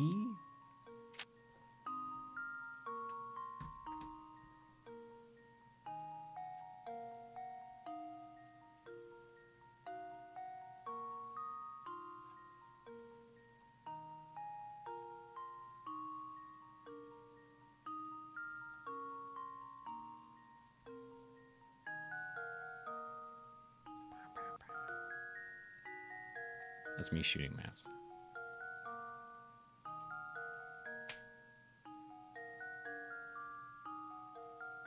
Yeah, I don't want you to tell me how to work it out. I want you to just give me the answer. I don't need a maths lesson, thanks. I think I got it. I am more than happy to do. I'm more than happy to do the puzzles that don't involve this stuff. But once it involves this stuff, I just hit my brain. My brain just stops working. Cool, great, wonderful game. Cool. I don't care. Sterling work, Luke. Fossil. Ooh, it's like a loop thing. Have you seen the phone alarm program that makes you solve math problems to disable the alarm? Oh, absolutely would never do that. Sounds like hell.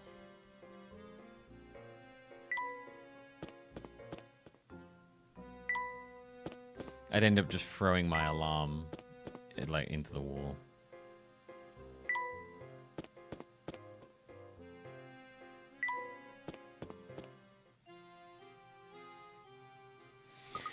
This park is really kind of sad, isn't it? It's all rusty and abandoned. It's just as Sylvian said, it seems that no one set a foot in this park for a dreadfully long time. Now on to business. Let's give the grounds and around the Fort Ferris wheel a thorough once-over. Never used an alarm in your life? Well, you've either lived a very privileged life, or you have an incredible internal clock. I expect we'll find something of interest there. Oh my. What is it, Professor? Look at this post. Look at this poster. The picture appears to be the same one as the one on the ticket we picked up. It looks like this poster is... This hasn't been... It looks like it's been posted here for ages. It's so faded, you can't even read the letters. Oh. Hey, isn't that... Yeah, I thought so. That's little Flora there in the middle of the picture, isn't it? She looks exactly as she does in the portrait we saw of her in Reynold Manor. It would seem that Baron Reinhold built this amusement park solely for his daughter's enjoyment. Strange. I wonder why it wasn't more popular with the village folk once it opened to the public. Well, I don't suppose speculation will help us very much. Let's keep moving. Right you are, Professor.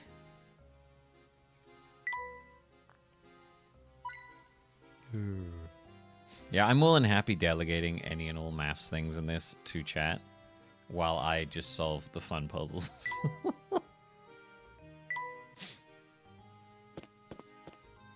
Oh shit, it's old Grumpy Boy.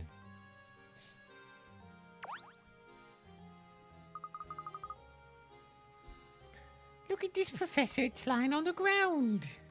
Ah, it appears to be a scrap of note. I can't read, so why don't you read it? Okay.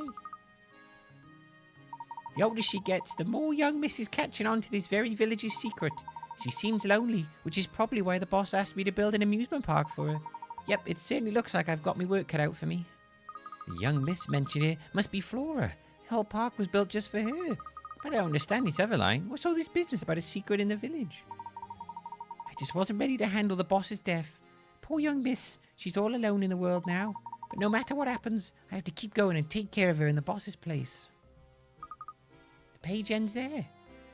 Baron Reinhold sounds like he truly loved his daughter more than anything. Fate can be so cruel. What do you want now? Oh, you lads again, eh? How'd you like me park? Lovely, isn't it? Sun's shining bright today and I'm in fine spirits. Why not celebrate with a puzzle?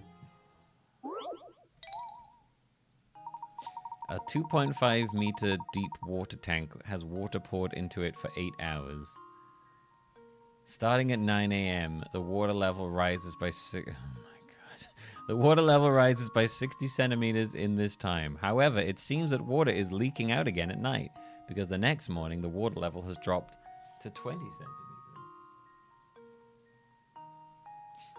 centimeters. If the water continues to rise 40 centimeters a day in this way. On what day will the tank first overflow? I like this frog. I'm not doing it. I'm not going to draw a penis. I haven't drawn a single penis yet. The TTP in this game is like a couple seconds, but I have yet to draw a penis. Okay, a 2.5 deep water tank has... Okay, first of all, how many centimeters in a meter? So... Oh wait, hang on. No meters. 2.5 meter...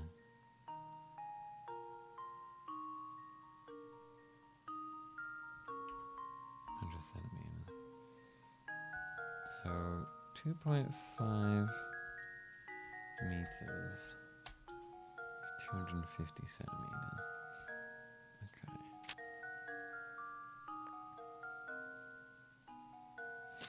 And then the water level rises by 60 centimeters in this time. So every 8 hours they pour in 60 centimeters. Again at night, because the next morning the water level is dropped by 20.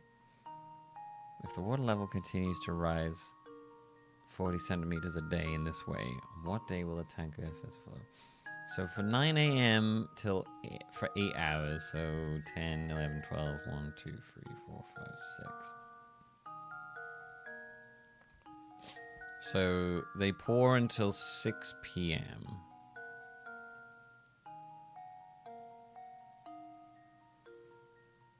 Working 9 till 6.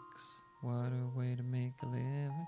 And then from 6 in the night until 9, it loses 20 centimeters.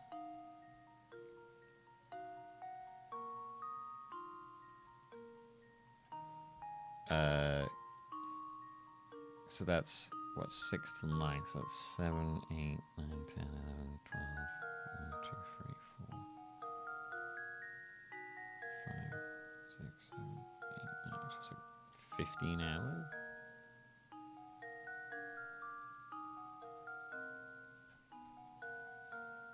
No, not 15.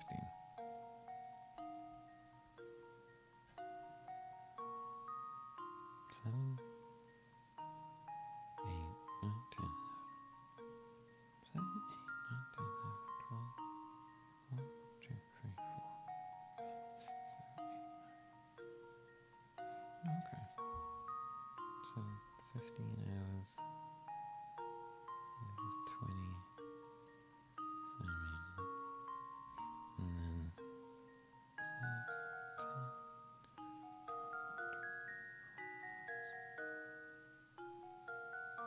It was 9 hours, not fucking 8 hours. 10, 11, 12, 1, 2, 3, 4, 5, 6. Yeah, it's 9 hours, sorry.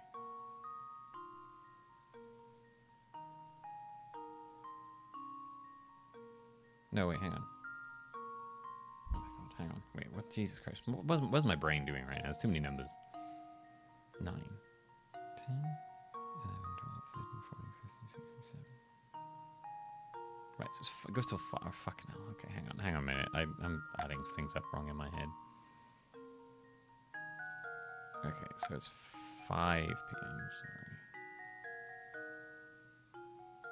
And then it's 5 till 9, so yeah, that's 6, 7, 8, 9, 10.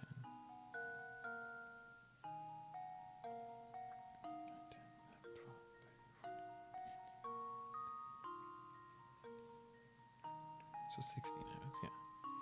16 hours. So, label the tank first overflow. So, I might actually be able to work this one out. For 3, so let's see, so it's doing.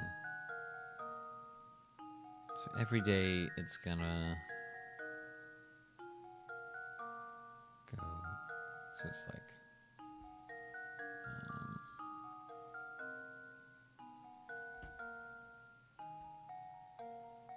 Hang on a minute. I need another thing to draw on here. So it's going to be like day 1. It's going to have 14.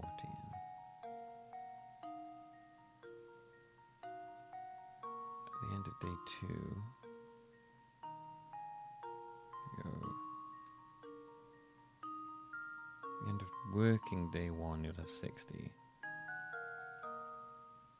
And then the night of 1, you'll have 40. And then, so there'll be 80, 40, 60, 80, 100. So then end of day 2, I'll have 100. And then by the end of working night of day 2, I'll have 80. Start day 3, and you'll have 120, 140. And night 3, you'll have 100. No, you'll have 120. And then 4, 80. And then night 4, you'll have 160. Look, I know I could probably do maths to work this out, but I'm just going to count and get there on my own. 6, 6, 6, 8, 10.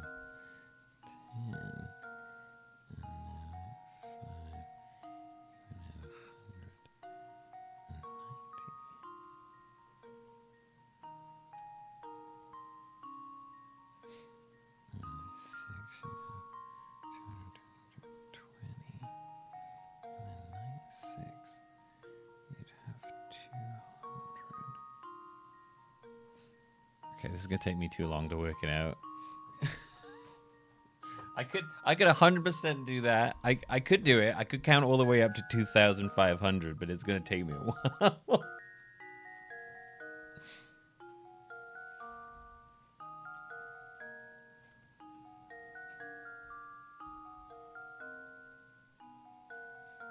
It was 2,500.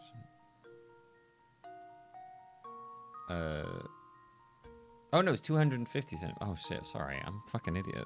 Why did I write? Oh, that's fucking. That's a C. I thought I'd written a 0. Ignore me. Yep, my brain forgot what I'd written there. Okay, so on day 7, it would be at 260. So it would take. On what day will the tank overflow? It will overflow on day 7. Yeah, I got confused by what I'd written down there. The real puzzle here is my writing. Yeah. Luke, here's my answer. What? Frankly, I'm ashamed.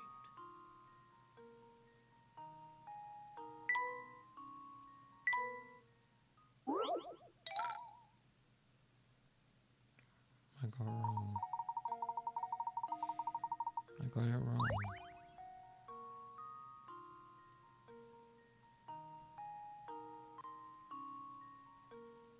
Am I miscounted? I think I did, yeah.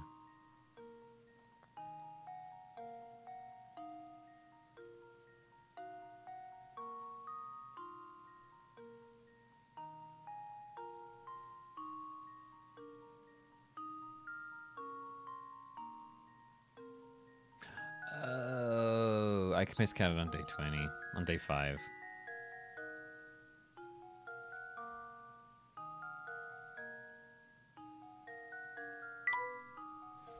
For some reason, I miscounted on day 5. I don't know why I did that. Luke, here's my answer. Yep. For some reason, I only did 50 on day 5. I don't know why.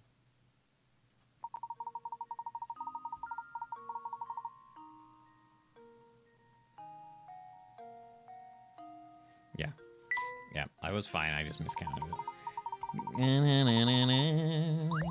Ooh, a violin. It's a Layton thing, surely, right?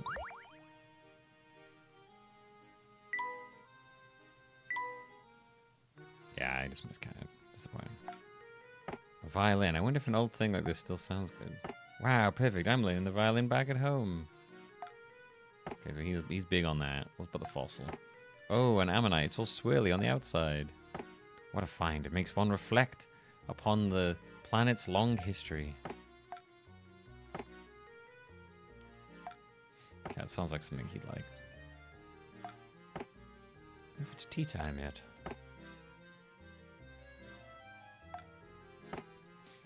Okay, he's just got his fossil on the floor. This man doesn't have, like, any furniture. He's just got random things on the floor.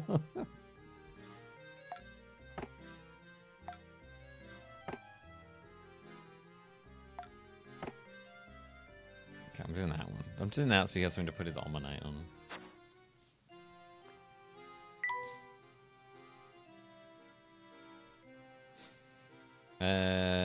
Right. Hey, there you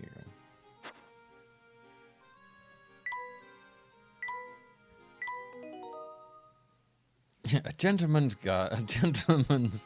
apartment is always a single plastic lawn chair to sleep in. Look, Professor, there's a strange little shed there. Interesting. It seems this shed pumps water to the sewer pipes. I feel this warrants a closer look. It doesn't appear that door will open. Let's move on and explore the rest of the park, Luke. Don't throw litter in the lake. I won't. I swear.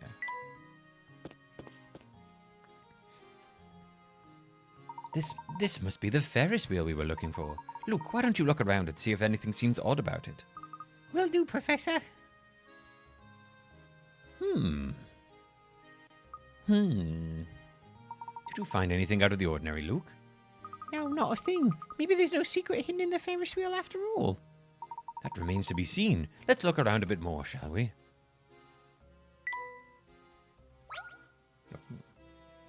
Though I can't put my finger on it, there's something quite odd about this Ferris wheel. It makes me wonder if we might have overlooked something important around the park. That reminds me, Luke, have you heard about this wonderful puzzle about the Ferris wheel that I just made up right now? Thanks for all the wonderful voices. Oh, no problem. I enjoy doing Professor Layton's voice. It's very easy to do. There are 10 two-seater cars attached to the fair's Ferris wheel. The Ferris wheel turns so that one car rotates through the exit platform every minute. Oh, for fuck's sake. The wheel began operation at 10 a.m. and shut down 30 minutes later. What's the maximum number of people that could have taken a ride on the wheel in that time period? 10 two-seater cars.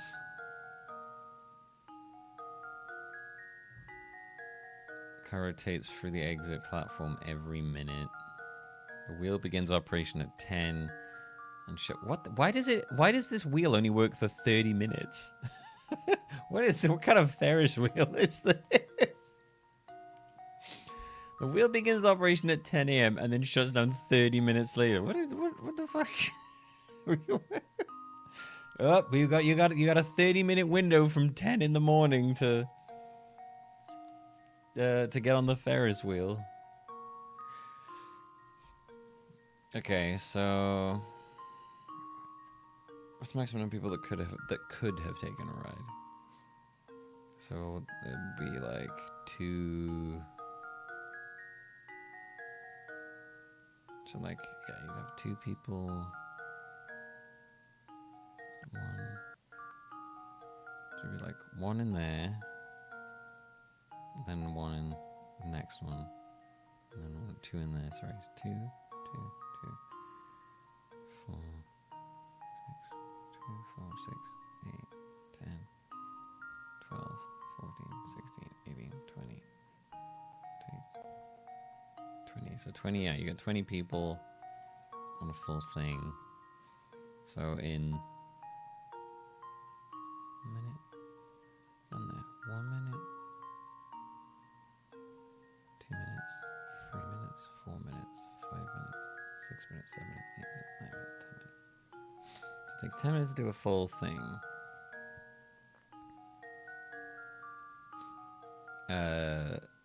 Why did I write 10 twice? I don't know why I did that. And then... Oh, why do I get, like, flop sweats when I have to do maths? Like, what is wrong with my... Why, like, what fucking trauma am I drawing from? So after 30 minutes, you would have... You get, like, 20... 2, 4, 6, 8, 10. 20 people on.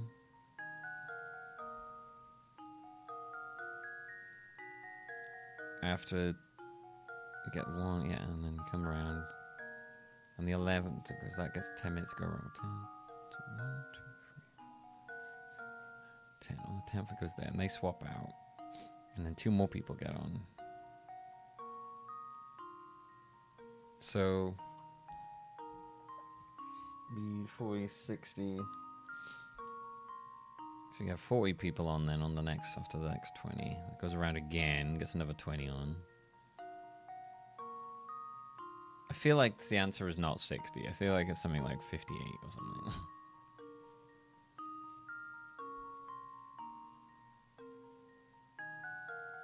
Because... No, it's way less than that, because you don't want them...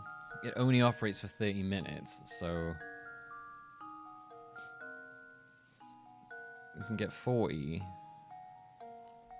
That's 20 minutes. And then...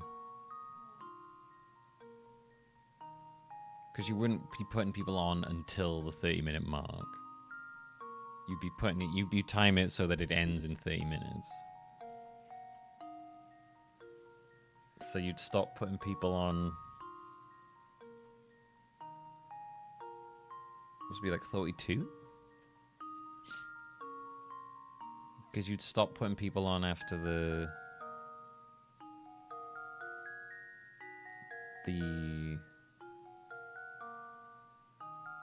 second row around. Second go round, and then you just have one card. Because if you put anyone else on after that, it would go on too long then. So it's like 42? Am I correct then? I think I got it. Yeah. I did it. Because they wouldn't... That's terrible, because that means on the final rotation they can only get 2 people on.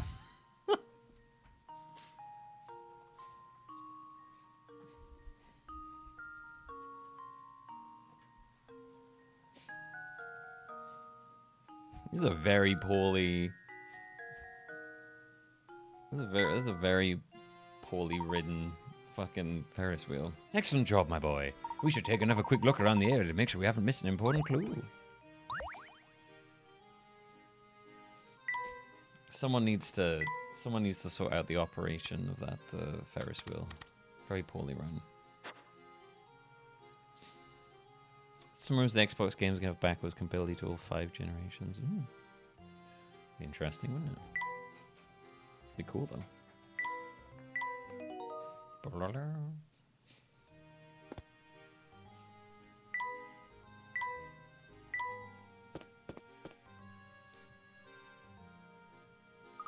This place is so run down, it looks like it hasn't been touched in years. What a shame.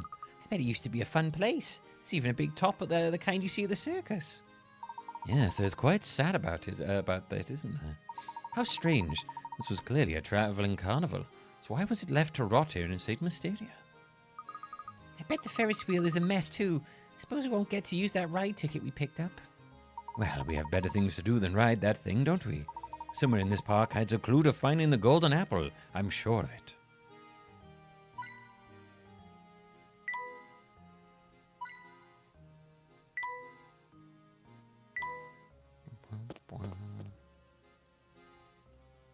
We're back here again.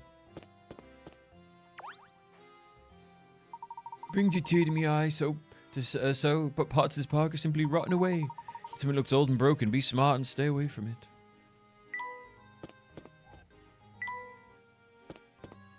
Not back here again. So in the end, that ticket we picked up, it turned out to be meaningless. So it seems. I suppose my intuition failed us this time, Luke. Come, let's head back to the heart of St. Mysteria and search for our next lead.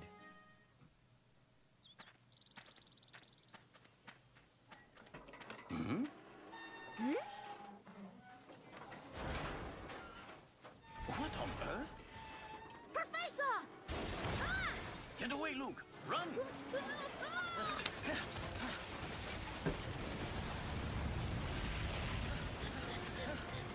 Professor, I think he's chasing after us! That's preposterous! It's the thing from the intro.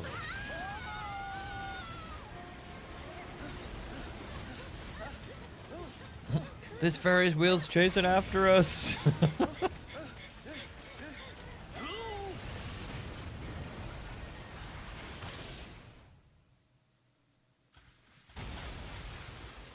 Prometheus, but what if the thing? What if what if the thing was actually chasing after you?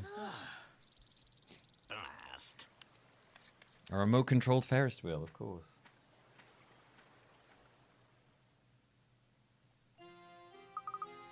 Whew.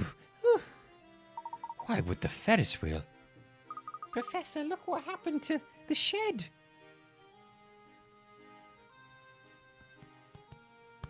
The Ferris wheel must have simply destroyed it.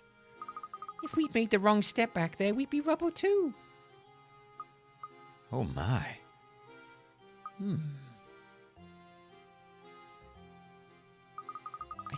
I think I found something here, Professor. What could that be?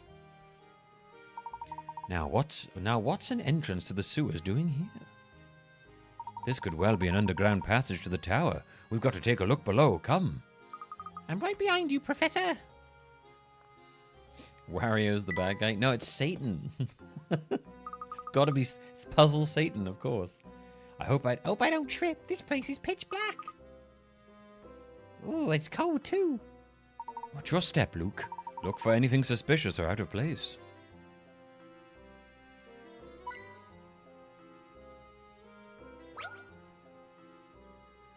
Look, there's a sort of stone tablet embedded in the wall.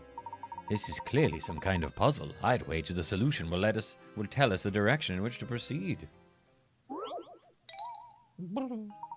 Puzzle Satan just makes you want to try to solve the Cracker Barrel table puzzle repeatedly. The path you are on forks to the left and right in front of the sign seen below. Your gut instinct tells you that the sign reveals the direction you need to go. Find an arrow within the picture like the yellow one on the side of the board. When you find it, draw a line around it neatly as possible.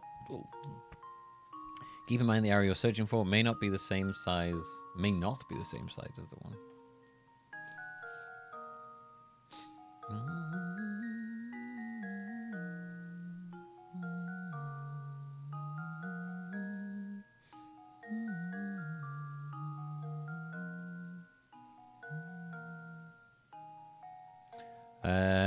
Okay. So if we okay, so let's see. Cause it might not be, so it could be like a giant one. A big old arrow.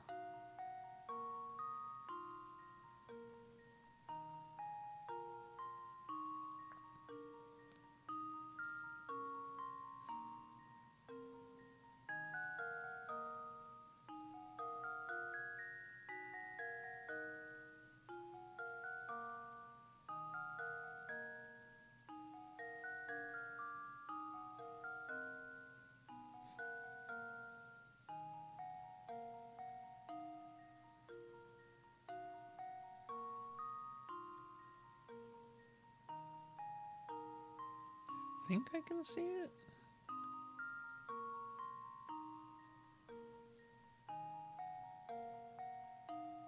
No, that's not right.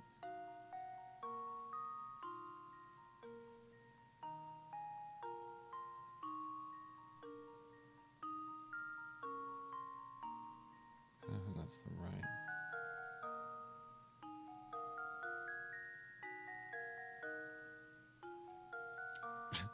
No, I think I might have. I kind of just created that.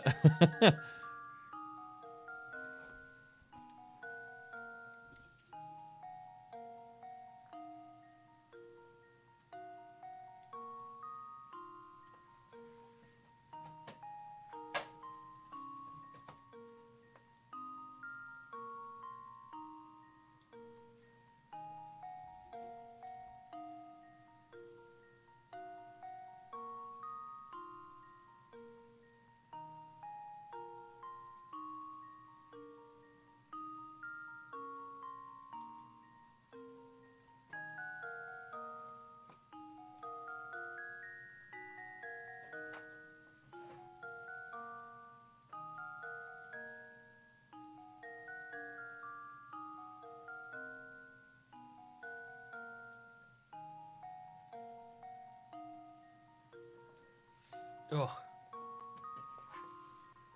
Struggling to see that one, not gonna lie. Ugh. Maybe it'd be better if I just did it on my phone.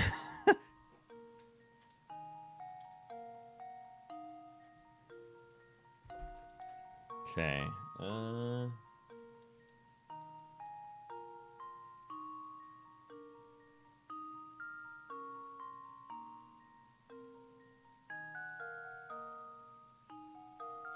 Can you see it, chat? I can't see it. I feel like I keep seeing it, but then it's like the wrong size. Like I thought it was part of this, but I don't really have like there's not. I don't have like a proper thing going down for that.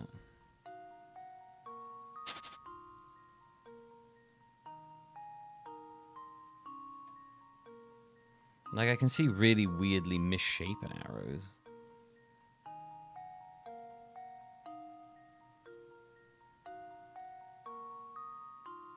That one.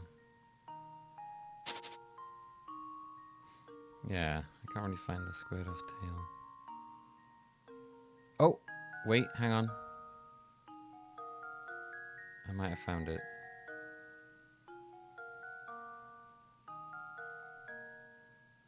No.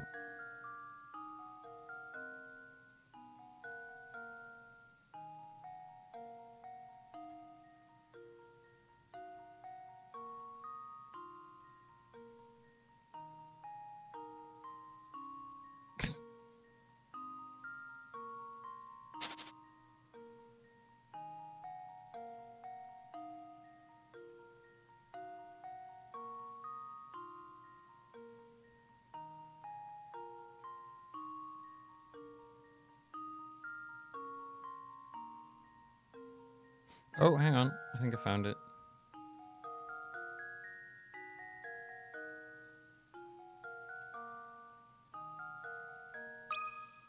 That should do it. Oh, what? That wasn't it? I suppose I thought wrong. Oh, damn, I thought that was it. Oh, okay, there's also this one. Hang on, there's actually a couple. I guess we could also do that one.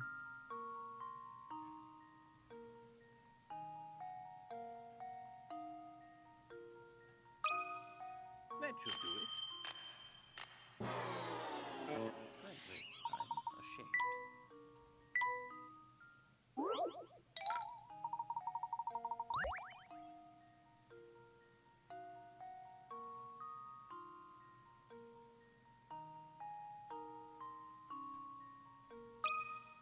That should do it. Okay, cool. It was just being really fucking finicky.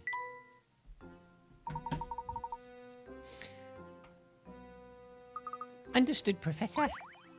Artisan's teapot. That feels like a Layton thing.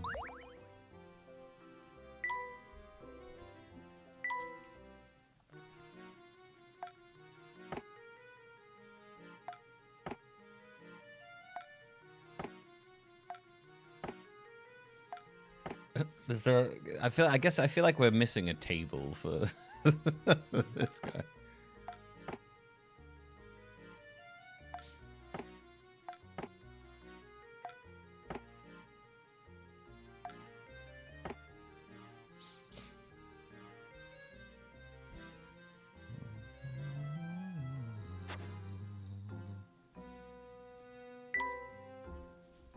Got nothing to sit on or lie on but the floor. A gentleman never needs furniture, Luke.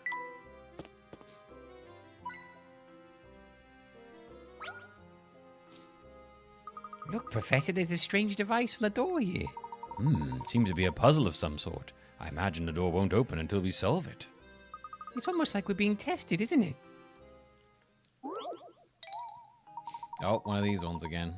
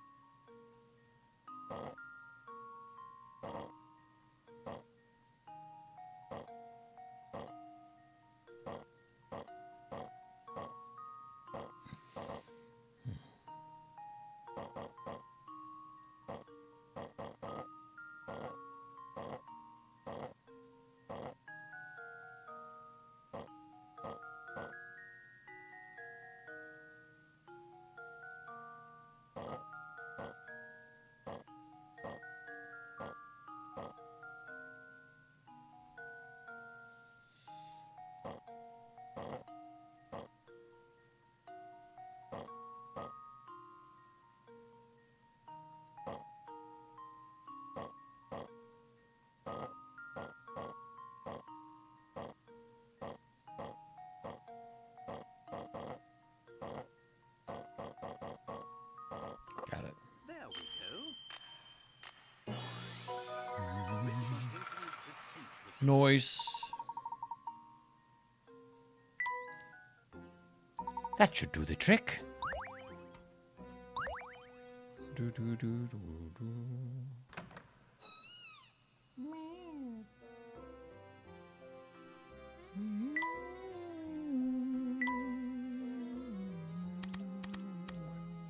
Nope.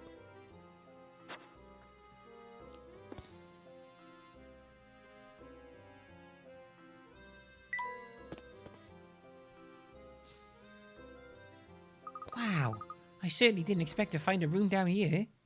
Let's give it a thorough once-over. Something that isn't right about this place. I can feel it in my bones.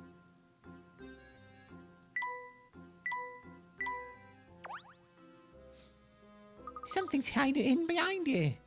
All right, let's move the picture out of the way then. Supposed to be a puzzle then. Do we need a puzzle for this, Professor? What's this here?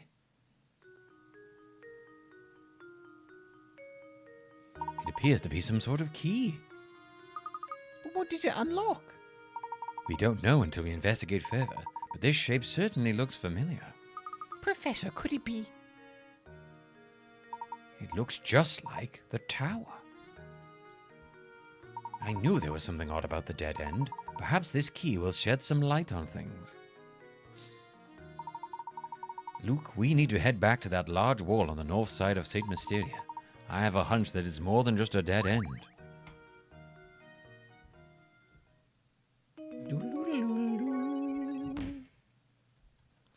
Okay, let's head back to the wall.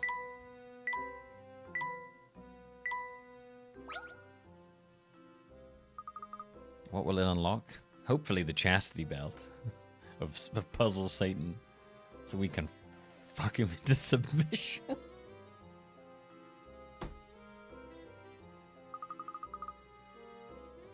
I don't know. Part of the pan shape below is missing.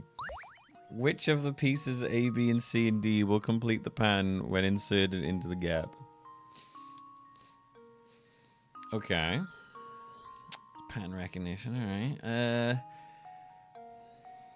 First of all, let's have a look. See, is it like circle, cross, square, circle, cross, square, circle, cross, square. Square, circle, cross, square, circle, cross, square, circle, cross. Cross, square, circle.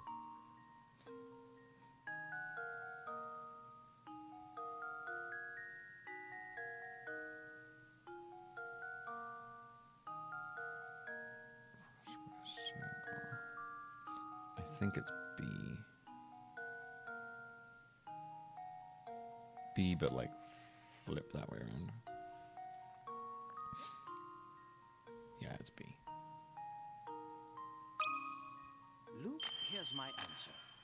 Critical thinking is the key to success. It really is just a matter of finding the right matching pattern, but staring at all those different pieces and trying to work one out. I would think this is more comps than one would think. Yes. Oh, I didn't think it was that easy. Bone china teacup. For Layton, and he can with his complete lack of furniture anywhere. All right, back to the wall. Back to the wall. Back to the wall.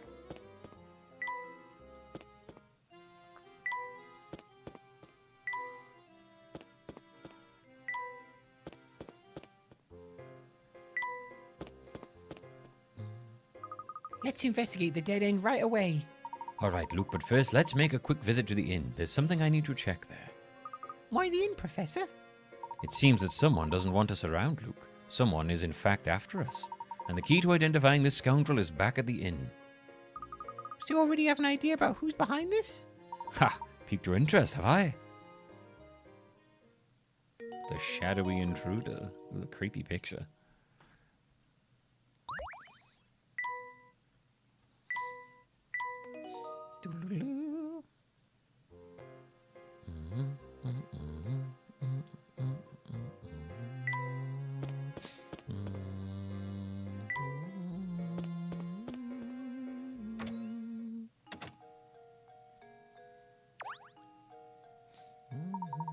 Hello, Professor. Is something the matter? You look a little shaken. Beatrice, I have an urgent request. Could you show me the newspapers from the last couple of days? The papers? Oh, certainly. Hang on for a moment while I fetch them for you. That's strange. I'm sure I put them down here somewhere. Is there a problem? I'm sorry to disappoint you, but I can't seem to find them anywhere. Even today's morning papers seem to have gone missing. I see. Well, thank you just the same, Beatrice. This has been most helpful. Just what was in those papers anyway, Professor? Oh, you, Professor Layton. Ramon, and what do we owe you this visit? He told me I needed to find you and bring you to Reinhold Manor. The inspector, I mean. He and Lady Dahlia await your arrival at Reinhold Manor. Thank you for the message. We will set out to the manor in just a few moments.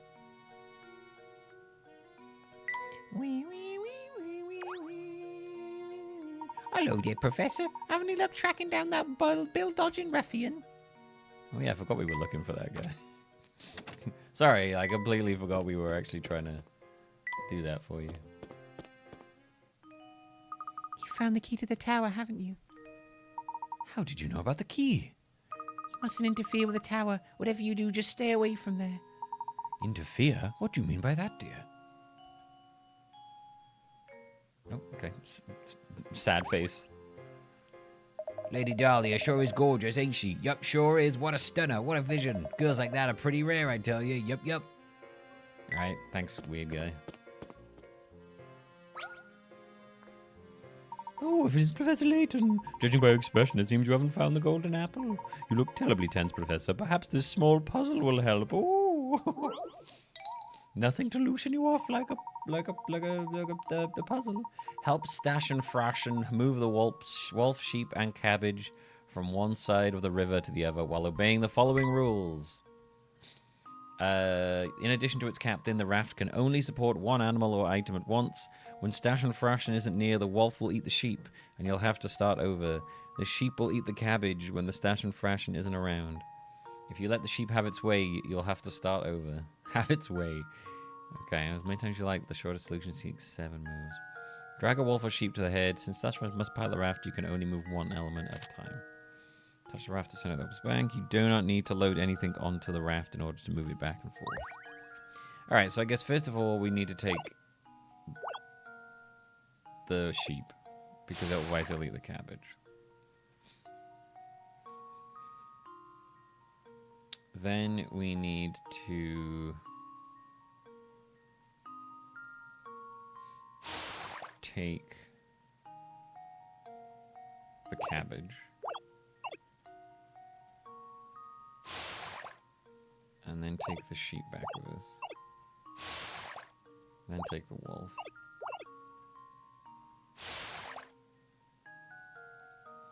Then go back and take the sheep. Ta-da!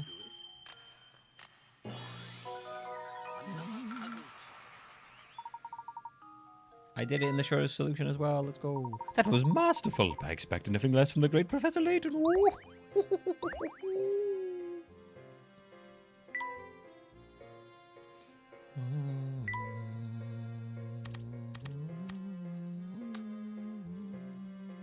Now,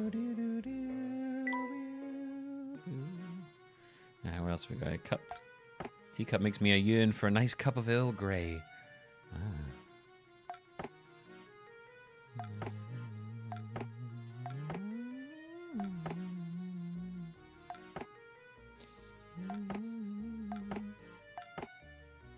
Really need to get like really need to get something to put this on. Layton really needs some furniture.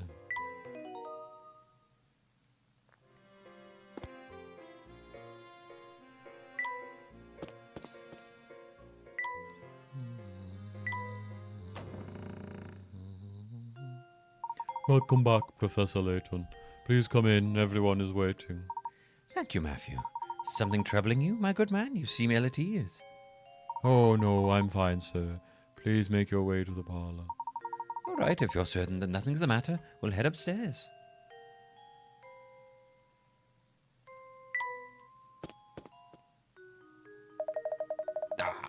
Mr. Layton, thank you for arriving so promptly. Come here, have a seat. Why have you called us here, Inspector Calmy? Like you, I'm not the kind of man who beats around the bush, so I'll just come out with it. I'm onto you, Layton. It's clear as day. You're responsible for Simon's death. Are you suggesting I murdered Simon? Nonsense. He says with a smile. Nice, Layton. I have to admire the way you keep cool under pressure. But of course, I'd expect nothing less from a cold-blooded killer such as yourself. I don't suppose you've seen this before, eh? Its vase was on display in the room in which Simon was found dead.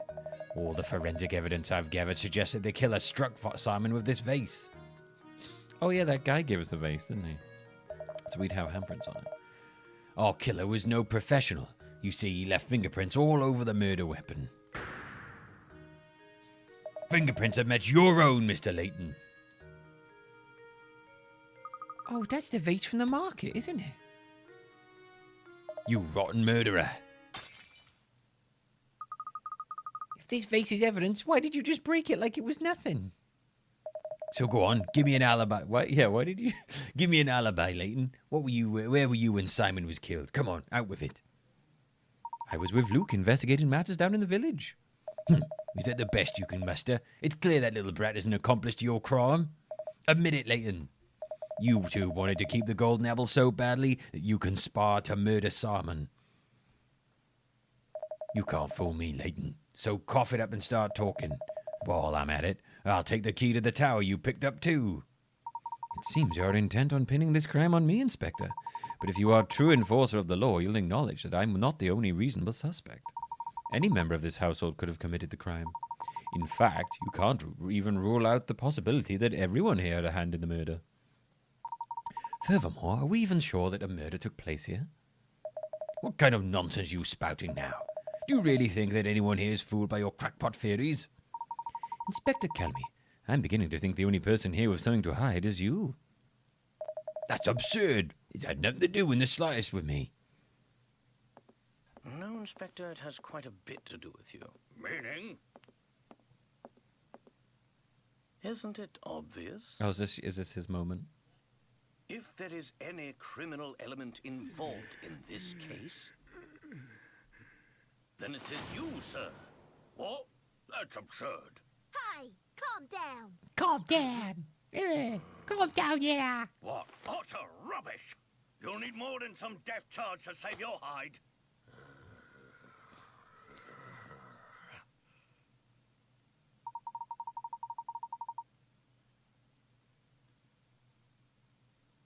No, he was with me last night. Like he was sleeping in my bed. Since Kevin said about the cat.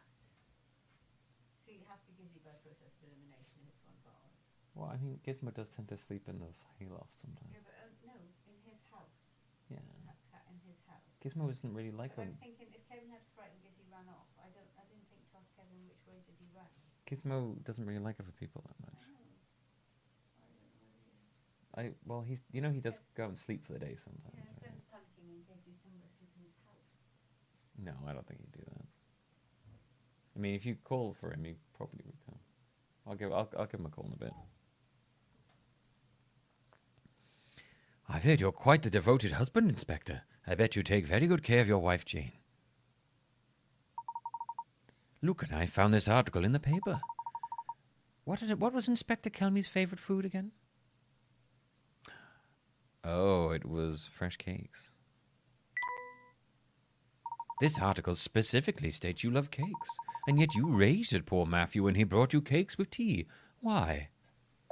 And your point is, it just so happens I have a fondness for Jane's cakes. Is that so? Thank you, Inspector. This little conversation has made things quite clear. Please take a look at this. I believe you just called them Jane's cakes, yes? I'd like everyone to look at this article. As you can see, the article clearly states that Inspector Calmy's wife is Amelia, not Jane. Do you mean to tell me that you've forgotten your own wife's name? Grr. Dun dun dun dun dun dun dun dun dun dun dun dun dun dun dun dun dun dun dun. Objection! Solving a murder with Jane's cakes. Out with it then. Who are you, and why have you been impersonating Inspector Calmy? And why have you been running this investigation? Grr. But your sudden memory loss regarding your wife's name isn't the only suspicious thing about you. Try to recall the time around Simon's death. You said you received a report that prompted you to come to St. Mysteria, but you forgot one thing. After Luke and I arrived, the drawbridge that has made St. Mysteria's sole entrance had its crank stolen. This effectively sealed the village. From that point, no one could enter or leave the village. And do you recall just when this seclusion began?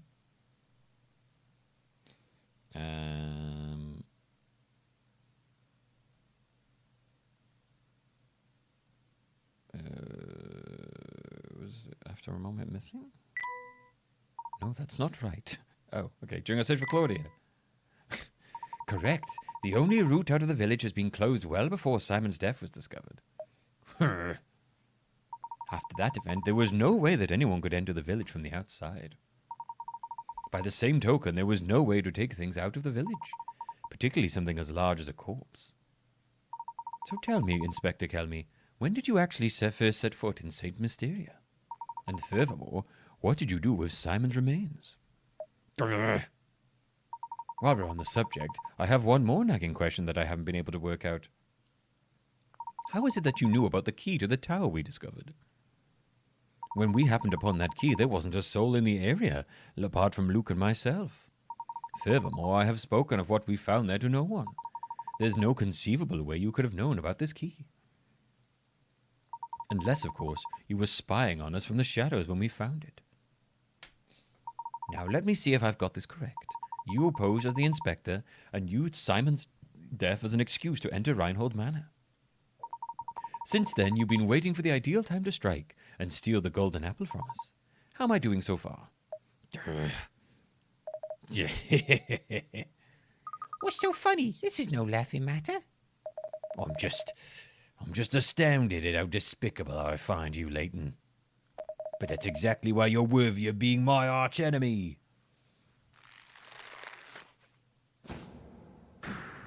It's Puzzle Satan. Don Paolo. I've always despised you, Layton. I thought I'd be able to crush you once and for all here in St. Mysteria. It's Wario. That's Puzzle Satan. But that will have to wait, since you saw through my disguise. You haven't caught on yet, but St. Mysteria hides a secret of epic proportions. When I imagined a dimwit like you trying to unravel the mystery, I just have to smile. Puzzle Satan. He truly is Puzzle Satan. My business here for the day has come to an end. I'll be off now. But listen closely, Layton. Never forget how close you came to being bested. I like to imagine that Dan Paolo's rivalry is entirely one-sided. Layton's just like, who is that? I barely even think about you, Don Paolo. One day, I, the great Don Paolo, will rain my vengeance down upon you. And for that fearful day, you will beg for an umbrella and a raincoat, perhaps even some galoshes. Gosh. It's a bit dramatic. I guess he's gone. Do you know who that man was?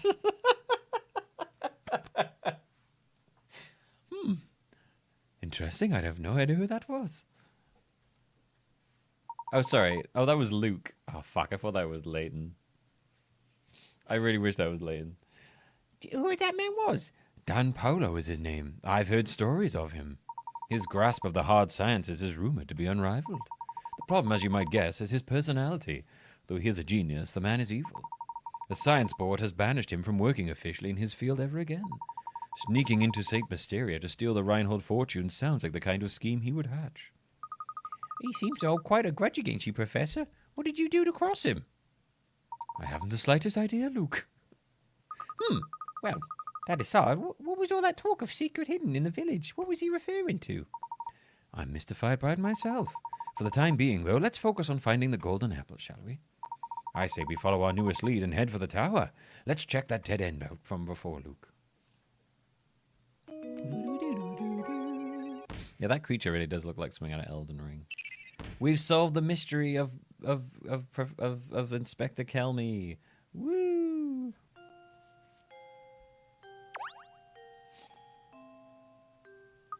I'm simply shocked at this turn of events. Who could have guessed that we had an imposter in our midst? He had me completely fooled. But you saw right through him, Professor. I must say I'm quite impressed with your cunning. I'd ask you to put that brilliant mind of yours to work again and set out in search of the golden apple. It would be my pleasure, madam. By the way, are you feeling all right? You look a bit pale. I woke this morning with memories of a peculiar dream I must have had last night. In it, my husband and I had just a brand new baby girl, and oh, how everyone fawned over her. The next moment, suddenly, I was in a park walking hand in hand with my young daughter. Of your daughter, you say? Now, why would I have such a silly dream like that? These past few days have been really quite draining. Professor Layton, I don't feel particularly well at the moment. I think I'll go lie down for a bit. What's wrong with Lady Dahlia? She had a dream of walking in the park of her young daughter. There's something quite curious about that dream. Oh dear, I'm stumped again, and I just don't know. Just know I'll never find a bride for me own if I don't solve this puzzle. I'll spend me golden years alone with my only the smell of cats and bald sweets to keep me company. Oh, I beseech you, Professor, help me solve this puzzle. So I should look for Twitch Pass. Vibe into the awesome music. Well, I enjoy the music at Setsa.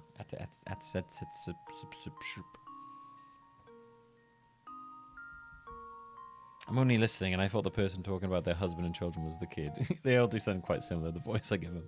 You have a single sheet of balsa wood as shown in the diagram below. Your job is to cut the wood along the dotted lines so that you end up with 4 identical pieces. But you can't flip them over. Go on, get chopping.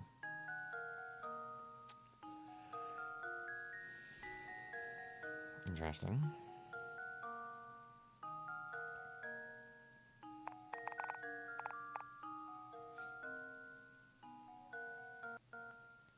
Yeah, the puzzles in this, the puzzles in this don't have anything to do with the actual story for the most part. Very rarely do they do this. It's more just like the puzzles are just the mechanic for doing things, you know.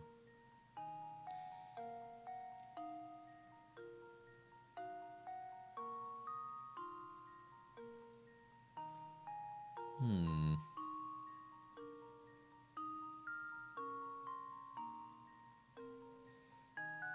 Four identical pieces.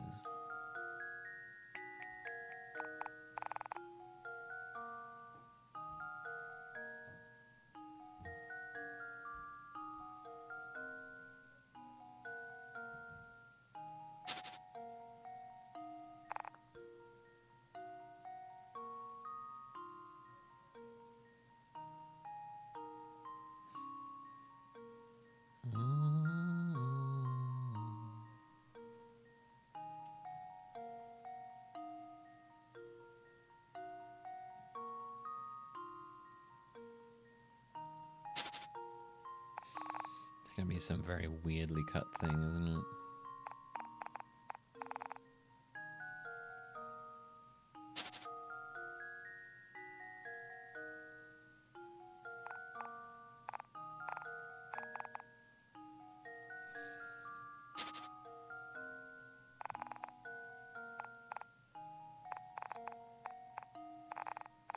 Hang on.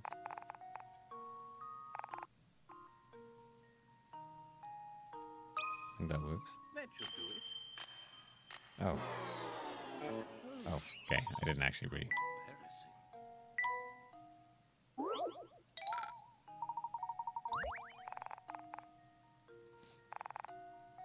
Yeah, they need to be flipped with me. Well, I mean, yeah. So it's got to be identical without flipping any piece.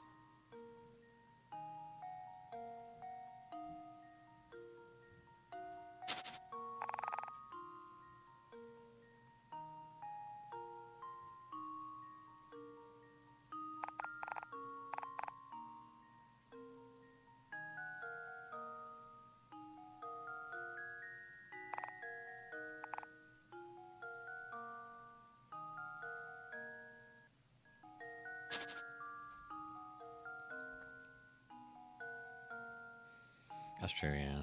1, 2, 3, how many are there? 1, 2, 3, 4, 5, 6, 7, 8, 9, 10, 12, 13, 14, 20, 22, 24, 26, 27, 28, 29, 30, 31, 32. Okay, so 32 divided by 4.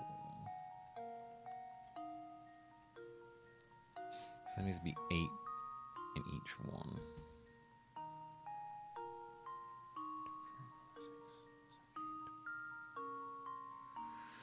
Okay, so something like that.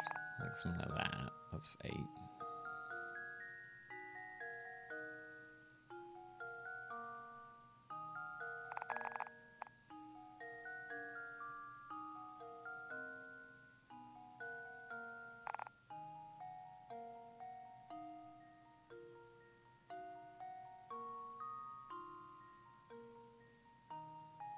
Close, but not quite.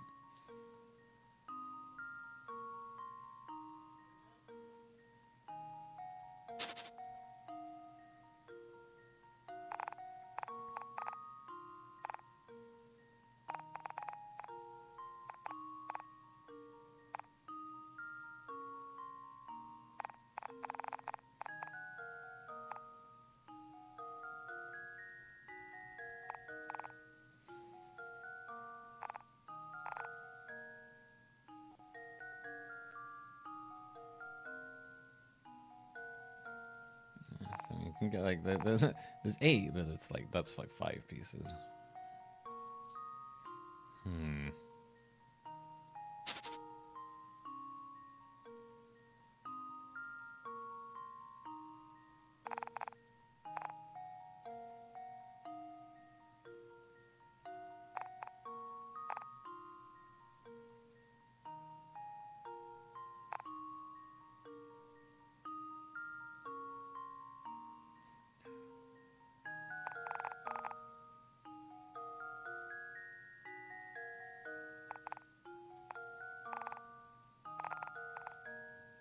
Is that right?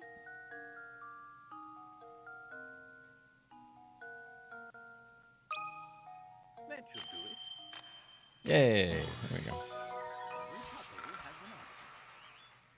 Once you get the shape, once you got the shape, the pieces wasn't so difficult. But it wasn't all that easy to find them within the. Yeah, that was a tough one. Oh, happy day! With that puzzle out of the way, I'm confident no woman will be able to resist me. I'll be bidding my loneliness goodbye.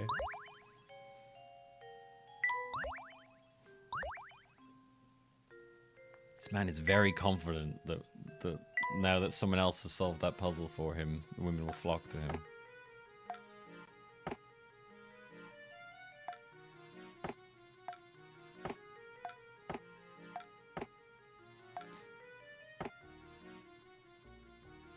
You can have a ball. Enjoy.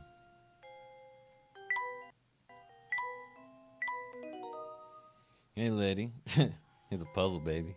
Didn't solve it myself, but I got a guy with a sweet top hat to solve it for me. Oh, you didn't solve it yourself, did you?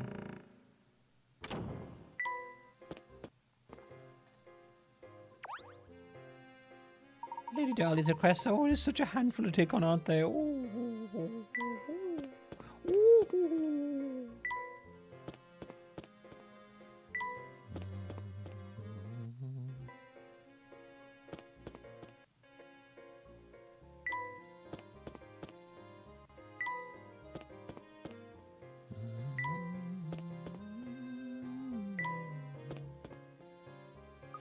It's a dead end.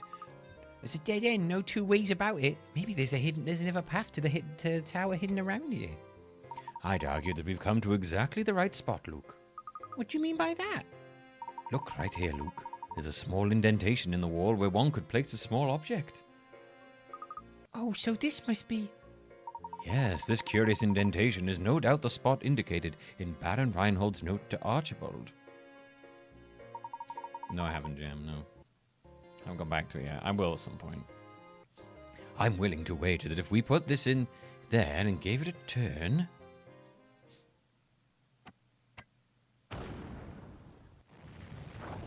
Whoa.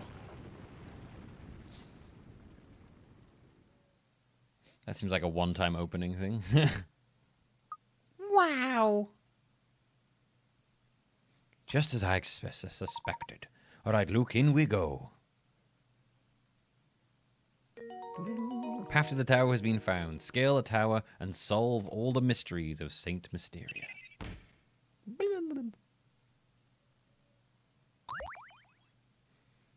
Oh, odd equation.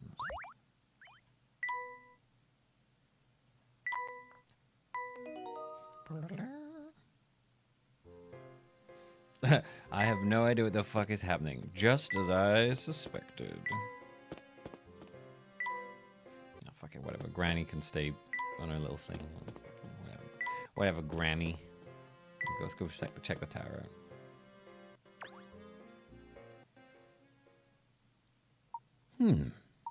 Well, it looks like you've solved at least 75 puzzles. All right, then, go on in. Thank you. This place gives me the goosebumps. Plus, it's all murky in here, and I can't see a thing. Oh, my. Oh!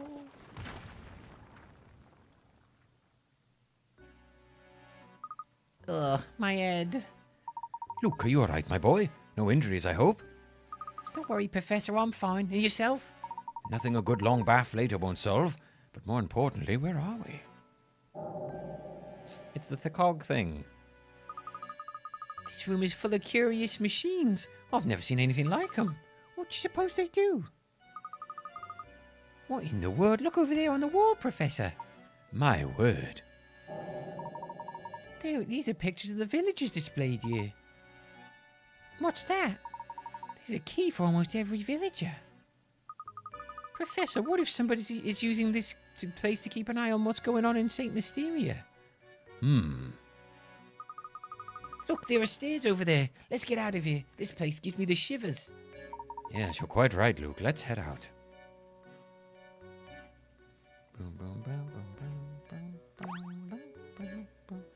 Oh, what's this notebook?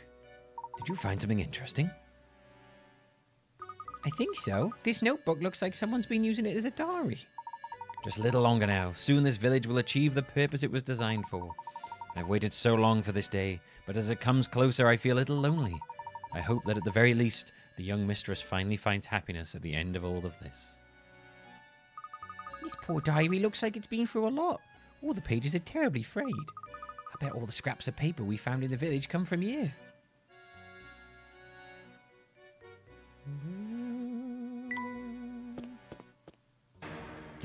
What's this? You! You two again. What are you doing here? What are you up to? Just a moment, sir. What are you talking about? I knew it. You came here to steal my secrets, didn't you? Didn't you? Don't play dumb with me. Oh, I see right through you. Don't think I haven't been watching. I've seen you two sniffing around every nook and cranny in the village, obstructing my work. Now I've had it. So unless you want trouble, give me back number 38.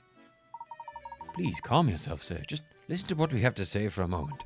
We haven't intended to get in the way of your work. We are merely searching for the golden apple. Neither of us know anything about this number 38, but... Oh!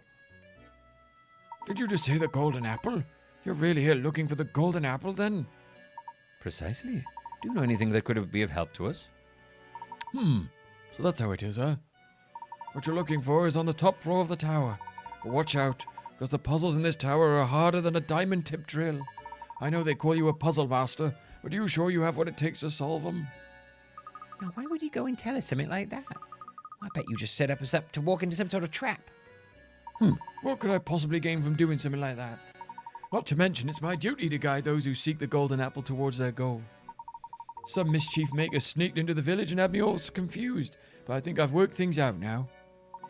seeing as how it's our duty and all that, seeing as how it's your duty and all that, would you mind filling us in? What is Saint Mysteria's big secret? All right. The name is Bruno. I work for the Reinhold family. For some time now, I've managed Saint Mysteria from up here in the tower. I actually had completely forgotten what the twist of this was. Manage Saint Mysteria? You're the one who manages the life of each of the villagers, aren't you? What in the world are you two talking about? Surely you must have seen them too, Luke. Do you recall the cogs we found around about the village and the keys that we just saw? All the villagers in Saint Mysterio are robots, created by Bruno. What do you mean? The villagers are all robots?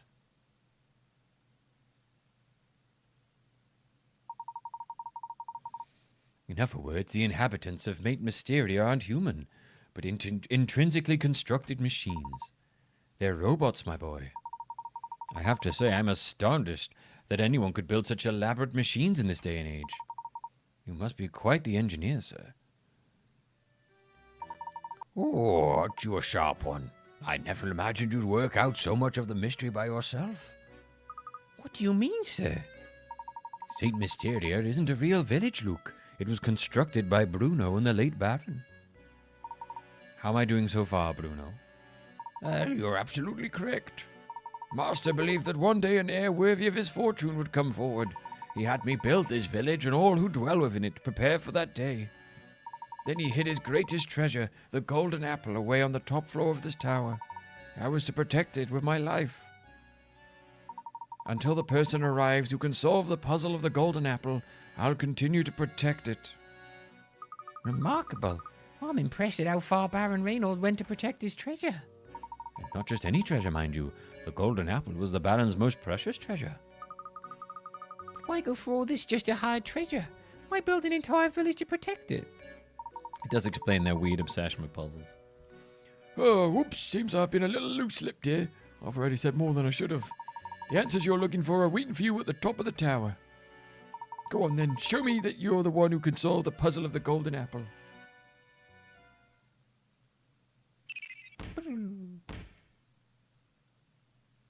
Look at you solving all them puzzles. Professor, look, the stairs are barred off. Ah, this must be one of the puzzles Bruno warned us about. It does look quite difficult. Well, my boy, are you ready for a challenge? Oh my god, 70 picarets? Alright.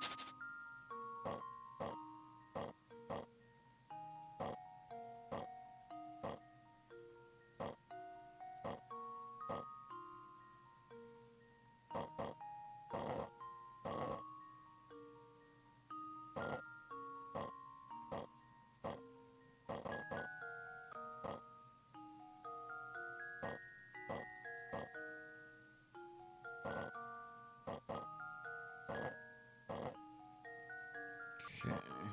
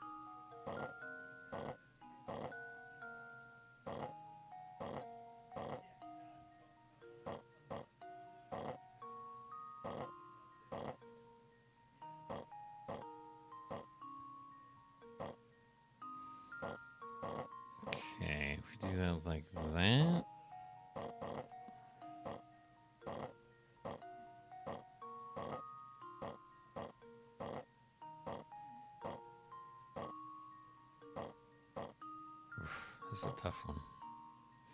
That's the Moonlighter 2's leaving early access September 2nd. Wow, really?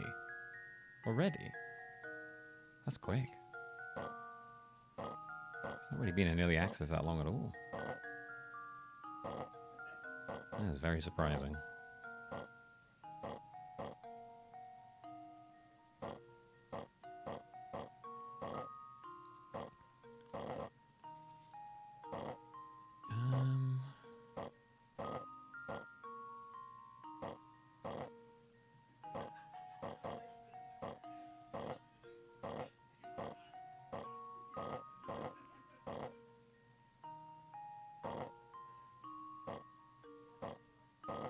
Oh man, this is a hard one.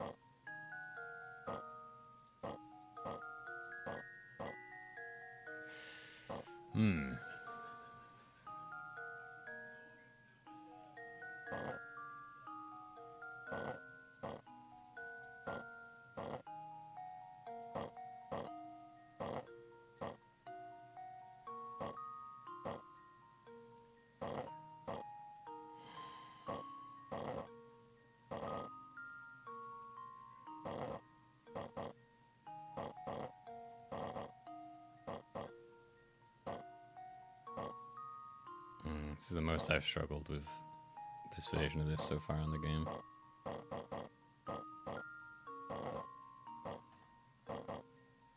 Ah, there we go. Oof, that was a tough one, that. Here's my answer. Every puzzle has an answer. Oof. There we are. Come on, Luke. We must press on. All right, lead the way, Professor.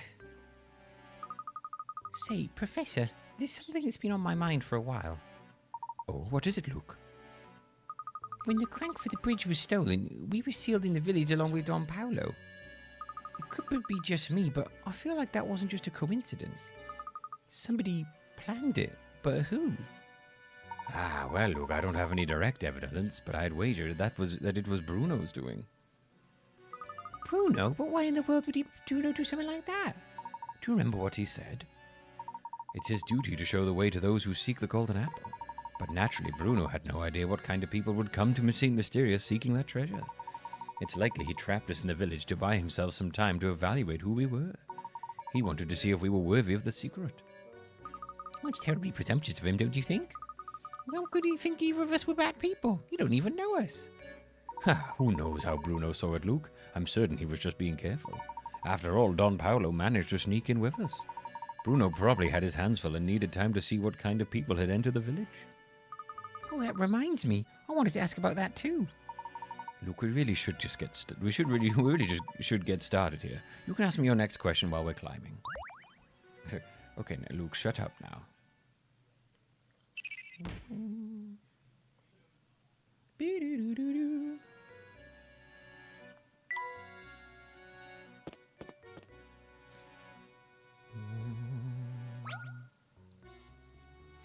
Oh, not another locked door. Whoever built this tower must enjoy watching people suffer. Well, my boy, are you going to stand there and complain about it? No. Leave this puzzle to me. Okay, 60 picks. You need to solve this magic square in order to proceed. A magic square is a set of numbers organized in a square so that adding any string of free numbers, be they horizontally, vertically, or diagonally, results in the same total. 1 and 2 have already been placed in the square view. Complete the rest of the square to open the lock.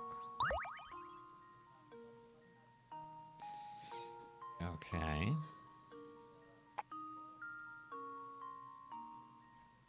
Let's just put stuff down. 5, 6, 7, 8, 9. Has to be more than 9, obviously. Because 9 is one of the numbers.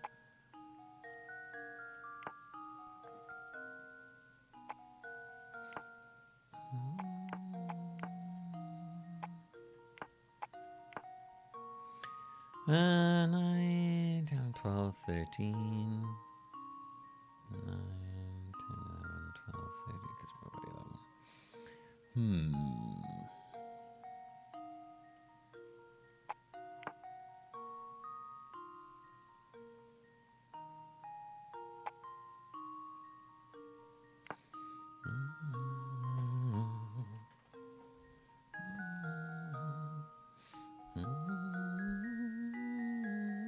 I forgot diagonal also counts, doesn't it? I forgot about that. Right. Let's go work out what they all need to add up to, basically. Okay. 5. Use my calculator so I don't have to do my brain on this one. 5 plus 9 plus 6.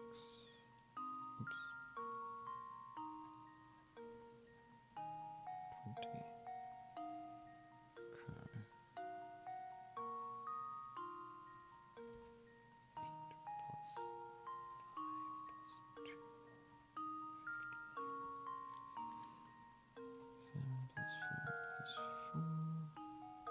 20.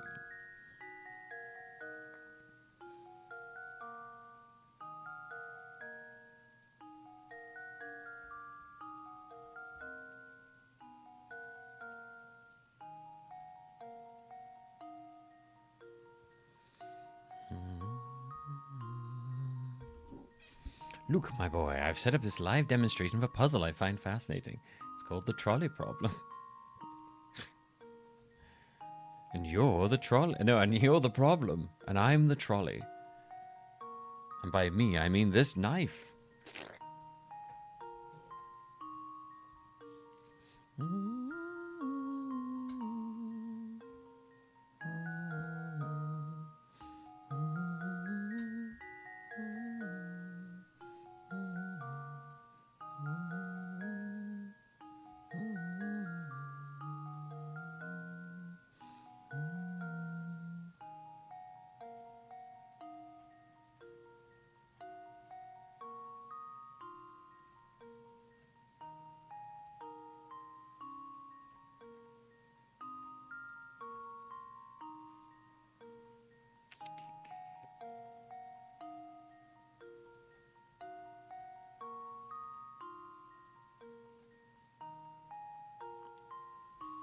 Luke, you must decide whether to kill these 10 random people or pull the lever and kill your parents instead. Choose quickly or the trolley will choose for you. 10, 12, 13.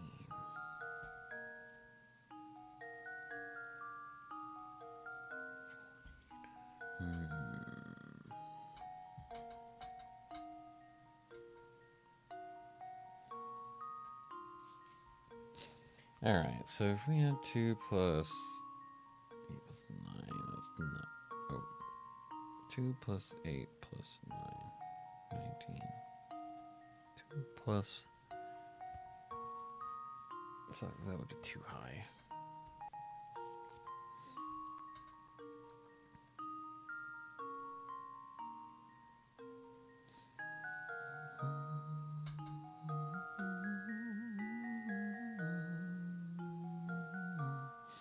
So I just need to work out what goes in the middle, really. And I can go from there. 2 plus something else is the same as 1 plus something else. So, right, let's just work our way through. So we 2 plus 3 plus 4 is 9. And then 4, 5, 6, 7, 8, 9. But that can't work because we have a 9, so like it has to be higher than 9.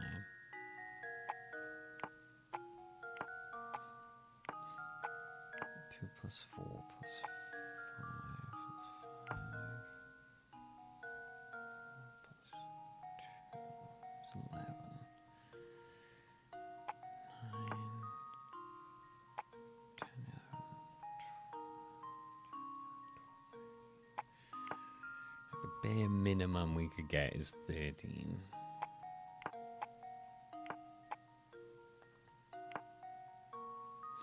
Just not that. 5 plus 2, 7.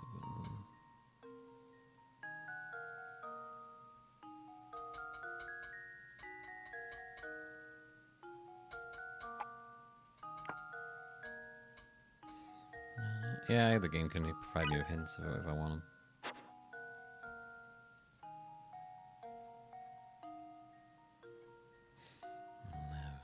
Let's have a look, see if the game can help us.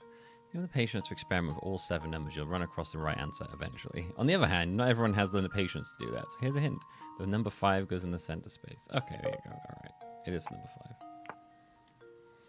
All right. So I had it right there before. So we have to find a number that comes out of 1 and 5, 1 plus 5 and 2 plus 5.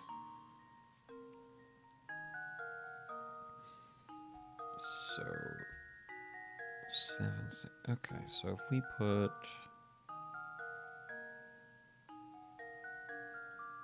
9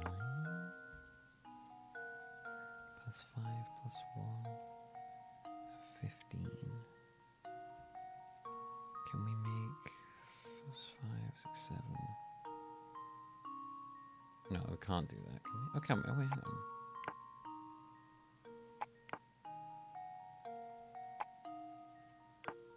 Does that work?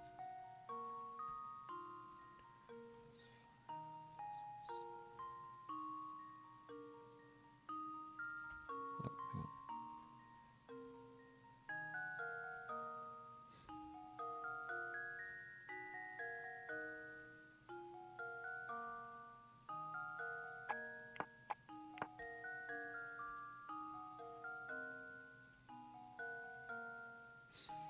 Okay, and then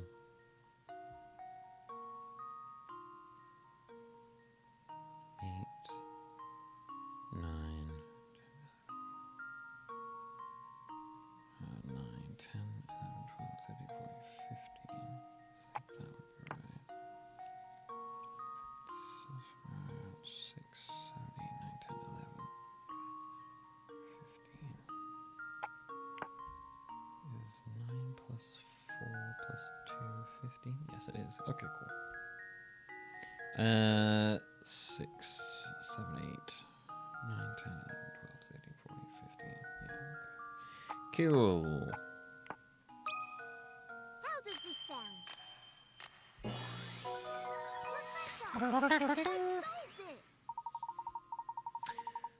Magic squares have been around for thousands of years.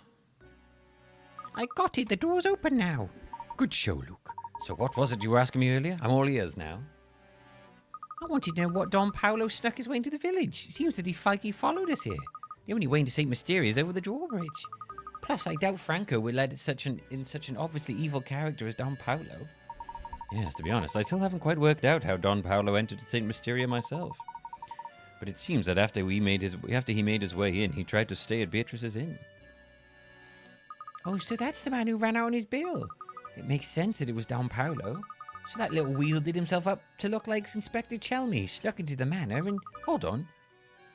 When did he kill Simon? We'll get to that in a moment. We must keep climbing.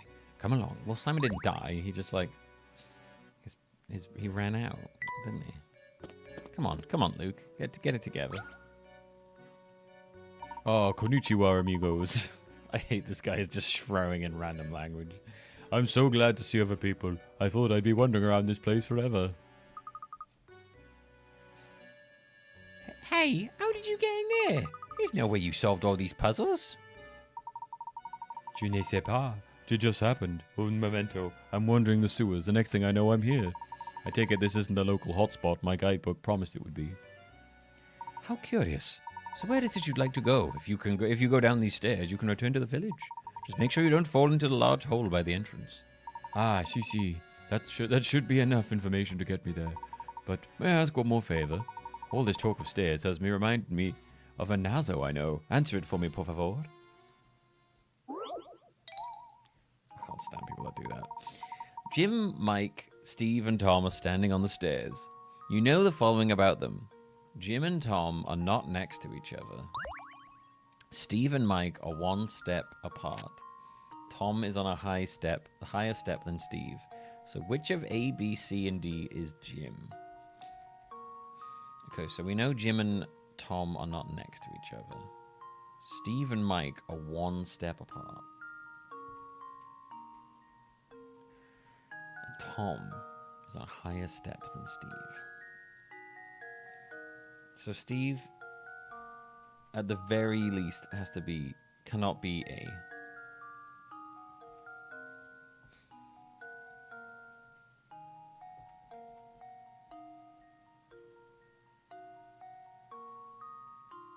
Steve and Mike are one step apart.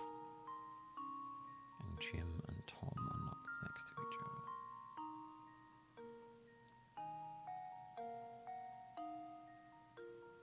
I mean, I'd say this is like Tom.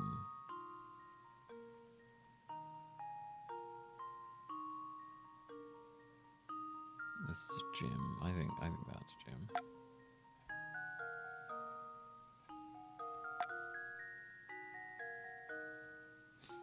And then I think that this is Steve and this is Mike. That guy looks like a Jim. He does, doesn't he? Right, now let's see if I can prove myself wrong here. Jim and Tom are not next to each other. Steve and Mike are one step apart. Oh wait. Then they're one step apart. Wait, is that am I reading that as in there's a step between them? Or they're right next to each other? I'm not sure how I'm supposed to read that. Tom is on a higher step than Steve. One step apart. That means they're next to each other. Right, okay. I didn't really read that one. That one, the way that was worded confused me a bit. Because even Mike are next to each other. I feel like they should have said that. Jim and Tom are not next to each other. Tom's higher than Steve. So this might be Jim then. And then one of these is Steve and one of these is Mike. So I think D? Let's take a guess at D. There we go. Nice.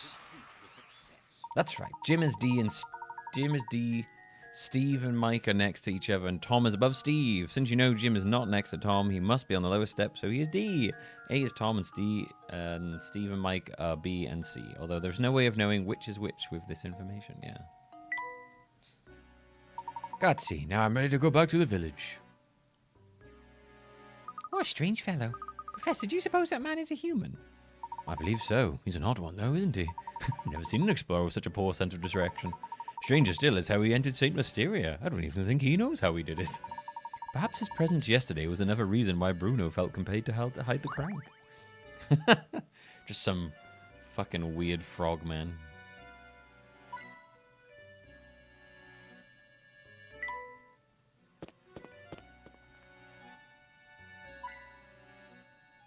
He's some kind of fucking frogman.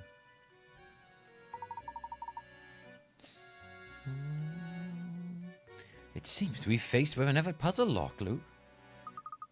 Oh, I meant to ask you, but all running with that explorer distracted me. How did Simon, All in good time, my boy. First, we need to solve this puzzle here. It looks like to be quite the challenge. Okay, what do we got? This maiden has been captured by a wicked wizard and is trying to escape his castle. Armed guards, however, are blocking her path. Slide the blocks out of the way to move the red one out of the exit. Her freedom depends on you. Can you do it? Okay.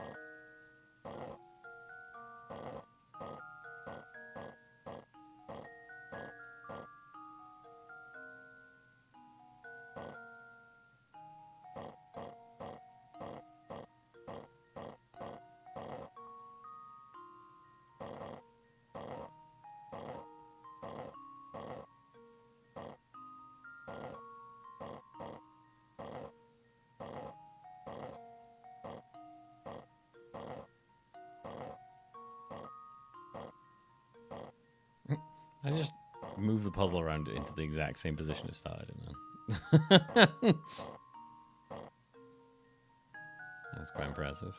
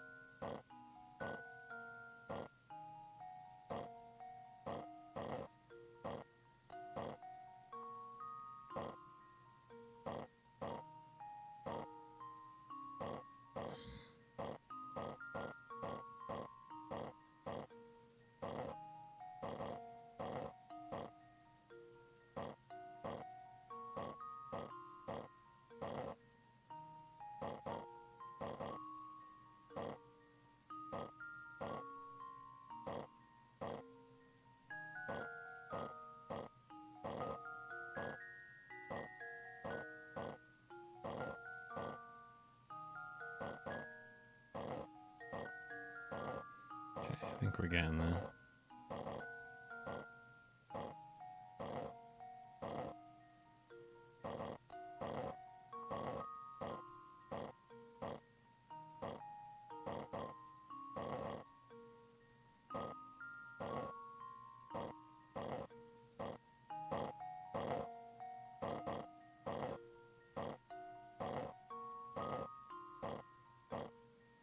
No.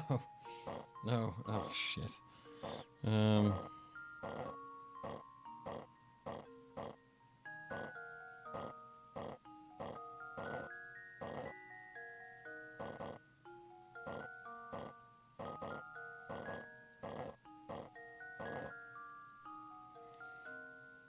fuck. How am I gonna get? How am I gonna get you out?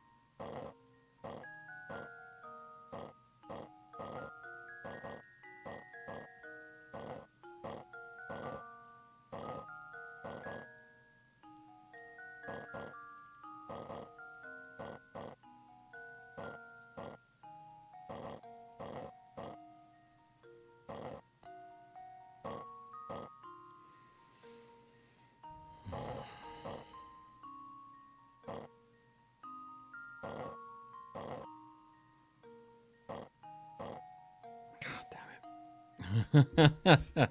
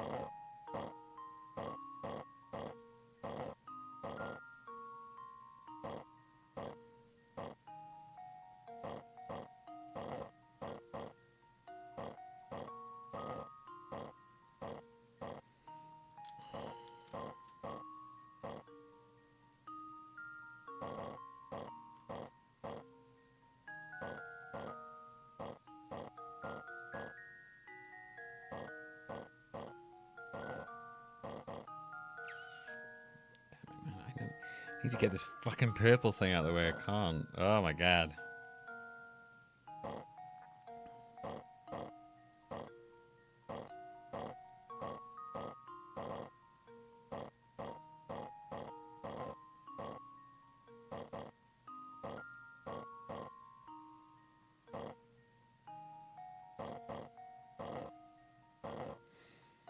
I need to get... Right, okay, so I need to get... Alright, I think I need these two on, like, the opposite sides of each other or something.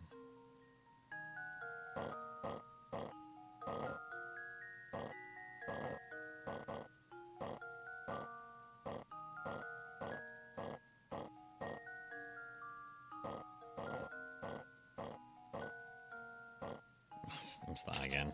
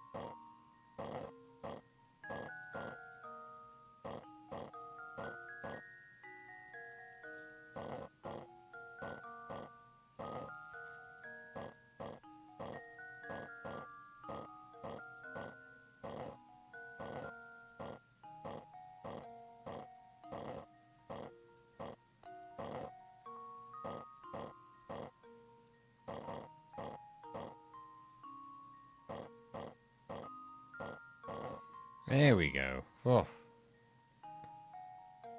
What? There we go. Luke, here's my answer. Oh. What a fucking pain in the ass that one was.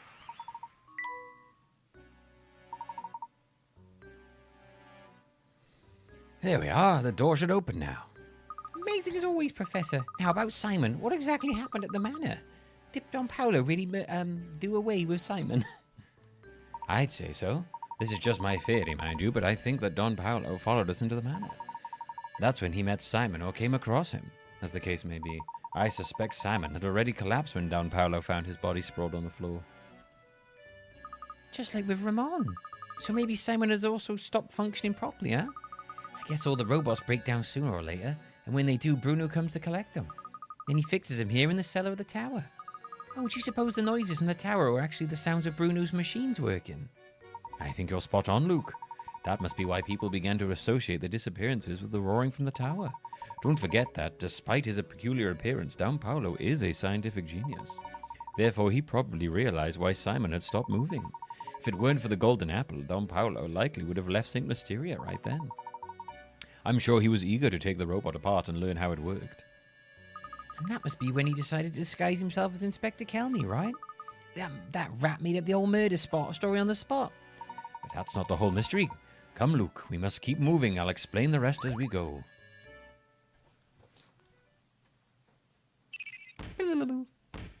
Smooth ride in that last track. He was, yeah. I got lost in the weeds on the first couple, but I got there in the end. Oh, it's the lady. Yeah, fancy meeting you here, dearie. How'd you like to try a little puzzle I made up? How on earth did she get up here? She must have overtaken us at some point. Funny, I didn't even see the old girl pass us. Sure, quit whispering amongst yourselves and try my puzzle already. It's a humdinger. You've placed one joker and 4 aces with different suits face down on a table. Use the hints below to determine the position for each card. The club is to the immediate right of the heart. Okay. So the club is, at the very least, we know, on the right. Neither the diamond nor the joker is next to the spade. Neither the joker nor the diamond is next to the club. Neither the diamond nor the spade is next to the heart. Okay, so let's just say... Oh, what was that? It just landed on my finger then. Oh, never mind. It was my own bracelet touching my skin that made me freak out. Ignore me. Alright, so let's just make an assumption that we know the club is to the right of the heart. So we know that that's how they have to be laid out, at least somewhere on here. The Joker or the diamond is not next to the club. I got that right. It's club, heart, diamond, spade, yeah. Neither the diamond nor the Joker is next to the spade. No, sorry, neither the Joker nor the diamond is next to the club. Neither the diamond nor the spade is next to the heart. So spade there.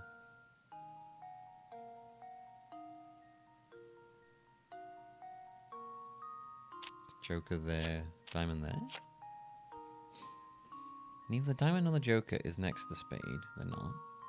The club is to the immediate right of the heart. It is. Neither the Joker nor the diamond is next to the club. They aren't. And neither the diamond nor the spade is next to the heart. Alright, that makes sense. There we go. Critical thinking to success. Only a strong grasp of the principles of logic can get you through a puzzle like this. Oh, yes, that's the answer, all right. Well, then I guess I'll be off. Come visit me sometime. Yeah, blah, blah, blah, blah, blah. I guess she followed us in here.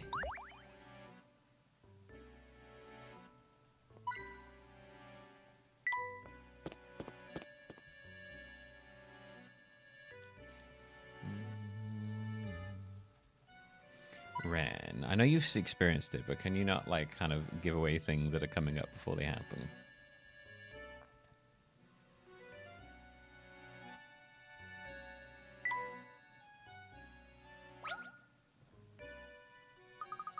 Just like I thought.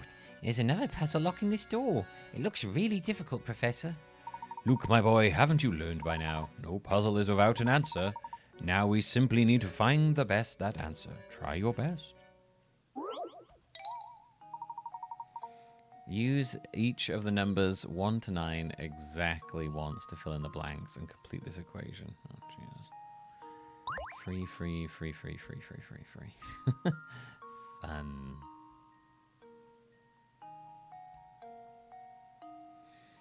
Alright.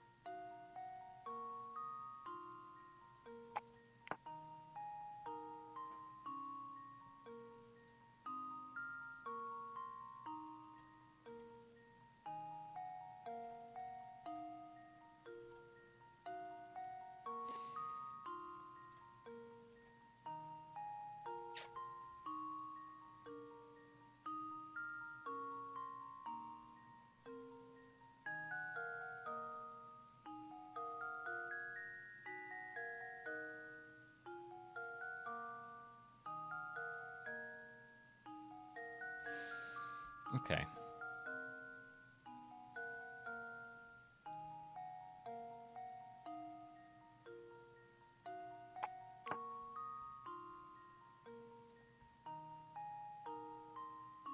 Three, 8, 4, 2, 9, minus 5, 6, 7.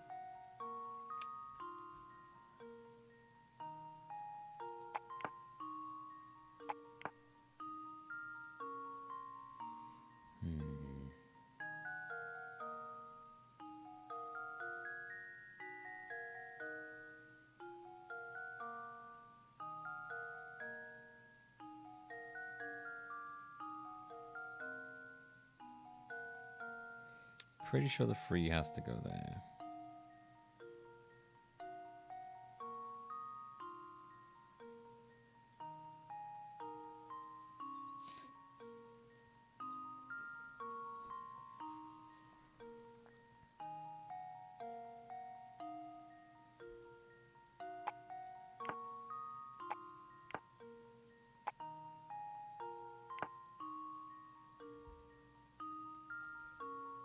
Three, 8, 7, minus 4.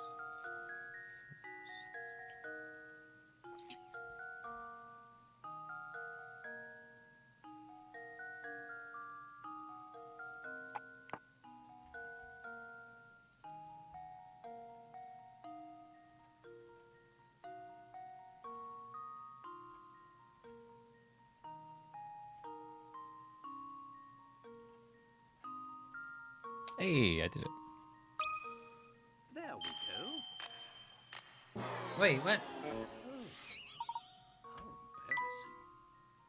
Oh wait, did I have them in the wrong order? Oh, hang on. 3, 8, 7, 9. Oh, yeah, I did write them in the wrong order. Oh no, I used 4 twice. Oh no, when I wrote it down, I actually put in 4 twice. That is upsetting. That's why.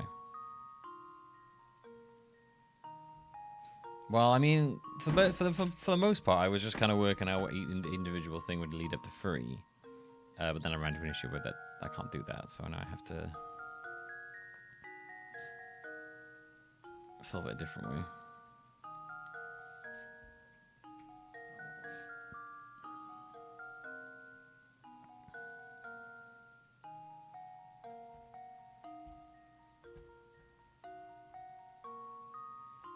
Right, let me write it down the correct way and see what it actually comes out to. Silly me. Yeah, I was like, oh, I did it! And I'm realizing I'd written the wrong thing down when I did it. Yeah, so that comes out to 3, 3, 3, 3, 1.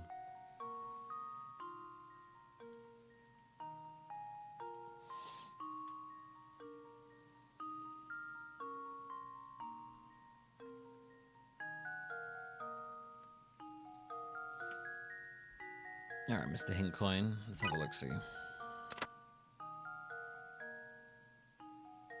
I working? Do try to think about the first and last digits of each number. Leftmost digit in the upper number.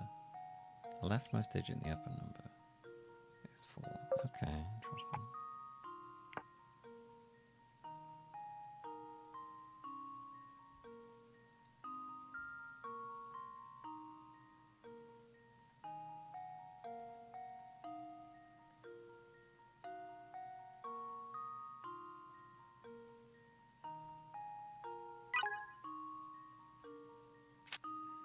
Leftmost digit in the upper number. Oh, leftmost, oops. Oh, that also makes sense, actually.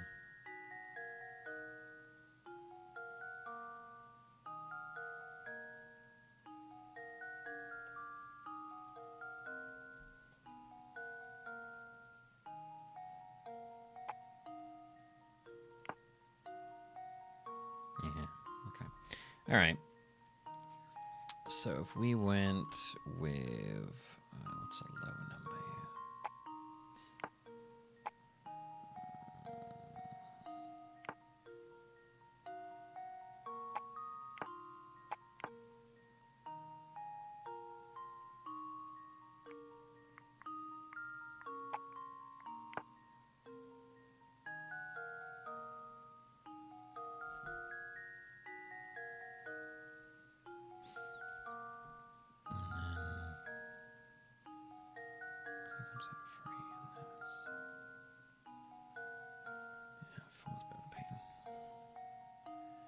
So we need it to come out.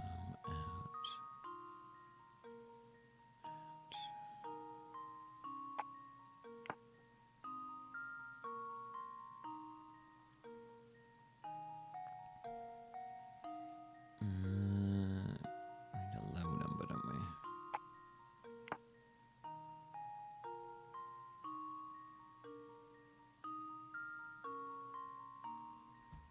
Right.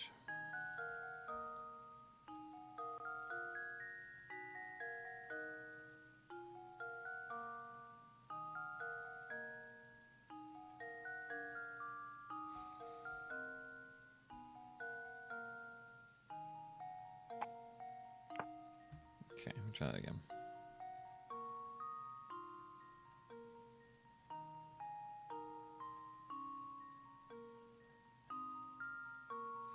Okay, that's closer. It's 33,438.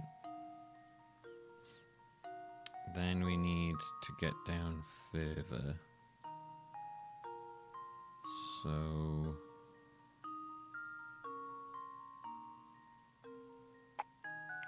let's try that one. 42657 minus 9318. I came in at the worst time. Math Milmunka. Oh, thank you, Domo, for the bits. Oh, 33339. If I just swap them around, what does that do? Thank you, Domo, for the bits. Stickity doo doo doo doo doo doo ba ba dee ba ba ba ba 517. No.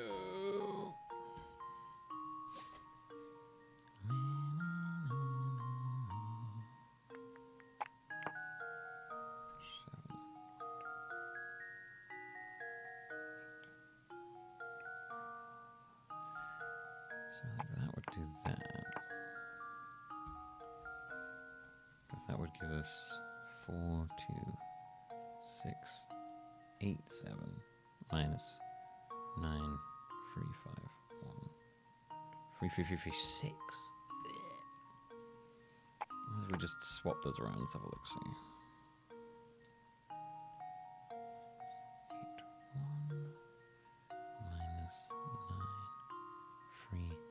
81 minus 9357. Too low.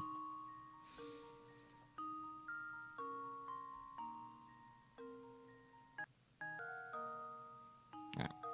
Let's see what the next one is. There are two possible solutions, but some digits are located in the same place for both answers. For example, for both solutions, 7 is the leftmost digit on the bottom number.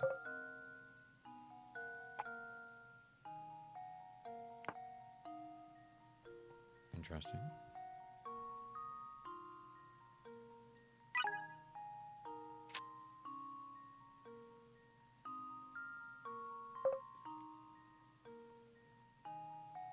Okay.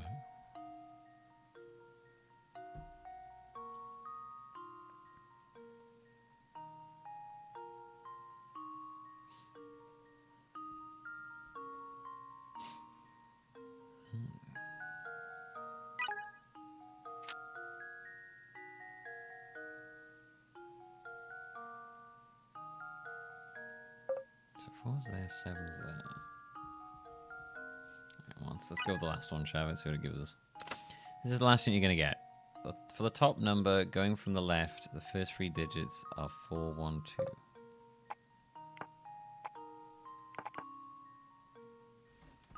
Okay.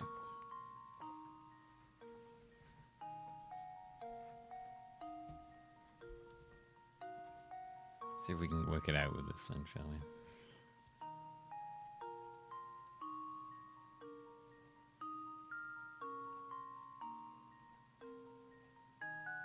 That's too high.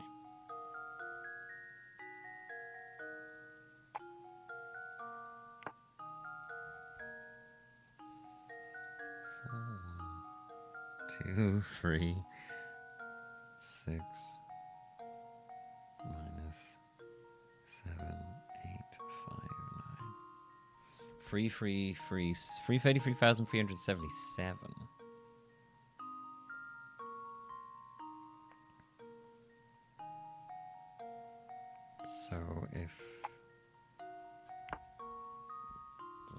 Let's have a look, see that one. 4, 1, 2, 3, 5 minus 7, 8, 6, 9. Oh, 3,366. Okay.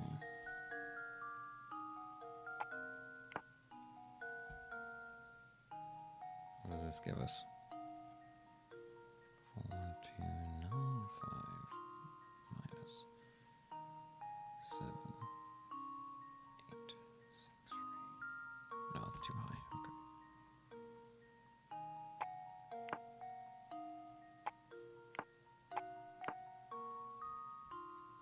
Oh, that might be it. 4, 1, 2, 5, 3 minus 7, 8, 9, 6.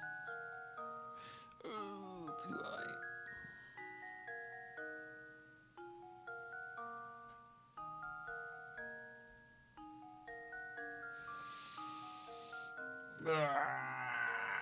Okay, I've come as close as I can with my own chat.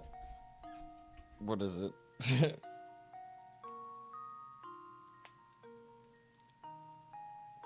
I've come as far as I can.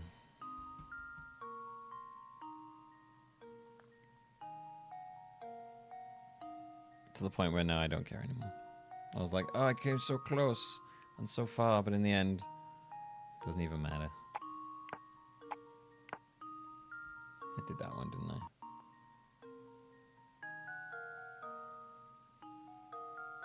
Did I do that one?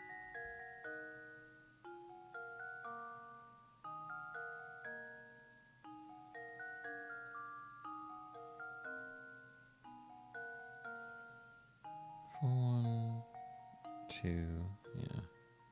8, 6, 4, 6, 8.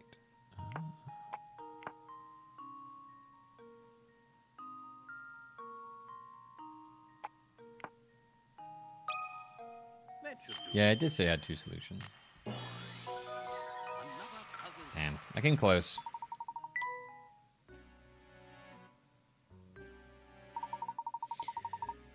Creativity and persistence, Luke. As long as you have these, no puzzle is beyond you. Professor, I was just thinking, do you remember that picture we found in Lady Dahlia's room? The one of the Baron's former wife, Viola, holding a child who appears to be young Flora? Of course. That's the one. It's uncanny how much Lady Viola looked like Lady Dahlia. Do you suppose Baron Reinhold's diary entries were talking about Lady Dahlia? Sharp thinking, my boy. I believe it went something like this. The craftsmanship is simply remarkable. It reminds me of my sweet Viola when she was alive. That's the one that tipped me. That's the one that tipped me off. Professor, do you suppose Lady Dahlia was actually a robot built to resemble Lady Viola? That's entirely possible. Maybe even probable given the circumstances. But if so, what a terribly sad story these entries tell. Do you remember what the next entry said? Flora doesn't like the thing at all. I've seen her run away from it on multiple occasions. Recently, she spends more time playing by dear Viola's grave than anywhere else. Creative persistence and hint coins, baby. I'm sad to say, but I doubt Flora will ever take to it. I can't blame her as I've changed its personality. I felt terrible forcing that change on Flora, but I messed up. Viola, there can never be another of you. You're my first, my last, and my only. The Baron agreed to the construction of a robot for Flora that was identical to his late wife. But living with a machine that was so similar to his wife must have been too much for him. Yeah, because you're never going to fucking move on if you got a fucking robot pretending to be a dead person. That's not going to help.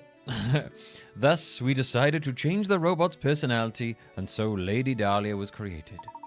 As she was originally created as a mother figure, she must have gone through a confusing transition. Professor, do you suppose these robots feel sadness? Honestly, I'm not quite sure. But I have a feeling that each of these robots has something not unlike a human heart. What do you think? I hope that they do. It was Welsh then for some reason.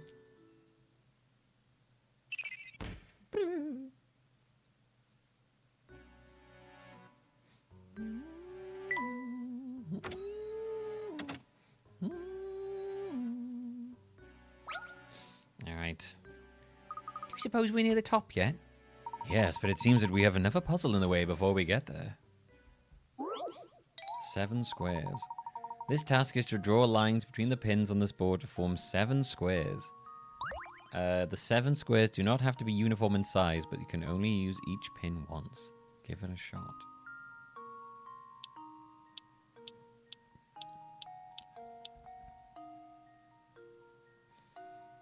Interesting.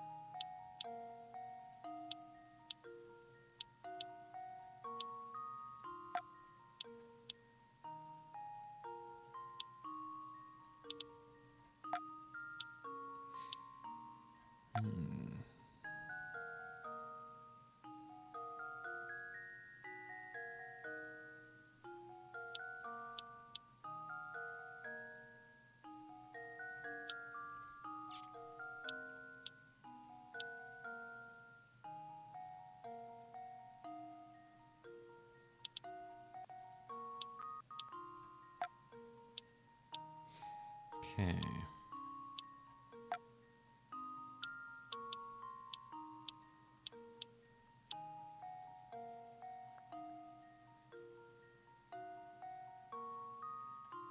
That's 4, 5, 6, 7 for 3 more in. Yeah, I might be able to deal with what I've got here.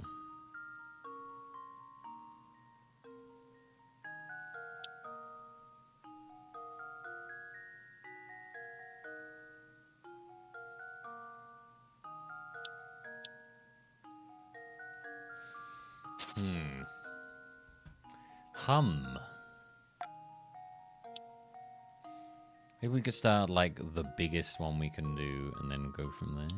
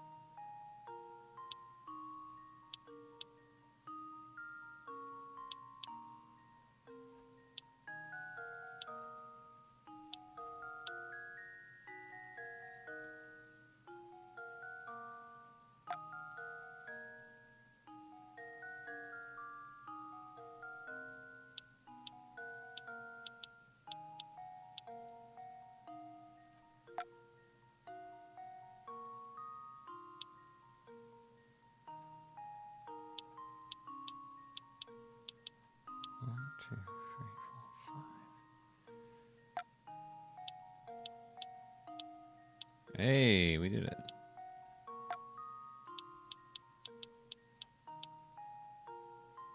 One, 2, 3, 4, 5, 6, 7. Yeah. That should do it. Yay. That was a good one. I like that one.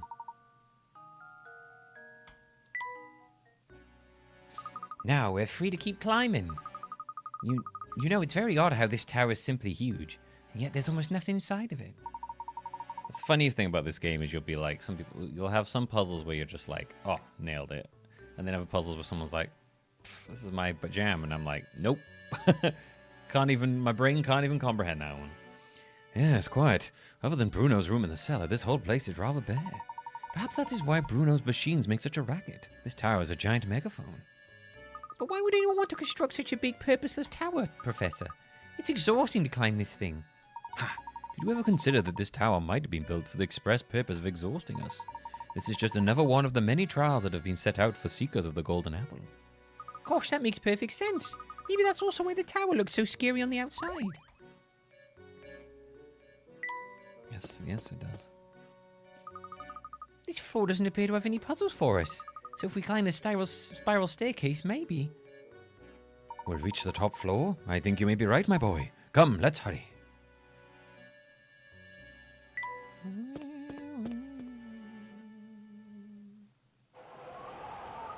Oh my gosh.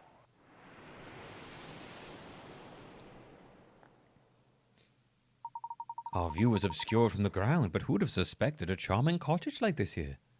Look, the lights are on, Professor. It would appear that someone is living here.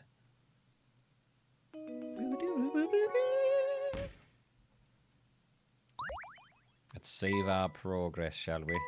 Let's save our progress. Wee. We've reached the top of the tower. Let's go in. Let's go in. What kind of person would live in a place like this? Unbelievable. Just look at this room. The stuff in here has to be worth a fortune. This must be the top floor that Bruno spoke of.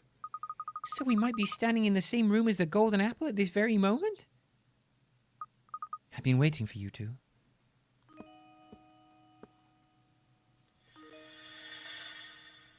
It's you! It's you!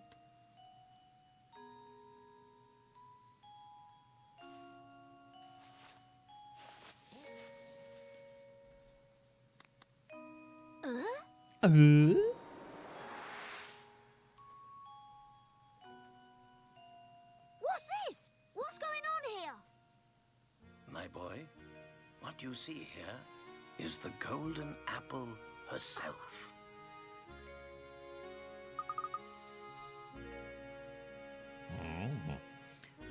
You're the golden apple? Professor, you knew about this?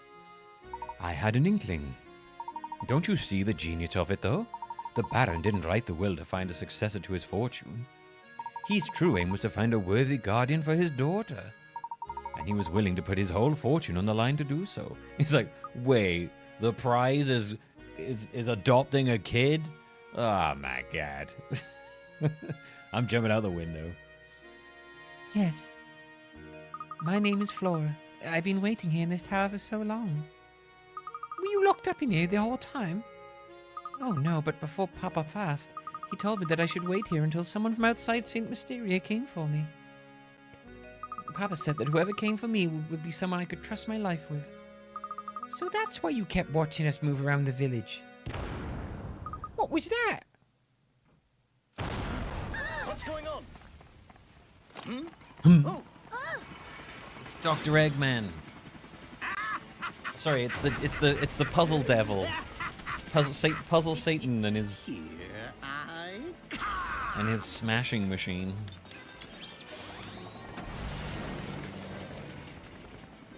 Puzzle Satan. Ready or not? Do love the animation on that. But Follow like, me. Come now.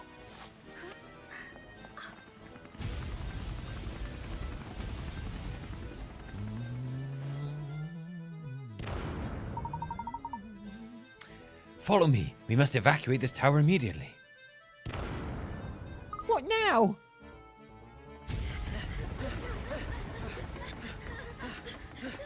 No, these are made for the game. These weapons. Professor! Luke, go ahead without us. I have an idea. We're fine. Go on. There might have been animation later on, but these were made all right. specifically for the game.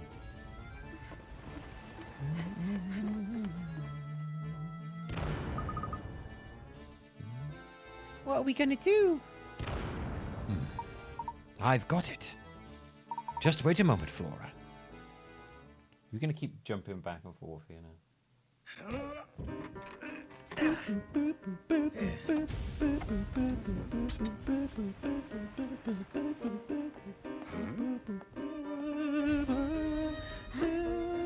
Give me your cloves.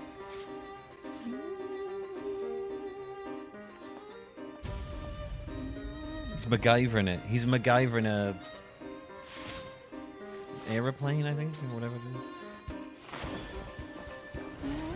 is. I need your clothes, your boots, and your motorcycle. I don't own most of those. Your clothes will do. Layton, I'll smash you right out of the sky!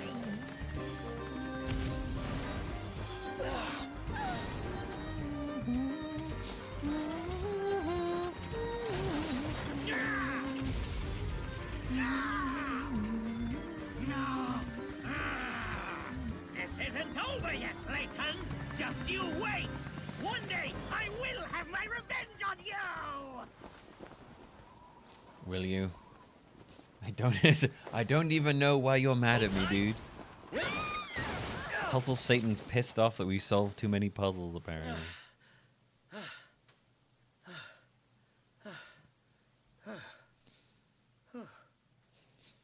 Ooh. Well, that's gonna cause some fucking damage.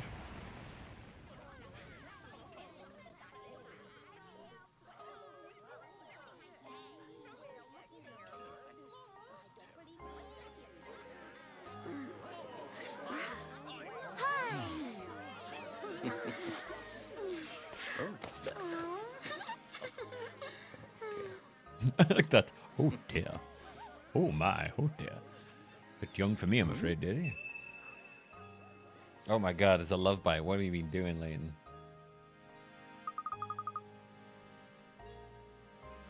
Thank goodness, you're all right, Professor.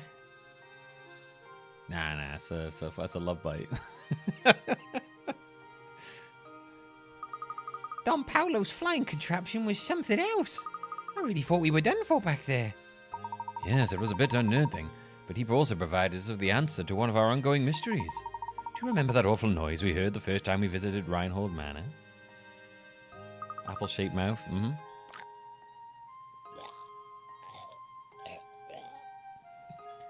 That one that spooked Claudia? So that must have been the noise. You put it together. The racket was likely Don Paolo's contraption making a crash landing. If that's the case, then we now know the approximate time of Don Paolo's entrance into St. Mysteria. That makes perfect sense. So it follows that Franco wouldn't have noticed Don Paolo's entrance. So if Flora is the golden apple that everyone's been looking for, that means the treasure that Lady Dahlia and the others were chasing never existed in the first place. No, I'm fairly certain they weren't mistaken. I do believe a fortune is hidden somewhere within the village. But the Baron would need to hide it somewhere only the golden apple would know how to look. You mean that Flora knows where the treasure is hidden? I'm sorry, but I don't know about a treasure or anything like that. Let's head back to Reinhold Manor one more time. I suspect we'll clear everything up.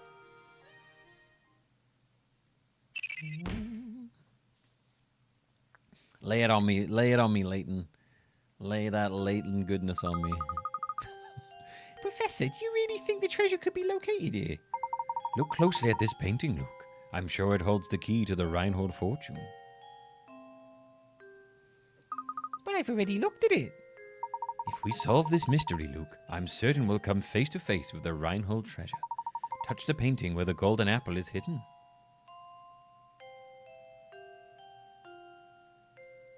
Touch the painting with a golden apple. I mean, you assume it would be the birthmark, right? I remember now, it's right here.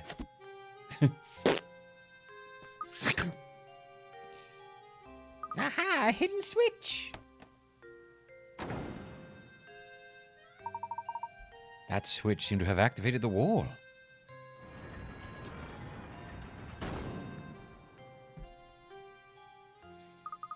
And to think that...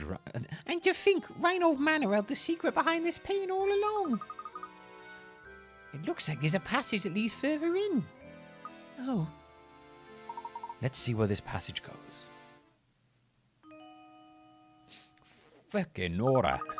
Oh my goodness, look at this place. I had no idea. Now, how in the world did you know that that switch was hidden in the painting? Listen closely, Luke. Wisdom wasn't the only thing Baron Reinhold required for potential guardians of his only daughter. You saw it too, did you not? That peculiar mark on her neck that only appeared once she laughed? In other words, Baron Reinhold set out one last requirement for the potential inheritor to his fortune. He wanted someone who could make Flora smile again after losing those dear to her. Wow, she has a laugh-activated birthmark. To that person, and that person alone, would Baron Reinhold reveal the location of his actual fortune. That's unbelievable, Professor. But it all makes sense now. Flora, my little Flora. Where's that voice coming from? Flora, you've made it here at last. Who's that voice? Papa, is that you? Papa! My dear Flora, has the village watched over you as I would have? I built St. Mysteria for you, and so that you would never have to know true loneliness. Well, to be fair, Bruno did the actual building, but that's beside the point. In any case, if you've come this far, I suppose it's safe to assume my plan was a success. My greatest regret is that I'm not there to see you become a young woman. But please, know that I want nothing more than for you to be happy. Whether the person by your side right now can give you that or not is up to you, I suppose. This feels like we're being, like, arranged marriage. And to you who have found your way to my daughter's side, you have my heartiest congratulations.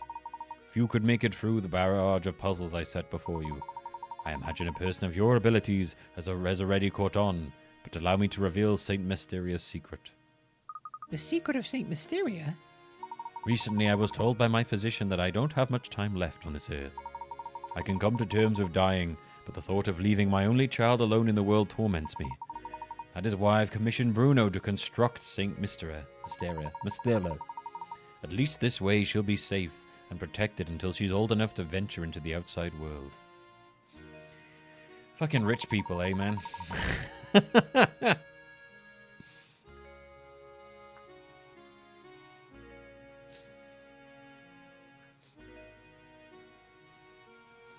Fucking, they'll fucking making whole goddamn fake villages for their kids. Streets and buildings are the bones of a village, but its heart is the people who live in it. That is why I asked Bruno to create all the villages here, as well as all the puzzles hidden within them. I've asked Matthew to make news of my deaf public only once Flora has grown past childhood. So, stranger, how does my beautiful little flower look now? I imagine she's blossoming into adult. This is getting weird. Equally important to me is finding someone to whom I can entrust both my daughter and my fortune. This is why the inhabitants of St. Mysteria are constantly testing the knowledge of the visitor. Well, at least we know why they're all obsessed with puzzles. What excuses they'll have for puzzles in the future, who knows? If you've made it this far, it must mean that you possess both wisdom and dedication to my daughter. I am confident that you will take good care of my fortune and Flora. This is why everything in this room, the whole of my fortune, belongs to you. When you remove it from here, St. Mysteria will complete the objective for which it was created. I imagine the inhabitants will fall into a deep sleep from which they are never to awaken. This is the only Professor Layton game I've ever played, and I couldn't remember large chunks of this game. But I don't think I've ever played any of the other ones. Now, wait a minute. Is he saying that if we take the treasure, all of St. Mysteria will just disappear? I honestly don't know the answer to that question, Luke. But it's possible that St. Mysteria is designed to shut down the instant we lay a hand on the treasure.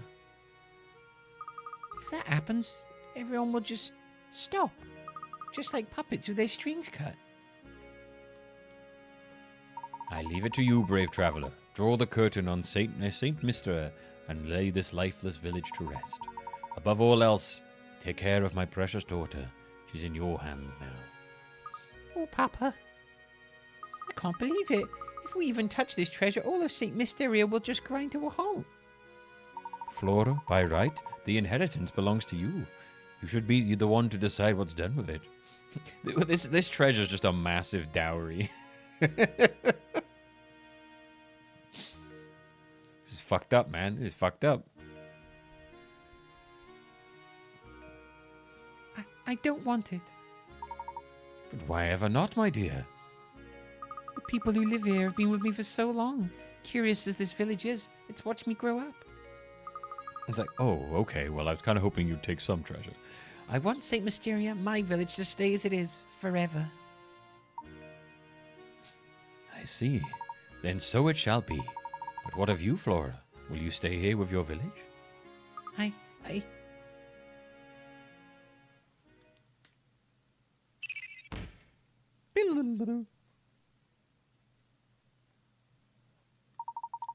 you sure this is quite all right, my lady?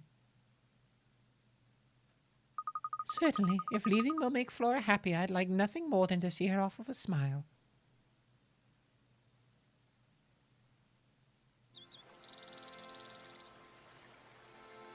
Yeah, like, Bruno's like, bro, I don't want to maintain this for the fucking rest of my life. This sucks. This is the worst decision you made.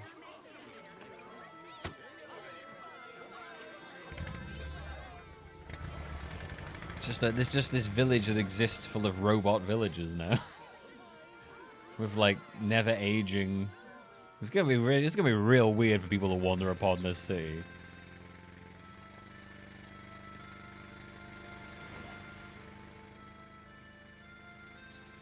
Goodbye then, little village.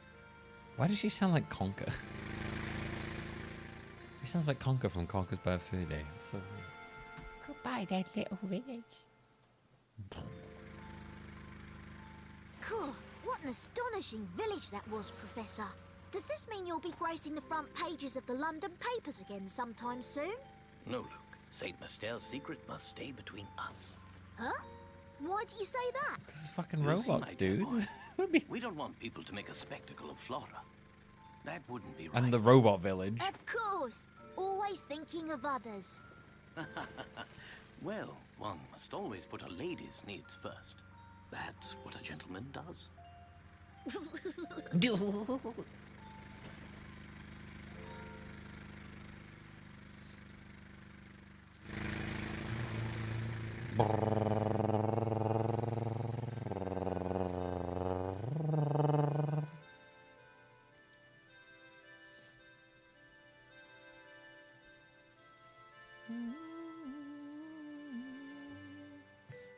Hey.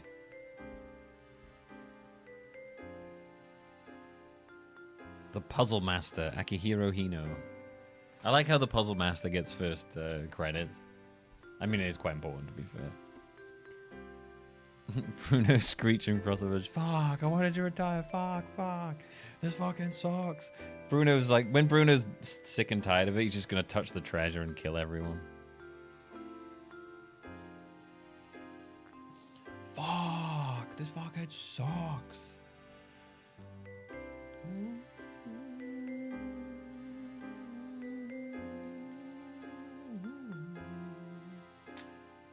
Toshiyuki Takahashi, Wataru Igarashi, Masafumi Nakahara, Aya Nakamura.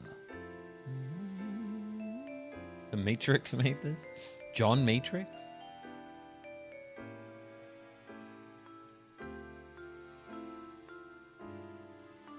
True ending they don't show was Bruno slamming into the treasure chamber and touching it while drenched in sweat.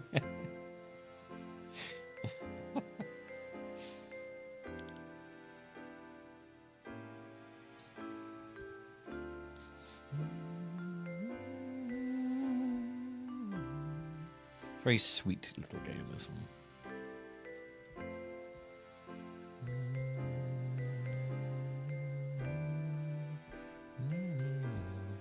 It doesn't turn off the villagers and they just surround him. You just try to kill us, pal. Yeah, I mean, maybe Bruno just like hates people, so he's pretty happy to spend the rest of his life maintaining robot people. Oh my god, that is a terrifying image.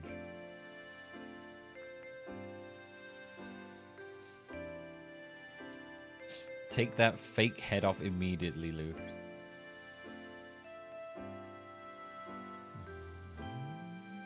So, do they all now know that they're robots? That bit wasn't made clear to me. Oh shit, sorry. I didn't realize it was still zoomed in. Sorry about that. Sorry about that, my bad. I forgot I had the thing set from I have to change the filter every time a cutscene pops up or it's tiny for you. Like, trying to remember all that's a bit of a confusion for me.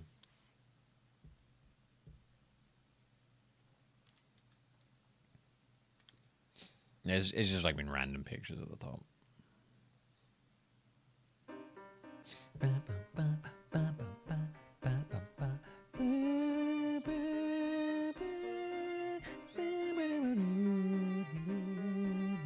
But yeah, like I don't know if the robot people know they're robots. Like, yeah, they do. They do give a canonical reason they're obsessed with puzzles, which is great.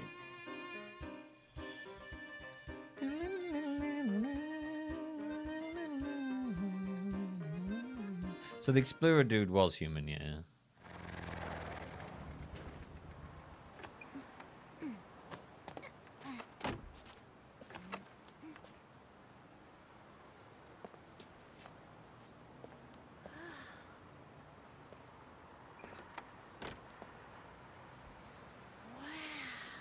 So this is where you and Professor Layton live. Welcome to London. I love this. When I first arrived in London, everything was new and exciting. What is this voice? I'm having such a wonderful time, and it's all thanks to the Professor and Luke. What is this voice for her? Sometimes I feel like I might end up in danger when I'm with them. But anyway, I'm happy. If you're up there somewhere, Papa, thank you. What is? And don't worry about me. She sounds like an old, she sounds like a really old lady trying to do it young. Like, that's crazy. That voice was insane. I'm just a really young girl. What the fuck was that voice? That was nuts.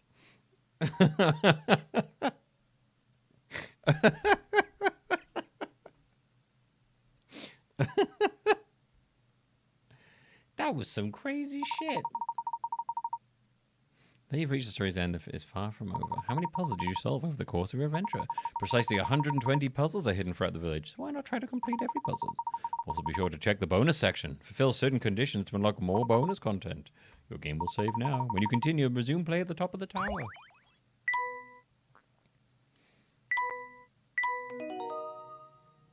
$12.56 was that?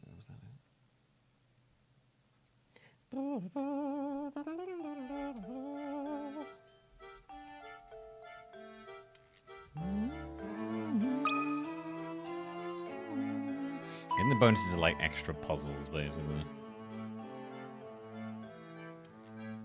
Well, we solved like 98 puzzles out of 120, which is not bad.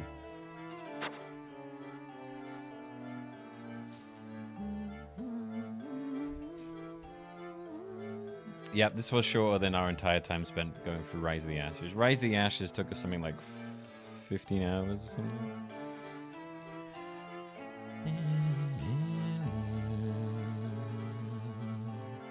All the Professor Layton games are relatively short. Especially if we compare them next to Ace Attorney and shit.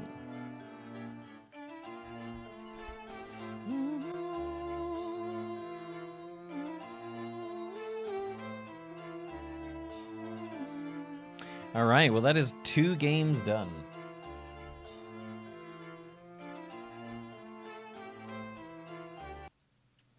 That is two of the games of our Crimeathon completed. Look at that. Wonderful.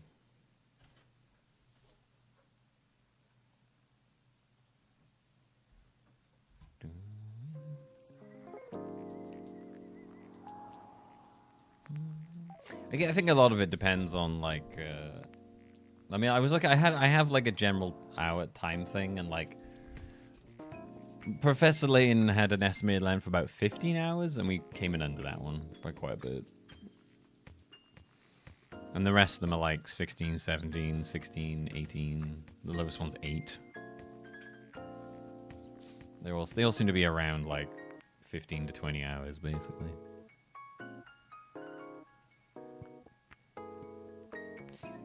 We finished the debut of both leads of the Crimeathon. So we've seen the first game from both of our 2 Crimeathon buddies. We've seen their origins now, leading up to their eventually they will cross over and work together. But yes, coming up next on the Crimeathon. Coming up next on the Crimeathon channel. We've seen the X-Men Origins Wolverine.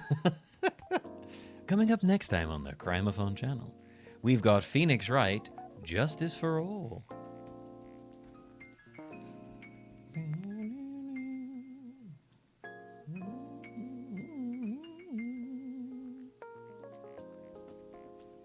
Because the general plan we're doing here is we're alternating between the two. Now, year-wise, like, that game came out like 6 years after the Ace Attorney game we played. Now we're jumping back to 2002 to play the next one. And then we'll jump ahead again to 2007. Jesus, did both of those games come out in 2007? What the fuck? Wait, did I miss... Is that true? Did I get that wrong?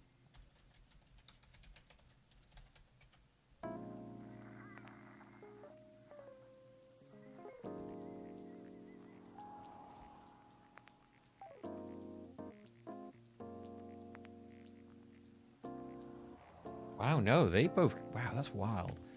In Japan...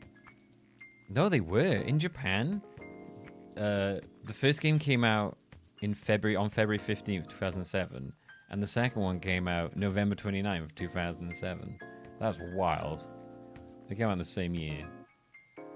The international release was 2008 for the first one, 2009 for the second one. And then 2010 for the third one. But yeah, in Japan, they brought out the first and second one within the same year. That's wild. Yeah. That's kind of nuts. And then it was like almost exactly a year later that the third one came out.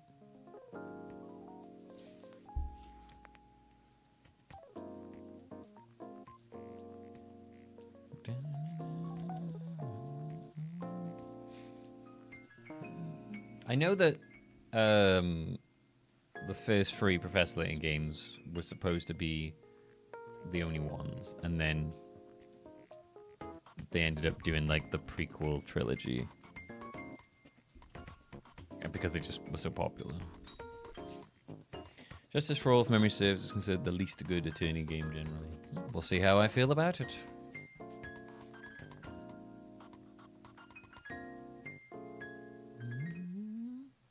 Doing good. Just finished off our second Crimeathon game. Which means that on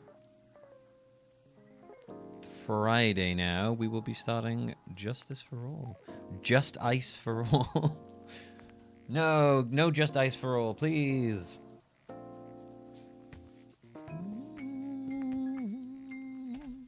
So that's 7 total.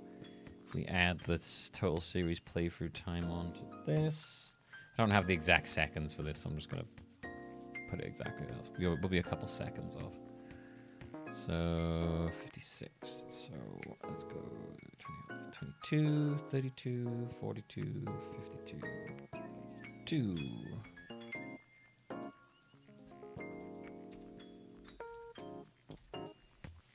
And then 6. So 8. And then 12 hours on top of that, was it? Yeah. So 32, 43, 44. So it'd be 41, 43. Cool. Yeah, 43 hours would be the first 2.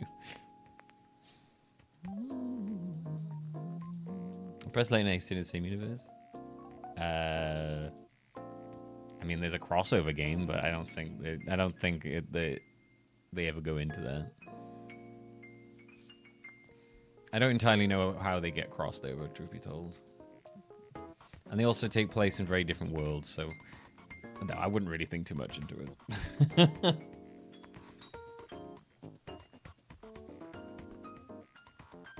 The crossover is considered like non-canon to both, yeah.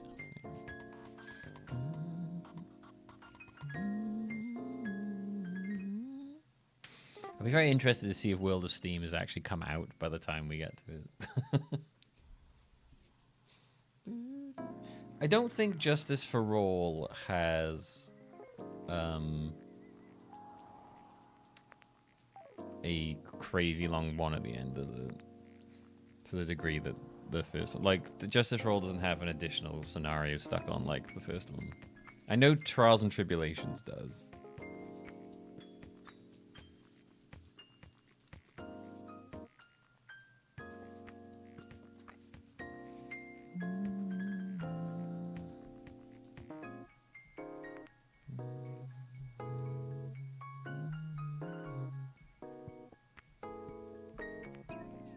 This trial was still so insane.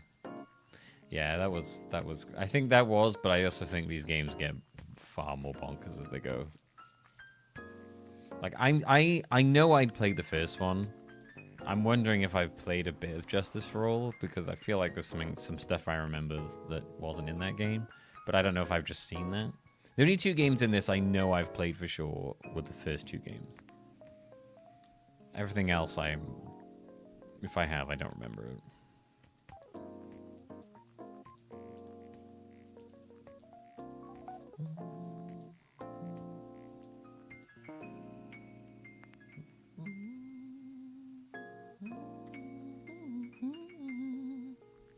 Well, we won't worry about that, Rock. We'll just do them as we do them.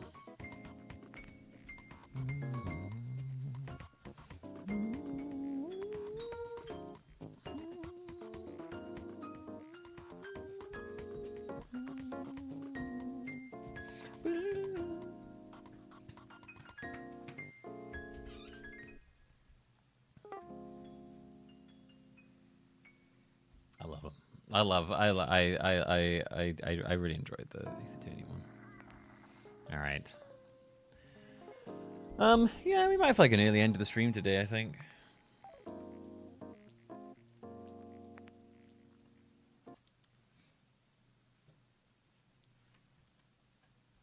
I can actually catch up on some of my sleep. My sleep's been all backwards for the last couple of days.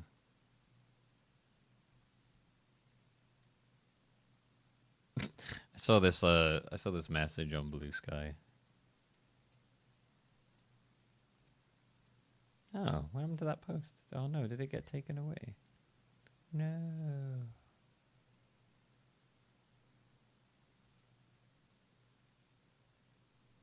Oh, the post went away. Alright, well, I guess I took it down. Someone being an idiot. Oh, alright, everybody. I hope you enjoyed today. Yeah, we're going to have a little short stream today. I haven't actually gone to the gym yet today, so I might go and do that now. Thank you for watching, and thank you for hanging out.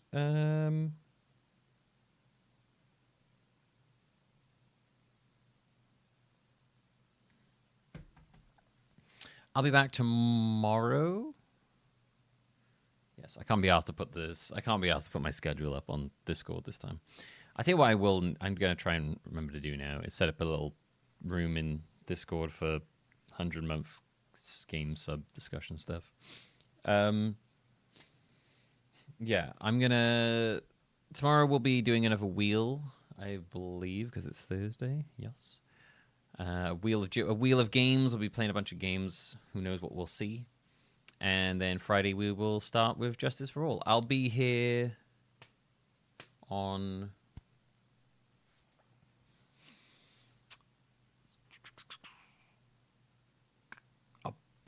Sunday because I have nothing to do, and I believe Fran is away. So we'll have a Sunday stream. I'm not entirely sure what I'm going to do for the Sunday stream, but we'll do something. I haven't really planned it out yet. Thanks for watching. Thanks for hanging out. I'll see you all tomorrow. Till then, though, have fun. Stay safe. Bye, bye, bye, bye, bye,